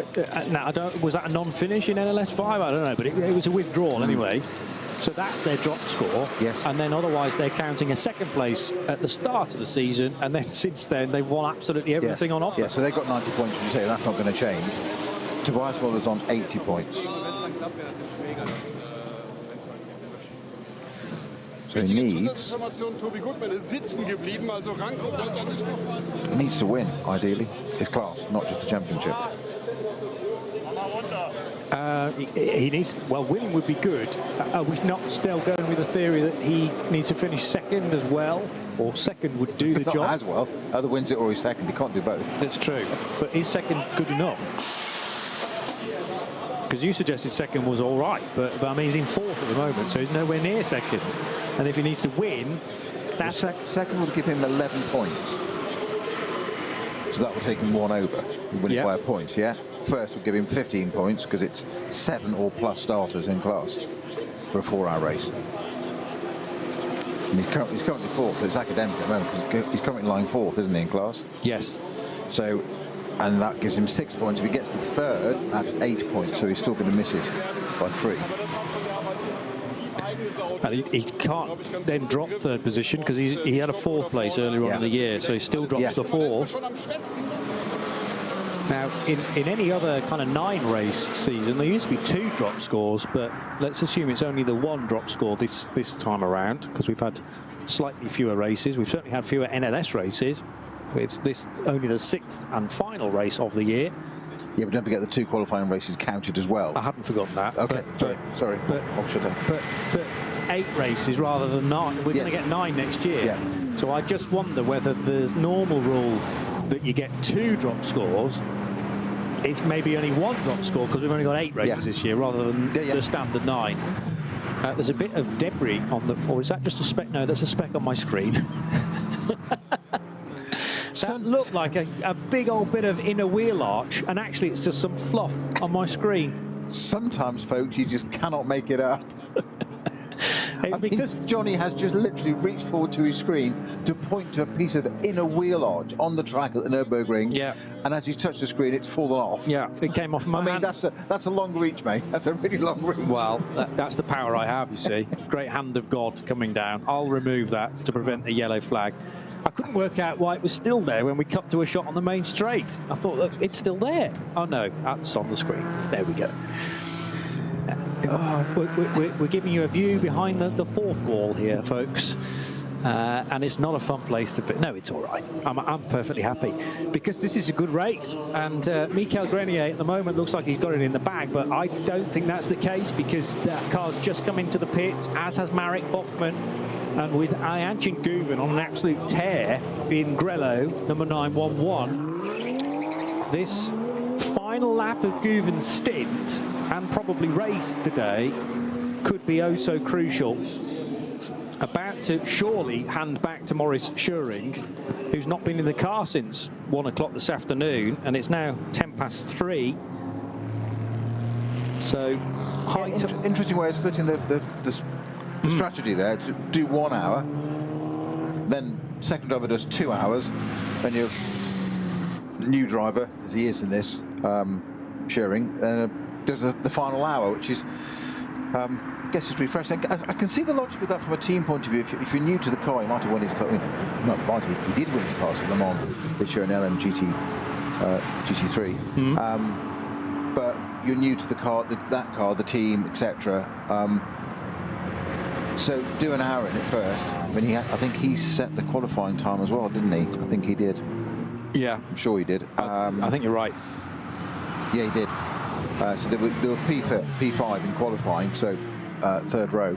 But yeah, come and get your information, feedback to your team, whatever. Put somebody that knows the car in for 2 hours, and get yourself rested and come and have another go. Then it's a clever strategy, and it's into the pits right now, Grello.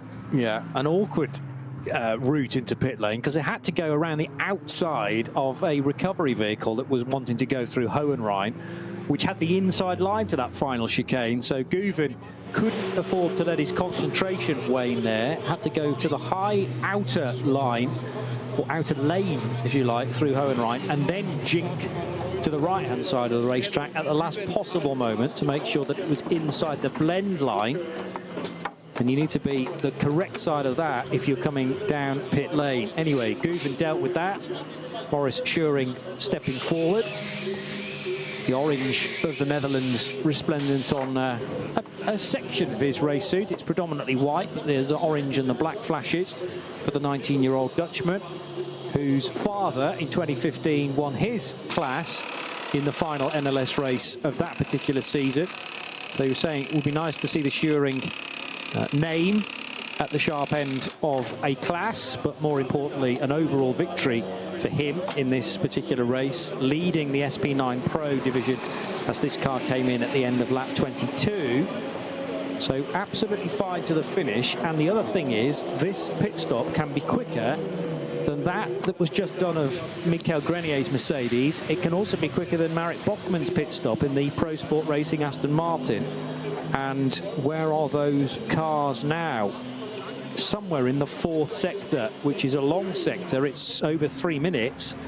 Also in at the end of this lap is Dennis Fetzer. Interesting, because I wondered whether the Team Advan by HRT Mercedes might be able to go even further than that, but that is not the case. So the Grello car came in at the end of lap 7. Then it did a pit stop at the end of lap 14, I seem to remember, because Guven came in a lap earlier than I was expecting. Could have done lap 15, but they came in at the end of 14. And now they've done an 8-lap stint to take them to 22 laps. And this is all to surely benefit them in the closing stages of the race. Still waiting for the Mercedes of Grenier, who is now somewhere on the Dottinger Hor. In fact, here it comes now. So Grenier out of Hohenrhein, down the start-finish straight, and will take the race lead because the Grello Porsche has not been released yet. Maurice Schuring being sent now. And where's the Mercedes? Still about there it is, just crossing the blend line, or passing the blend line for pit lane exit road. So all of a sudden, a gap that was as many as 46 seconds only a handful of laps ago had been whittled down to about 30 odd by Ayanchin Guven on Grenier. It's now probably 15 seconds, if that. Might be able to do a bit of hand timing here to work out precisely what the difference is. You go ahead. Sorry, Johnny. More importantly, Johnny, it's visual now. And for young 19-year-old Maurice Schuring in Grello, he's got eyes on the target. He can see that Mercedes now. It's not 46, 47 seconds. That's when you're relying on your team to say, what's the gap? Is it 42? Is it 38? Is it, is it reducing? That's what you want to hear. Now he's got eyes on the car, and you do, from a driver point of view, you do suddenly find something a bit extra you didn't realize you had, but you can see the car, like, right, it's there. And that piece of elastic suddenly starts to want to pull you into it. I don't know why it happens, but it just does. It's just I guess a bit of psychology, but it definitely happens. So we've got 44 minutes to go on this final round of our... I reckon the gap is, let's call it 7 seconds. It's 6.3 on my hand timing, and that was literally as they went through the splits. So Grenier did sector 1 in 1 minute and 6. Guven's, or rather, sorry, Maurice Schuring's first sector time is 3 and a bit minutes because it includes the pit stop as well. But the difference between them setting sector 1 times was about 6.5, possibly 7 seconds. And it's on. It is on for this race lead now, and Schuring has been given the responsibility in his first time ever behind the wheel of Grello, a chance to reel in the race leader. Ayanchin Guven now chatting to Patrick Simon. This should be in English, so let's see whether we can have a listen. Really close to everything. Now when I see the gap, there is a lot of moments where I stand behind slow cars in the full concealer. So, but it's part of the Nürburgring. This is why it's so excited, and we never know what's going to happen. But yeah, Maurice for sure was really quick in the first stint, and he will adapt. So this stint I expect him to be quicker. So fingers crossed. But was there no discussion to keep you in the car with a bit more Grello, with a bit more Nordschleife experience on kind of this cars to maybe catch the win in the final race of the year? Yeah, I mean, for sure the winning is good, but it's also important to give Maurice some laps. So I don't know how long, like 6 laps to go. So I think it's okay to have him to give more laps, to give laps. So if I drive, it's not so smart, I think. But if you could continue and if you win, it's the first overall Turkish win for a Turkish driver on the Nordschleife. Yes, but maybe we will get without any NLS victories. Thank you very much for the moment. See you maybe later on the podium. Zurück zu euch, Ayanchin Guven. Ayanchin Guven having a quick word then with Patrick Simon in the Grello garage. An interesting insider's take on precisely what the thinking was at Manthey. They want to give Maurice Schuring some laps. It's less than an hour, of course, to go now till the checkered flag. So this, yes, a stint of high responsibility, but it's not like doing the full hour as Maurice needed to do at the start of the race. So a bit more experience for Guven around this place and in amongst traffic as well. and he's given Maurice Schuring the car in a very strong position indeed. No longer the race lead, trying to chase down Michael Grenier. And also, by the way, there was a driver change in the number 6 Team Advan by HRT Mercedes. That was brought in by Dennis Fetzer and handed back to Salman Ovega, who did the opening stint in car number 6. But remember that car 6 actually rejoins behind the Manthey Grello Porsche, and therefore in, well, at least 3rd position. Bachmann didn't pit on that lap, did he? So Grenier and Bachmann separated by 40 seconds. So certainly the Schuring Porsche sits between Grenier and Bachmann currently.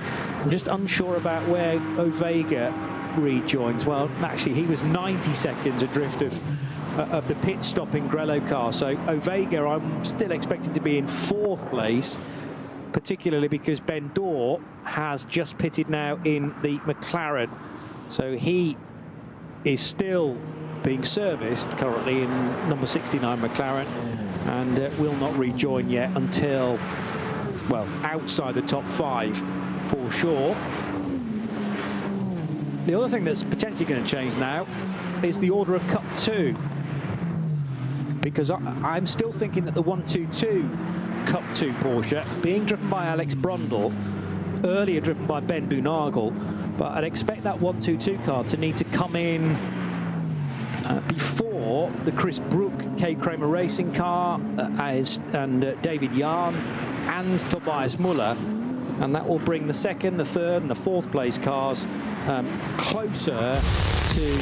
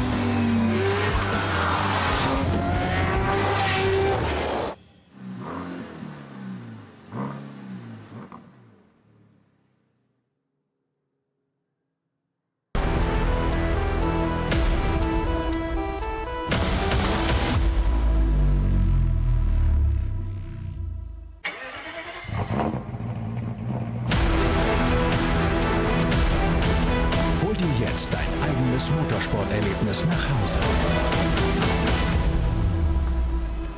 Dein Online-Shop für Simracing-Hardware und Zubehör.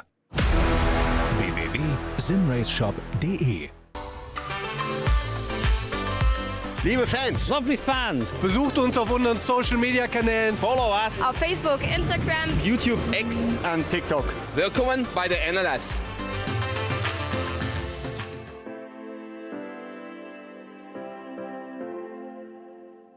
Was ist ein X?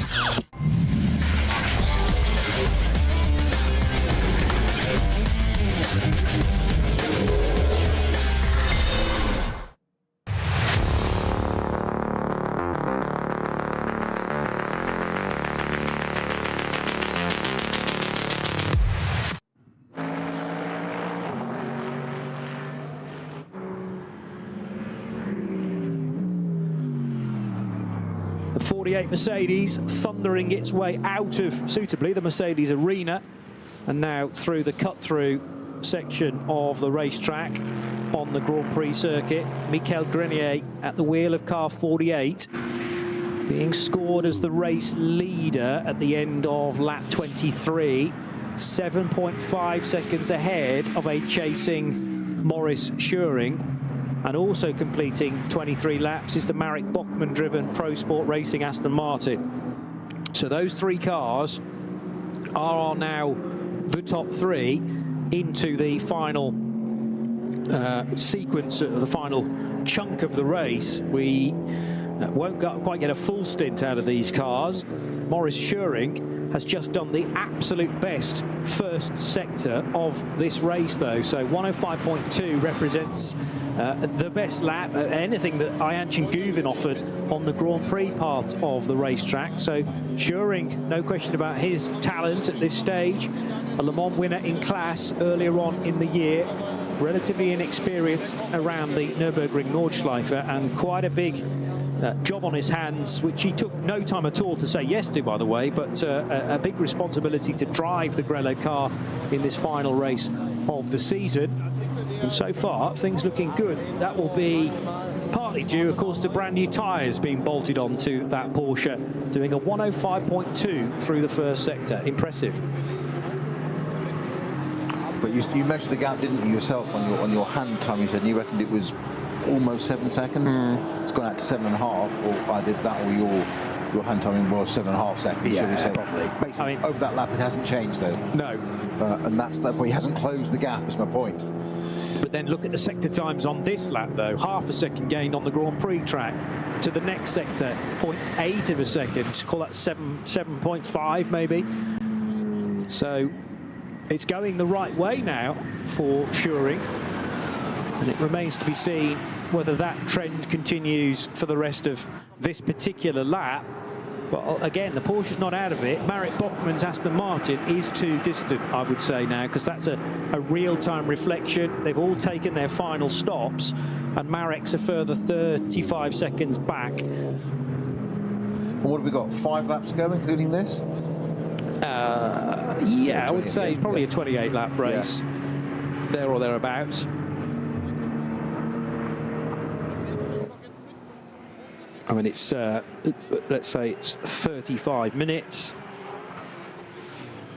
divided by 8, roughly. So that's 4.3. It's either going to be 27 or 28 laps in total. So Schuring's got enough time. He also may well have a couple of opportunities as well. Meanwhile, Alex Brundle's in from the Cup 2 lead. And am I right in thinking that none of the other Cup 2 cars came in on this lap? Yeah, they all stayed out, so that this is where now Alex Brundle is having to take some of the pain. Something fell off the K. Kramer racing car on this run down the Dottinger Hoor, though, and the K. Kramer racing car, being driven by Chris Brook, was battling away with David Yarn. And that put David Yarn ahead, in fact. So Yarn is up to the race lead now in Cup 2 because Brundle pitted. So Brundle out of the race lead promotes both Brook and Yarn to first and second in Cup 2. And that issue for the K. Kramer car was that some contact to the rear, which has finally snapped a bit of that rear bumper. And Chris Brook's K. Kramer Porsche rear bumper now litters the Dottinger Hoor itself, and David Yarn now leads the Cup 2 category in the red, black and white Avia 120 car. 32 minutes to go, and I've had a light bulb moment. Okay. 32 minutes of the last race of the season. It's taken me this long. It's 2 drop scores this year. It is 2. Yes, not 1, it's 2.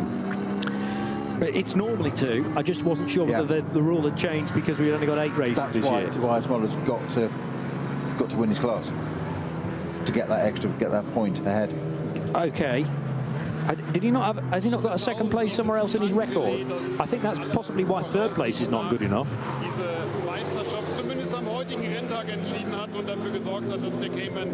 We're looking. Hence the silence. Yeah, there were a couple of third places in there too. Second so all of a sudden, qualifier and NLS 3. All of a sudden, if he finishes second, then he would drop a fourth and a third. But he's dropping a fourth and a third right now from his 7 results. So that doesn't actually change.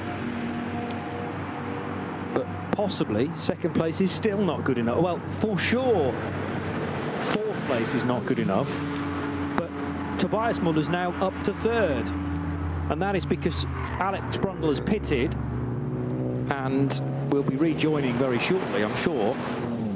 And then it remains to be seen how far Brundle slips back. Have they done the driver change, by the way, in that Cup 2 car?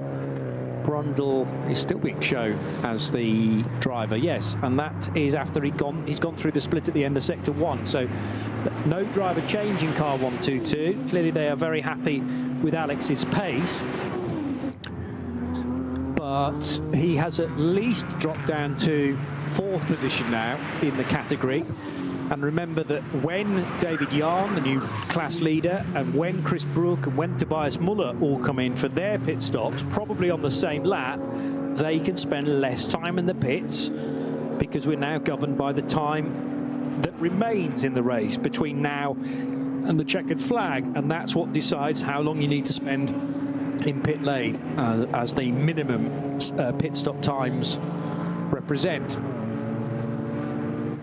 30 minutes to go.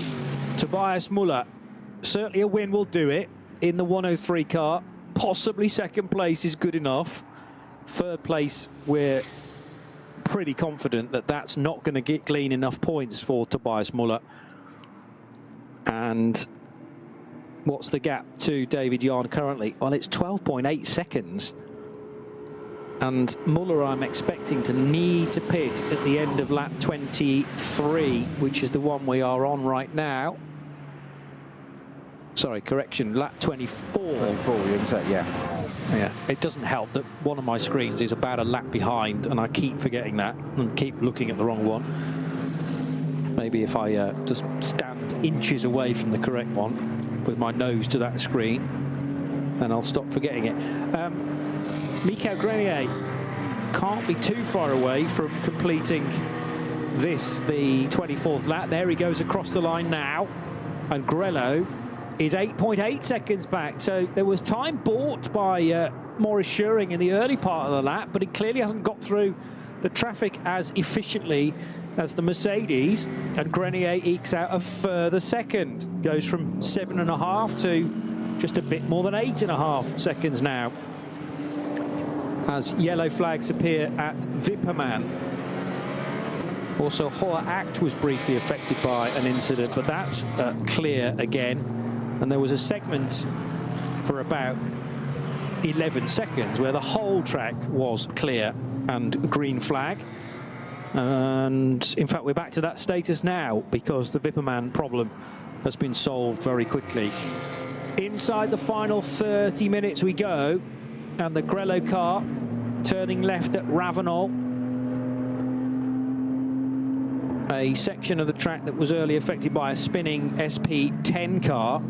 SP10 is now, by the way, being led, I should say, by Dua Motorsport and the Wustenhagen-driven Aston Martin, number 169. Toyo tyres with Ring Racing Toyota Supra has Japanese driver Kinoshita driving the 171 car, but that's a big margin now to be leading in SP10. And Cup 3, there's about a minute between Heiko Eichenberg and the 952 car. I don't think we've mentioned a great deal about 952 through the course of the afternoon, but that has Chris Rink and Philipp Stahlschmidt at the well, designated to that. However, one of the hills is also down for 952, which is an addition to my entry list. Now, Janine Hill has driven Mercedes, certainly in the past, in NLS races. So is it Janine? Is it there's a husband and wife duo, aren't there? The Hills? I think so, yes. I'm sure you're right. But I can't see a hill next to the 952, so I am completely guessing there. Probably should stop that. That's the Smurlis racing car, yeah, for Chris Rink and Philip Stahlschmidt, but there may well have been a late addition to that driving duo to make it a three-pronged attack for 952. What are the sector times like again? Once more, the Porsche of Maurice Schuring is a bit quicker through the early part of the Nordschleife lap. So it's just not carrying it through the rest, though, is it? Well, I think where it's becoming damaging is maybe in the long 3-minute sector. Of course, the sector times of the previous lap have now disappeared, so we can't necessarily compare and contrast. But let's focus for a moment on the number 1 BMW, the Manhattan Wheels car, which will not be a champion at the end of this season. So after a long, long time where this car has had the number 1 on the side. 4 consecutive years, I think they've run it. Wow. I'm sure it is. And that's some effort. Now, part of that is down to, you know, the class that you decide to enter and the fact that it's got good numbers month in and month out. But Daniel Zills and Philip Lyson have been regular partners across a number of years with success. And Morin Gott is the third driver who we think was part of the lineup last year as well. My memory's not quite good enough to recall, but Morin Gott signed up as well as a rapid driver, and they are all entered into the VT2 part of the field for the rear and four-wheel drive cars. And we've got 10 on the entry list for this final NLS race of the year, so easily within the 7 that you need for maximum points to be awarded. Sector 3, as far as the overall leaders are concerned, again, the momentum going in the direction of Michael Grenier once again. So that Landgraf Mercedes for, say, 3.5 tenths quicker through Sector 3. How's the 103 Porsche doing in Cup 2? Tobias Muller, yeah, he does run third, but that's because of the Alex Brundle pit stop, remember.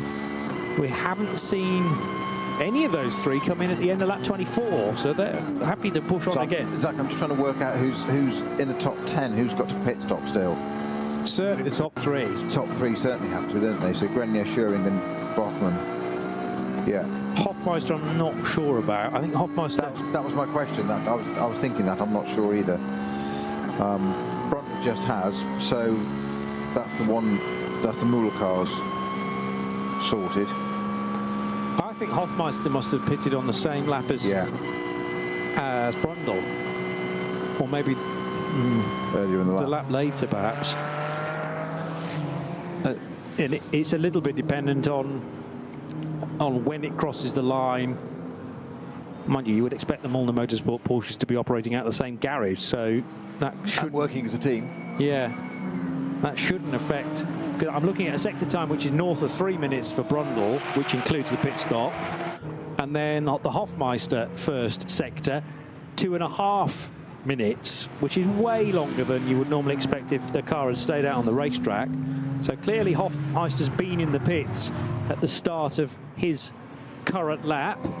There's now a code 60 in place at Hoher Act, and have the race leaders been through that part yet is the next question, because that might well affect the difference between Grenier and Schuring. That's for the Adrenaline Motorsport 651 M240 from that class, the 7 that were in that class. Yeah, 651 has certainly stopped there. Whether it's an incident or not, I don't know, but Sector 4, where Grenier's Mercedes and Schuring's Porsche are at the moment, is where the incident has happened. So there could be a scenario here where Grenier got through without the code 60 in place, and Maurice Schuring has had little choice but to slow to that speed. So this could be very damaging and effective to those top 2 positions. Still waiting. Now there's the sector time that has appeared at the end of sector 4, and Schuring's, I'd say, much closer this time. So if anything, it might have bunched the two of them up. And they're appearing onto the Dottinger Hohe now. Still Scheuring has just about got visuals on the Mercedes. It's still a good 5 seconds, isn't it? I mean, mine it was 8.8, wasn't it, last time? I'm saying 5. I'm saying 5. That's visual to me, but yeah. I'm going to say 6. Yeah. But both of those are better than 8.8. With how many more minutes still to go? 22 or so. And remember, it really depends on where the race leader is in relation to the checkered flag. Might not be 20, well, it certainly won't be 22 minutes on the button. It'll be a little bit more than that, but how much more? It's not 5 or 6, it's 7.5. So yes, it's come down, but not to quite the extent that Maurice Scheuring would like. So yeah, 1.3 was the advantage. 1.3 per lap is not enough. No, it's just what I was working out. It's not, is it? 1.3, 2.6, 3.9. If we get 3 more laps. And, well, we should get 3. I'm not sure it'll be 4, though. And actually, code 60s out on the racetrack is probably what Maurice Scheuring needs at this stage, because it could really alter the gap. Mercedes may need to slow because it hits a yellow flag zone before the Porsche does, and if it's trapped behind a whole gaggle of slower cars, then Michael Grenier has been going to give little choice but to slow down and see that Grello Porsche, bright yellow and green car in the door mirrors, get larger and larger as they all slow for the affected area. Still there. The carousel now affected by yellow flags at Marshal Post 147, all because of this one incident at Hohe Acht. Where are the leading Cup 2 Porsches? The next question. They're still in that 4th sector. 4.8 seconds is the difference between David Jahn and Christopher Bruck. Tobias Müller looking to close at least that 12-second margin down to the K. Kramer racing car. Dottinger Hohe has a couple of side-by-side cars, one of which is the Toyota Supra, absolutely level pegging a BMW. They're heading for Antonius Bucher together now as well. Still side-by-side, and finally the BMW, I think, actually stays ahead, with the Supra trying to make the manoeuvre down into the braking area for Hohenrhein, and they will head back onto the main straight with maybe the chance of one of those cars actually coming in, but in the end that did not happen, so they stay out. Porsches from Cup 2 yet to appear on the Dottinger Hohe. Yeah, just now, literally coming out to 120. It's coming out of Schwalbenschwanz now, so that's Jahn in the leading one, and then 1-1 is there as well now. 103 Tobias Müller is just now, so it's quite a bit of the Dottinger Hohe covered there by our Cup 2 leader before the man that needs to be the leader comes through in 3rd place, and 2nd's not even enough, and 3rd certainly isn't.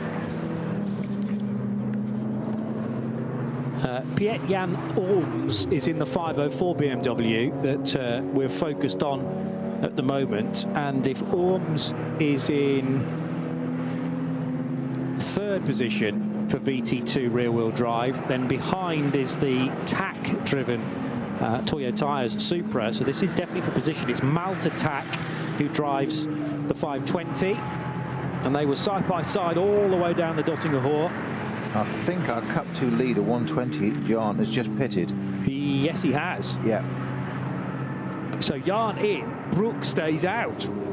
How much fuel has Bruck's K. Kramer Racing Porsche got then? Remember, that's got a bit of damage as well. As I described, a fairly large chunk of rear bumper ripped off that car because of the airflow. It had clearly been damaged already with maybe some contact. And David Jahn timed as being 1.2 seconds away from Christopher Bruck, but that's because he was coming down the pit lane. And Tobias Müller has stayed out. Yes, he has, yeah. So Müller up to second now, which might be enough.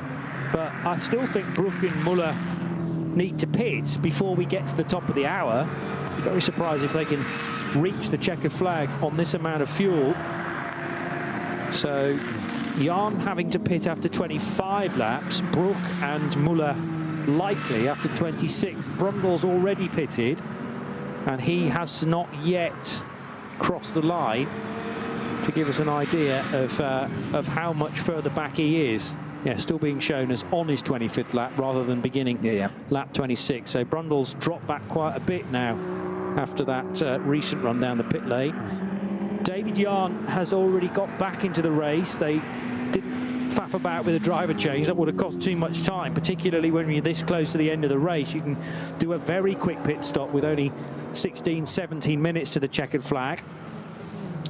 BMW 653 showing some scars from earlier on in the race. This is the Michel Albers 240i Racing Cup car with lots of tape around the front of that car, showing some visual damage, particularly on the front left. The right side headlight, left side as you would drive it, not functioning at all because it's covered in tape. It's covered up by tape, isn't it? Yeah. Or is it even, I mean, I'm not sure if it's still wired, in truth. I think the damage, that it will have taken out the wiring, but as long as one headlight is working, that's probably okay, he says. Generally is the rule at Le Mans, I think. Yeah, they're more concerned about tail lights, aren't they? Well, yes, true.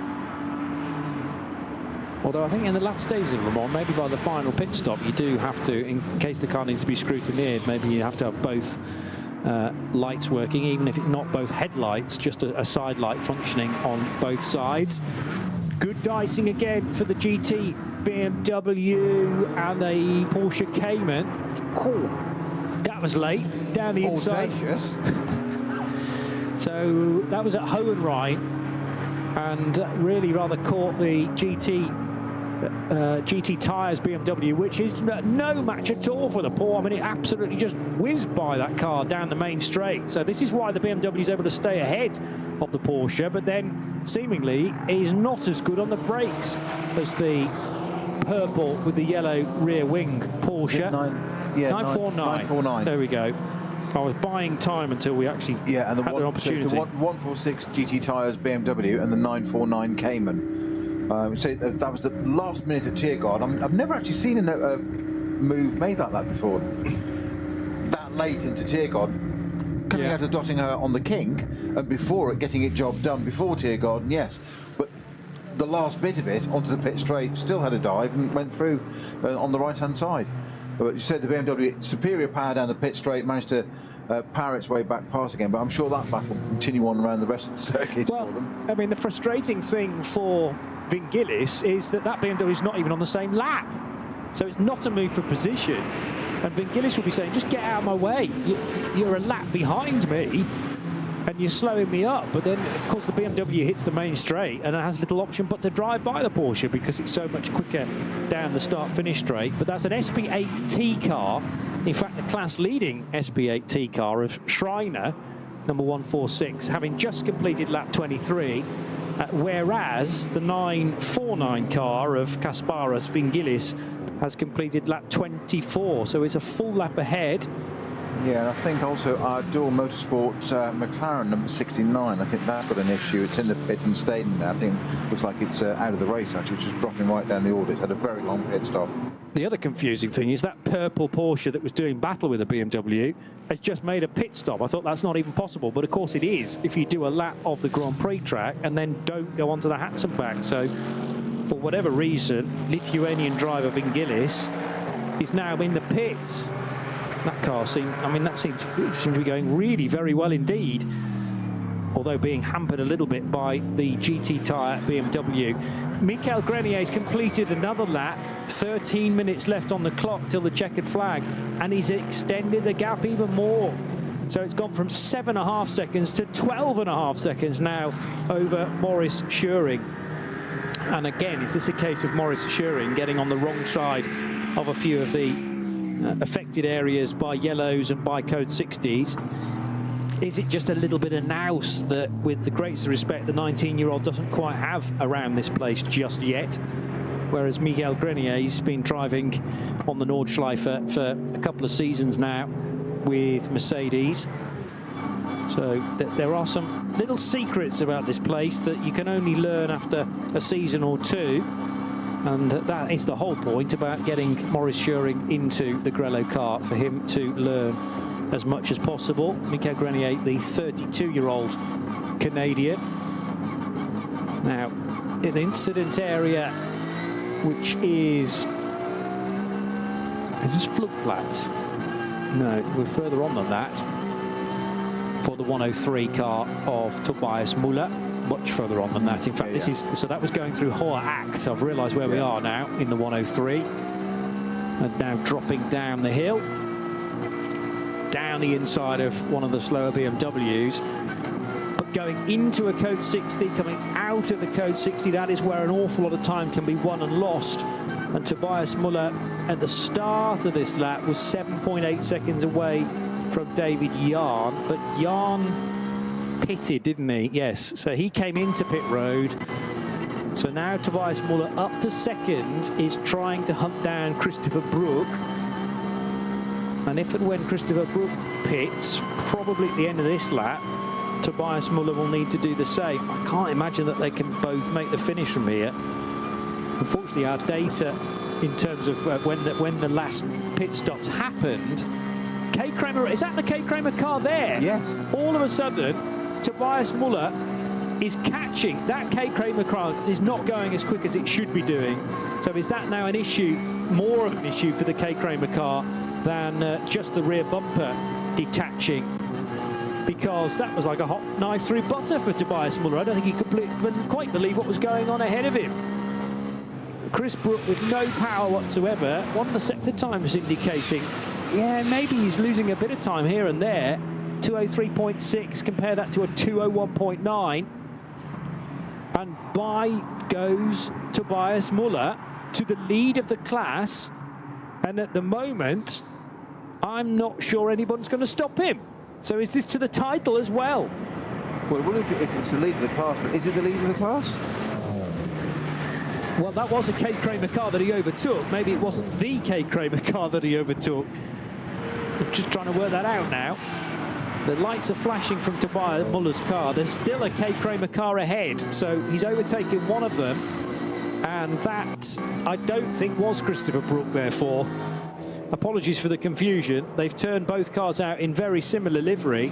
And maybe there was a moment that Christopher Brook's trying to get to the pits and the K. Kramer car didn't want to go there. They're both in. Yeah, so Müller's not yet in the lead of the class. He nearly brought the sister K. Kramer car with him because he wanted to get over, and there was a big old look into the mirror. With Kramer at the wheel, yeah. So the 112 is not the car he needed to catch and overtake. He had overtaken the 112, but they were not on the same lap. And the K. Kramer car stays out.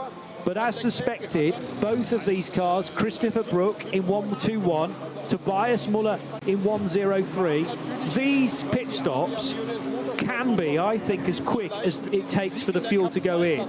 They won't be even thinking about a driver change. 8 minutes left on the clock. We're very, very close to the checkered flag. This is going to be a splash and dash, and out goes Christopher Brook already. So on the move, but with Müller pitting technically even closer to the checkered flag. Here's Brook back down towards the first corner. But remember that because Müller was a bit further back, it's done on minutes, isn't it? So maybe they were both in at the same minute, and therefore the pit stop's got to be at the same time. 6.3 it's timed that, but that was as they came in rather than when they returned to the racetrack. And here's Tobias Müller now heading down into the first sequence of corners, the Mercedes arena. But the bad news for him is that getting between the two of them is David Jahn. So that's taken second place away from him again. Yes. That was my concern that you were saying when you were saying this is the class lead. So we haven't got the right K. Kramer car. There's a 112 and a 121, and that's the one he needs to get to, the 121. But not only has he lost the lead, well, he never had the lead, but he's now lost second place, and that should not have happened because David Jahn pitted a full lap before them. and therefore shouldn't have been in the shake-up at all. So well, my time screen says it hasn't, but it's actually Brook leading in the K Kramer, Muller in second, and Jan in third, Brundle in fourth. No. I've just refreshed it, but I'm agreeing with you. I'm just saying that the screen is saying that. Got you. But visually, I trust your eyes more than I do a screen. Well, only because there's the Avia car with David Jan in it, and then look further back, and there's Tobias Muller leapfrogging his way through the Vidal chicane, thinking, I've got to get into second at the very least, and then we'll argue about the drop scores afterwards. But Muller has, well, is it potentially this lap and only this lap? It depends where the race leader is. The race leader, Grenier, somewhere in the fourth sector at the moment, so will cross the line. I would think we'll cross the line still without the checkered flag being shown. Tobias Muller has now this visual reference of David Jan's Avia car, trying to hunt that down. He's got to go around the outside of a BMW now at Hoogeiken, as the race leader Michael Grenier appears at the start of the Dottinger Hoor long straight. Also in at the end of this lap is the Cup 3 battle. So for that battle alone, Heiko Eichenberg, well, actually should have it in the bag, because the Smurlis car in second in Cup 3 is only entering the pits now, just at the point that Heiko Eichenberg, who leads, is exiting the pits. So that's going to remain at roughly a 50-second margin, and therefore Cup 3 should easily be going the way of SRS Team Zorg Rennsport. Has Maurice Schuring made any more ground on Michael Grenier? It rather suggests not, because Grenier is about to cross the line. 12.5 seconds was the gap. I don't anticipate that this has changed a great deal. In fact, it might even give the Landgraf Mercedes an even bigger advantage, because the Grello car is only now at Antonius Bucher. What were the times like between Tobias Muller and Chris Brook? 8:43 and 8:40. Yeah, but it's more about the pit stop time. And sorry, I meant lap time. Sorry. Yeah, no, that's okay. That was me probably badly explaining it. So Brook, it took him 1 minute and 50 seconds through the first sector. Why did it take 2 minutes and 3 seconds for Tobias Muller to do the first sector? They should have been doing their pit stop at exactly the same time. And that's a 13-second loss. 13-second loss there straight away in sector 1. That's got to be a fumble, which is most unusual for Black Falcon. Slightly quicker or more fuel. Yeah, but neither car should need more fuel. It's literally, you know, an 8-minute run. In fact, they came in with 8 minutes on the clock. There was 7 minutes still to go, unless, of course, Kate Kramer are gambling on one more lap, whereas the Black Falcon crew think it's going to be 2 more, but it shouldn't still be 13-second difference. So have Black Falcon dropped the ball to an extent there when Brook and Muller entered pit road with 6.3 seconds between them? That could easily now be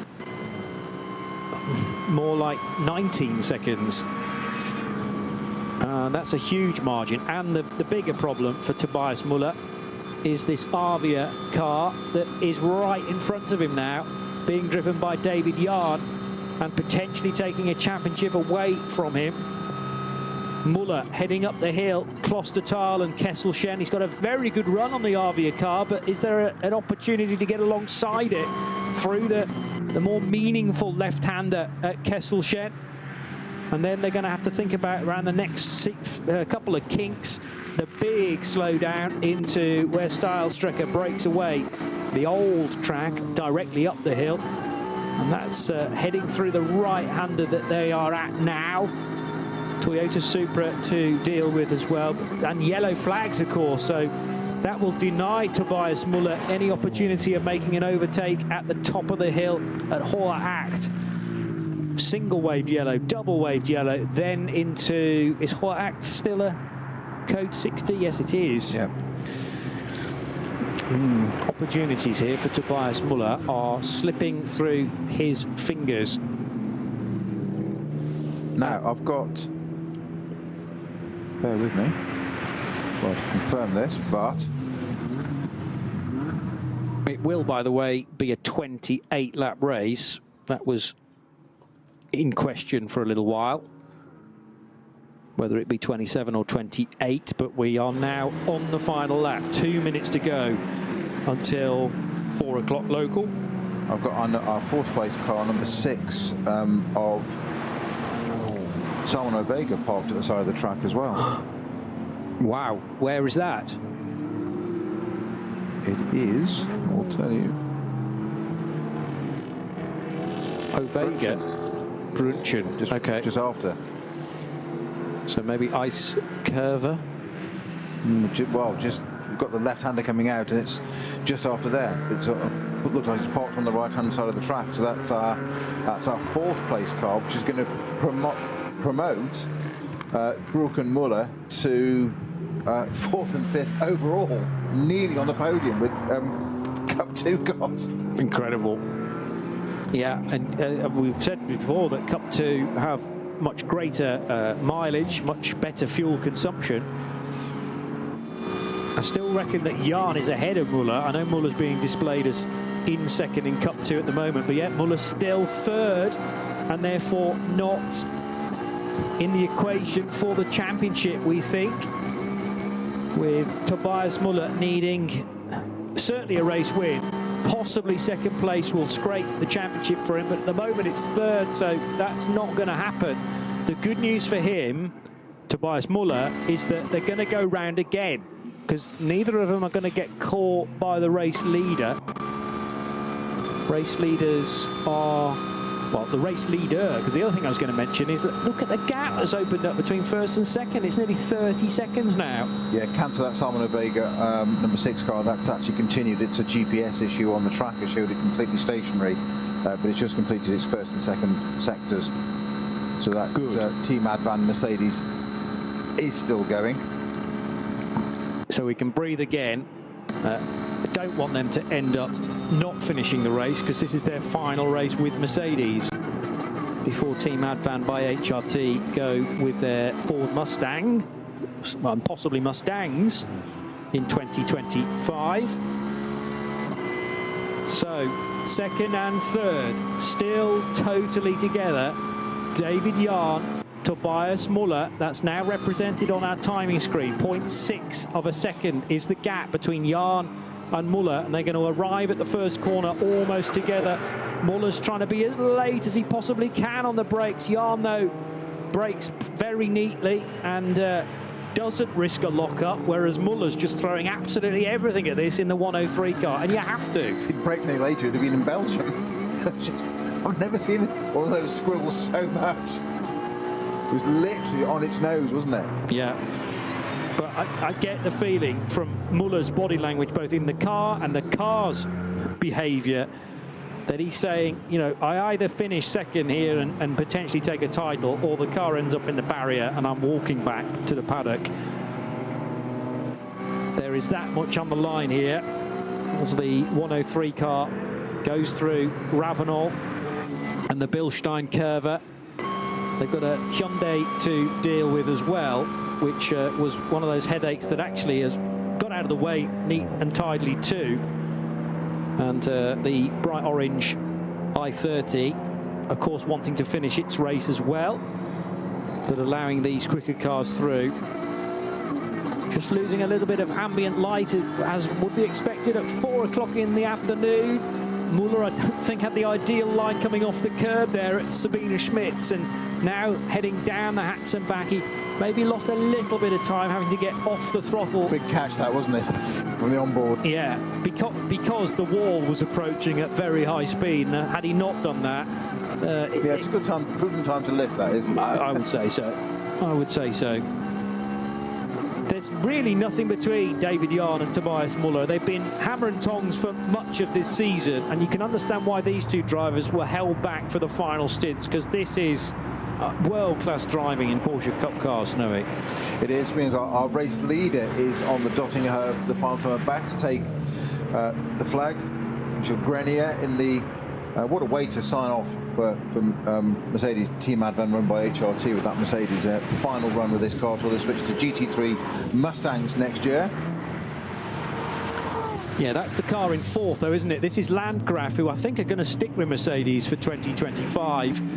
And yeah, my apologies, sorry. It's wrong Mercedes. I've got Mercedes, right brand, wrong team. Yeah. Apologies. But my concern was that the HRT weren't even going to get to the finish with their final run in Mercedes. But Landgraf and the 48 crew went off-piste and off-schedule fairly early on with their pit stop for Lucas Auer after only 5 laps. Lukey did the first 2. Michael Grenier, the Canadian, did stints 3 and 4. And it is success in the final race of the year, NLS 6, the 56th edition of the Barbarossa Prize, going to Team Landgraf with their Mercedes AMG GT3. And congratulations to their 2 drivers, Lucas Auer and Michael Grenier. A terrific effort and done a lot actually from the pit wall in terms of decisions made, and at which point they chose to do their driver change as well. In fact, there was only 1 driver change between stints 2 and 3, and maybe that was crucial as well, not to break up the rhythm too much. 32 seconds back, it's Grello, the Manthey EMA Porsche of Maurice Schuring and Hyanchan Guvin. They did their driver changes slightly differently, as in it was bookended by Maurice Schuring, and Hyanchan Guvin did stints 2 and 3. And Marek Bachmann, we're still waiting for his Aston Martin to appear at the end of lap 28 to seal our podium positions. But that will see, all being well, the Nico Bastian, Adam Christodoulou and Marek Bachmann Aston Martin onto the 3rd step of the podium. That will be somewhere on the Dottinger Hohe right now. But the big question is, can Tobias Muller get ahead of David Yarn? Again, time being found here and there by the Tobias Muller chasing car. The order that they just flashed through the 3rd sector still indicates to me that it's the Avia car just ahead of the Black Falcon example, but that's gone from being 0.6 of a second to probably half that now. A tenth or so gained in sector 2. About that, now more like a couple of tenths gained in sector 3. So Muller is going to be right with David Yarn as they head onto the Dottinger Hohe for the final time, and that's the best place to overtake. So Tobias Muller has not given things up here in the closing stages of the 6th race of the season for the Nürburgring Langstrecken-Series. Yeah, I thought as much. Nose to tail between David Yarn and Tobias Muller. They're heading now for the carousel. Are there still yellow flags here? I think there is still a code 60 in place. There were the yellows on the right-hand side. Single waved yellows initially, so obviously no overtaking, but he can get as close as he possibly can. Now they're both on the brakes together, and Muller down through the gears. He had to be so careful not to overtake the Avia car. Or hit it. And he is in the best possible spot now for effectively the restart. He's going already. Look, he's trying to go already. They passed that Armco wagon to their right and now launch their way back to racing speed. Hohe Act.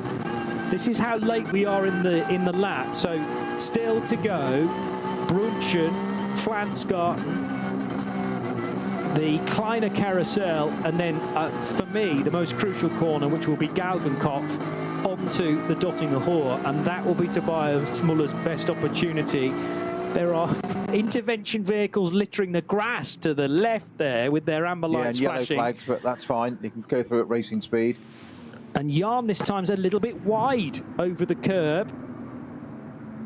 Now heading through Brunchen, waiting for these cars in a moment's time to appear onto the long straight. By the way, I don't think I mentioned that Marek Bachmann got to the end of the race, but he did indeed finish in 3rd as our final podium finisher. He was driving, let me just check the entry list. He was driving a Pro Sport Racing Aston Martin Vantage. So there was an Aston Martin on the podium. Snowy. Not was, there is. There is, and was.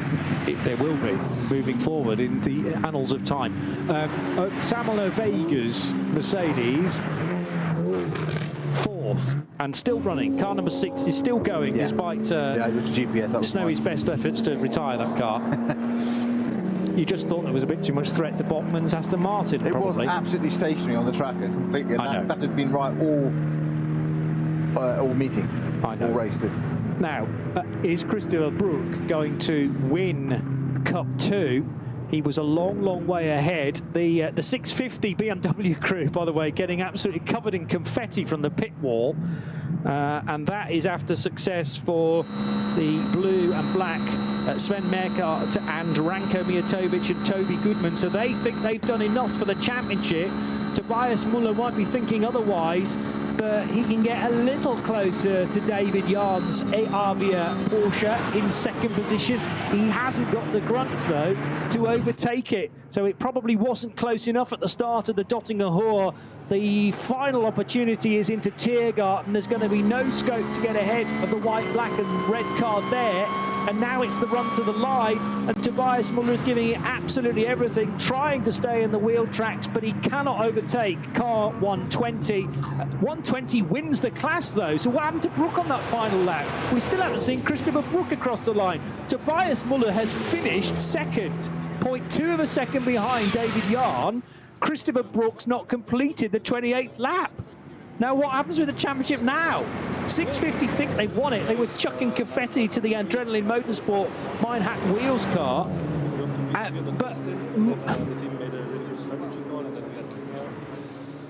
My first stint was a bit tricky. I struggled a bit with pace and traffic. I think I was a bit too careful. 21. Meant 121. Yeah. Yes, and is currently stopped according to the track. We had this with the Mercedes number 6, so it may be wrong, but as you said, it hasn't completed the lap, so it does look like it's actually stopped just before Bergberg. So the final lap. Tobias Muller finishes 2nd because of that, and now the big question is 2nd place good enough to give him the championship, or did he need to win?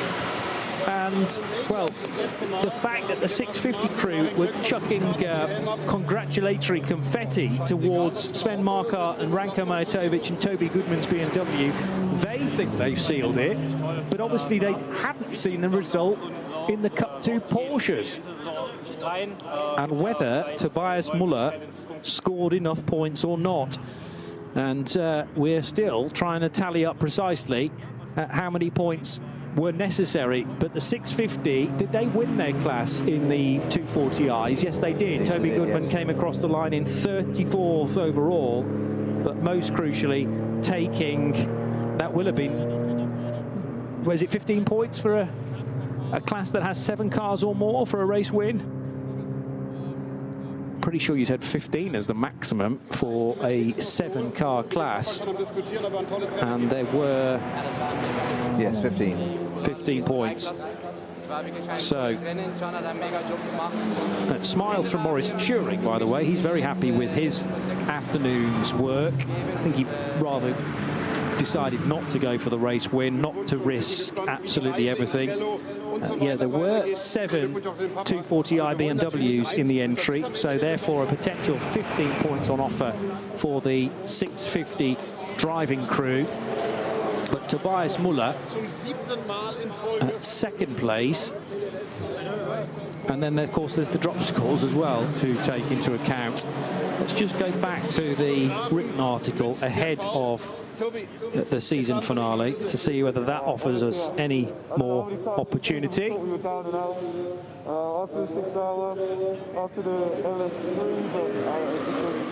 Let's just hear from Toby Goodman. Pushed it till the end, literally till the last lap, but I just want to say huge thanks to everyone at Adrenaline. We wouldn't be here without them. Obviously, we have an easy job, but this is for them, and yeah, I can't believe it. Sagt gerade, und ich würde es einfach mal gerne übersetzen, weil es doch sicherlich ein besonderes Interview ist. So some translation there from Patrick Simon, and I think it's fair to say the 650 crew, Toby Goodman, along with his teammates, are after their 6th victory in 8 races. Yes, because of the championship point scoring races, we have had now up 8 of those in 2024, and the 650 BMW has managed to win 6 of them. Let's get another word from Toby Goodman. He's managed to take his helmet off now. I mean, you have that special magic in your eyes after winning the NLS Championship. Congratulations to that. Thank you very much. Yeah, I feel good. I might not look good, but I certainly feel good, and we'll celebrate tonight, that's for sure. And that's most important, to feel good. Nobody cares how you look like if you're a champion. Da kommen die anderen beiden. Meister.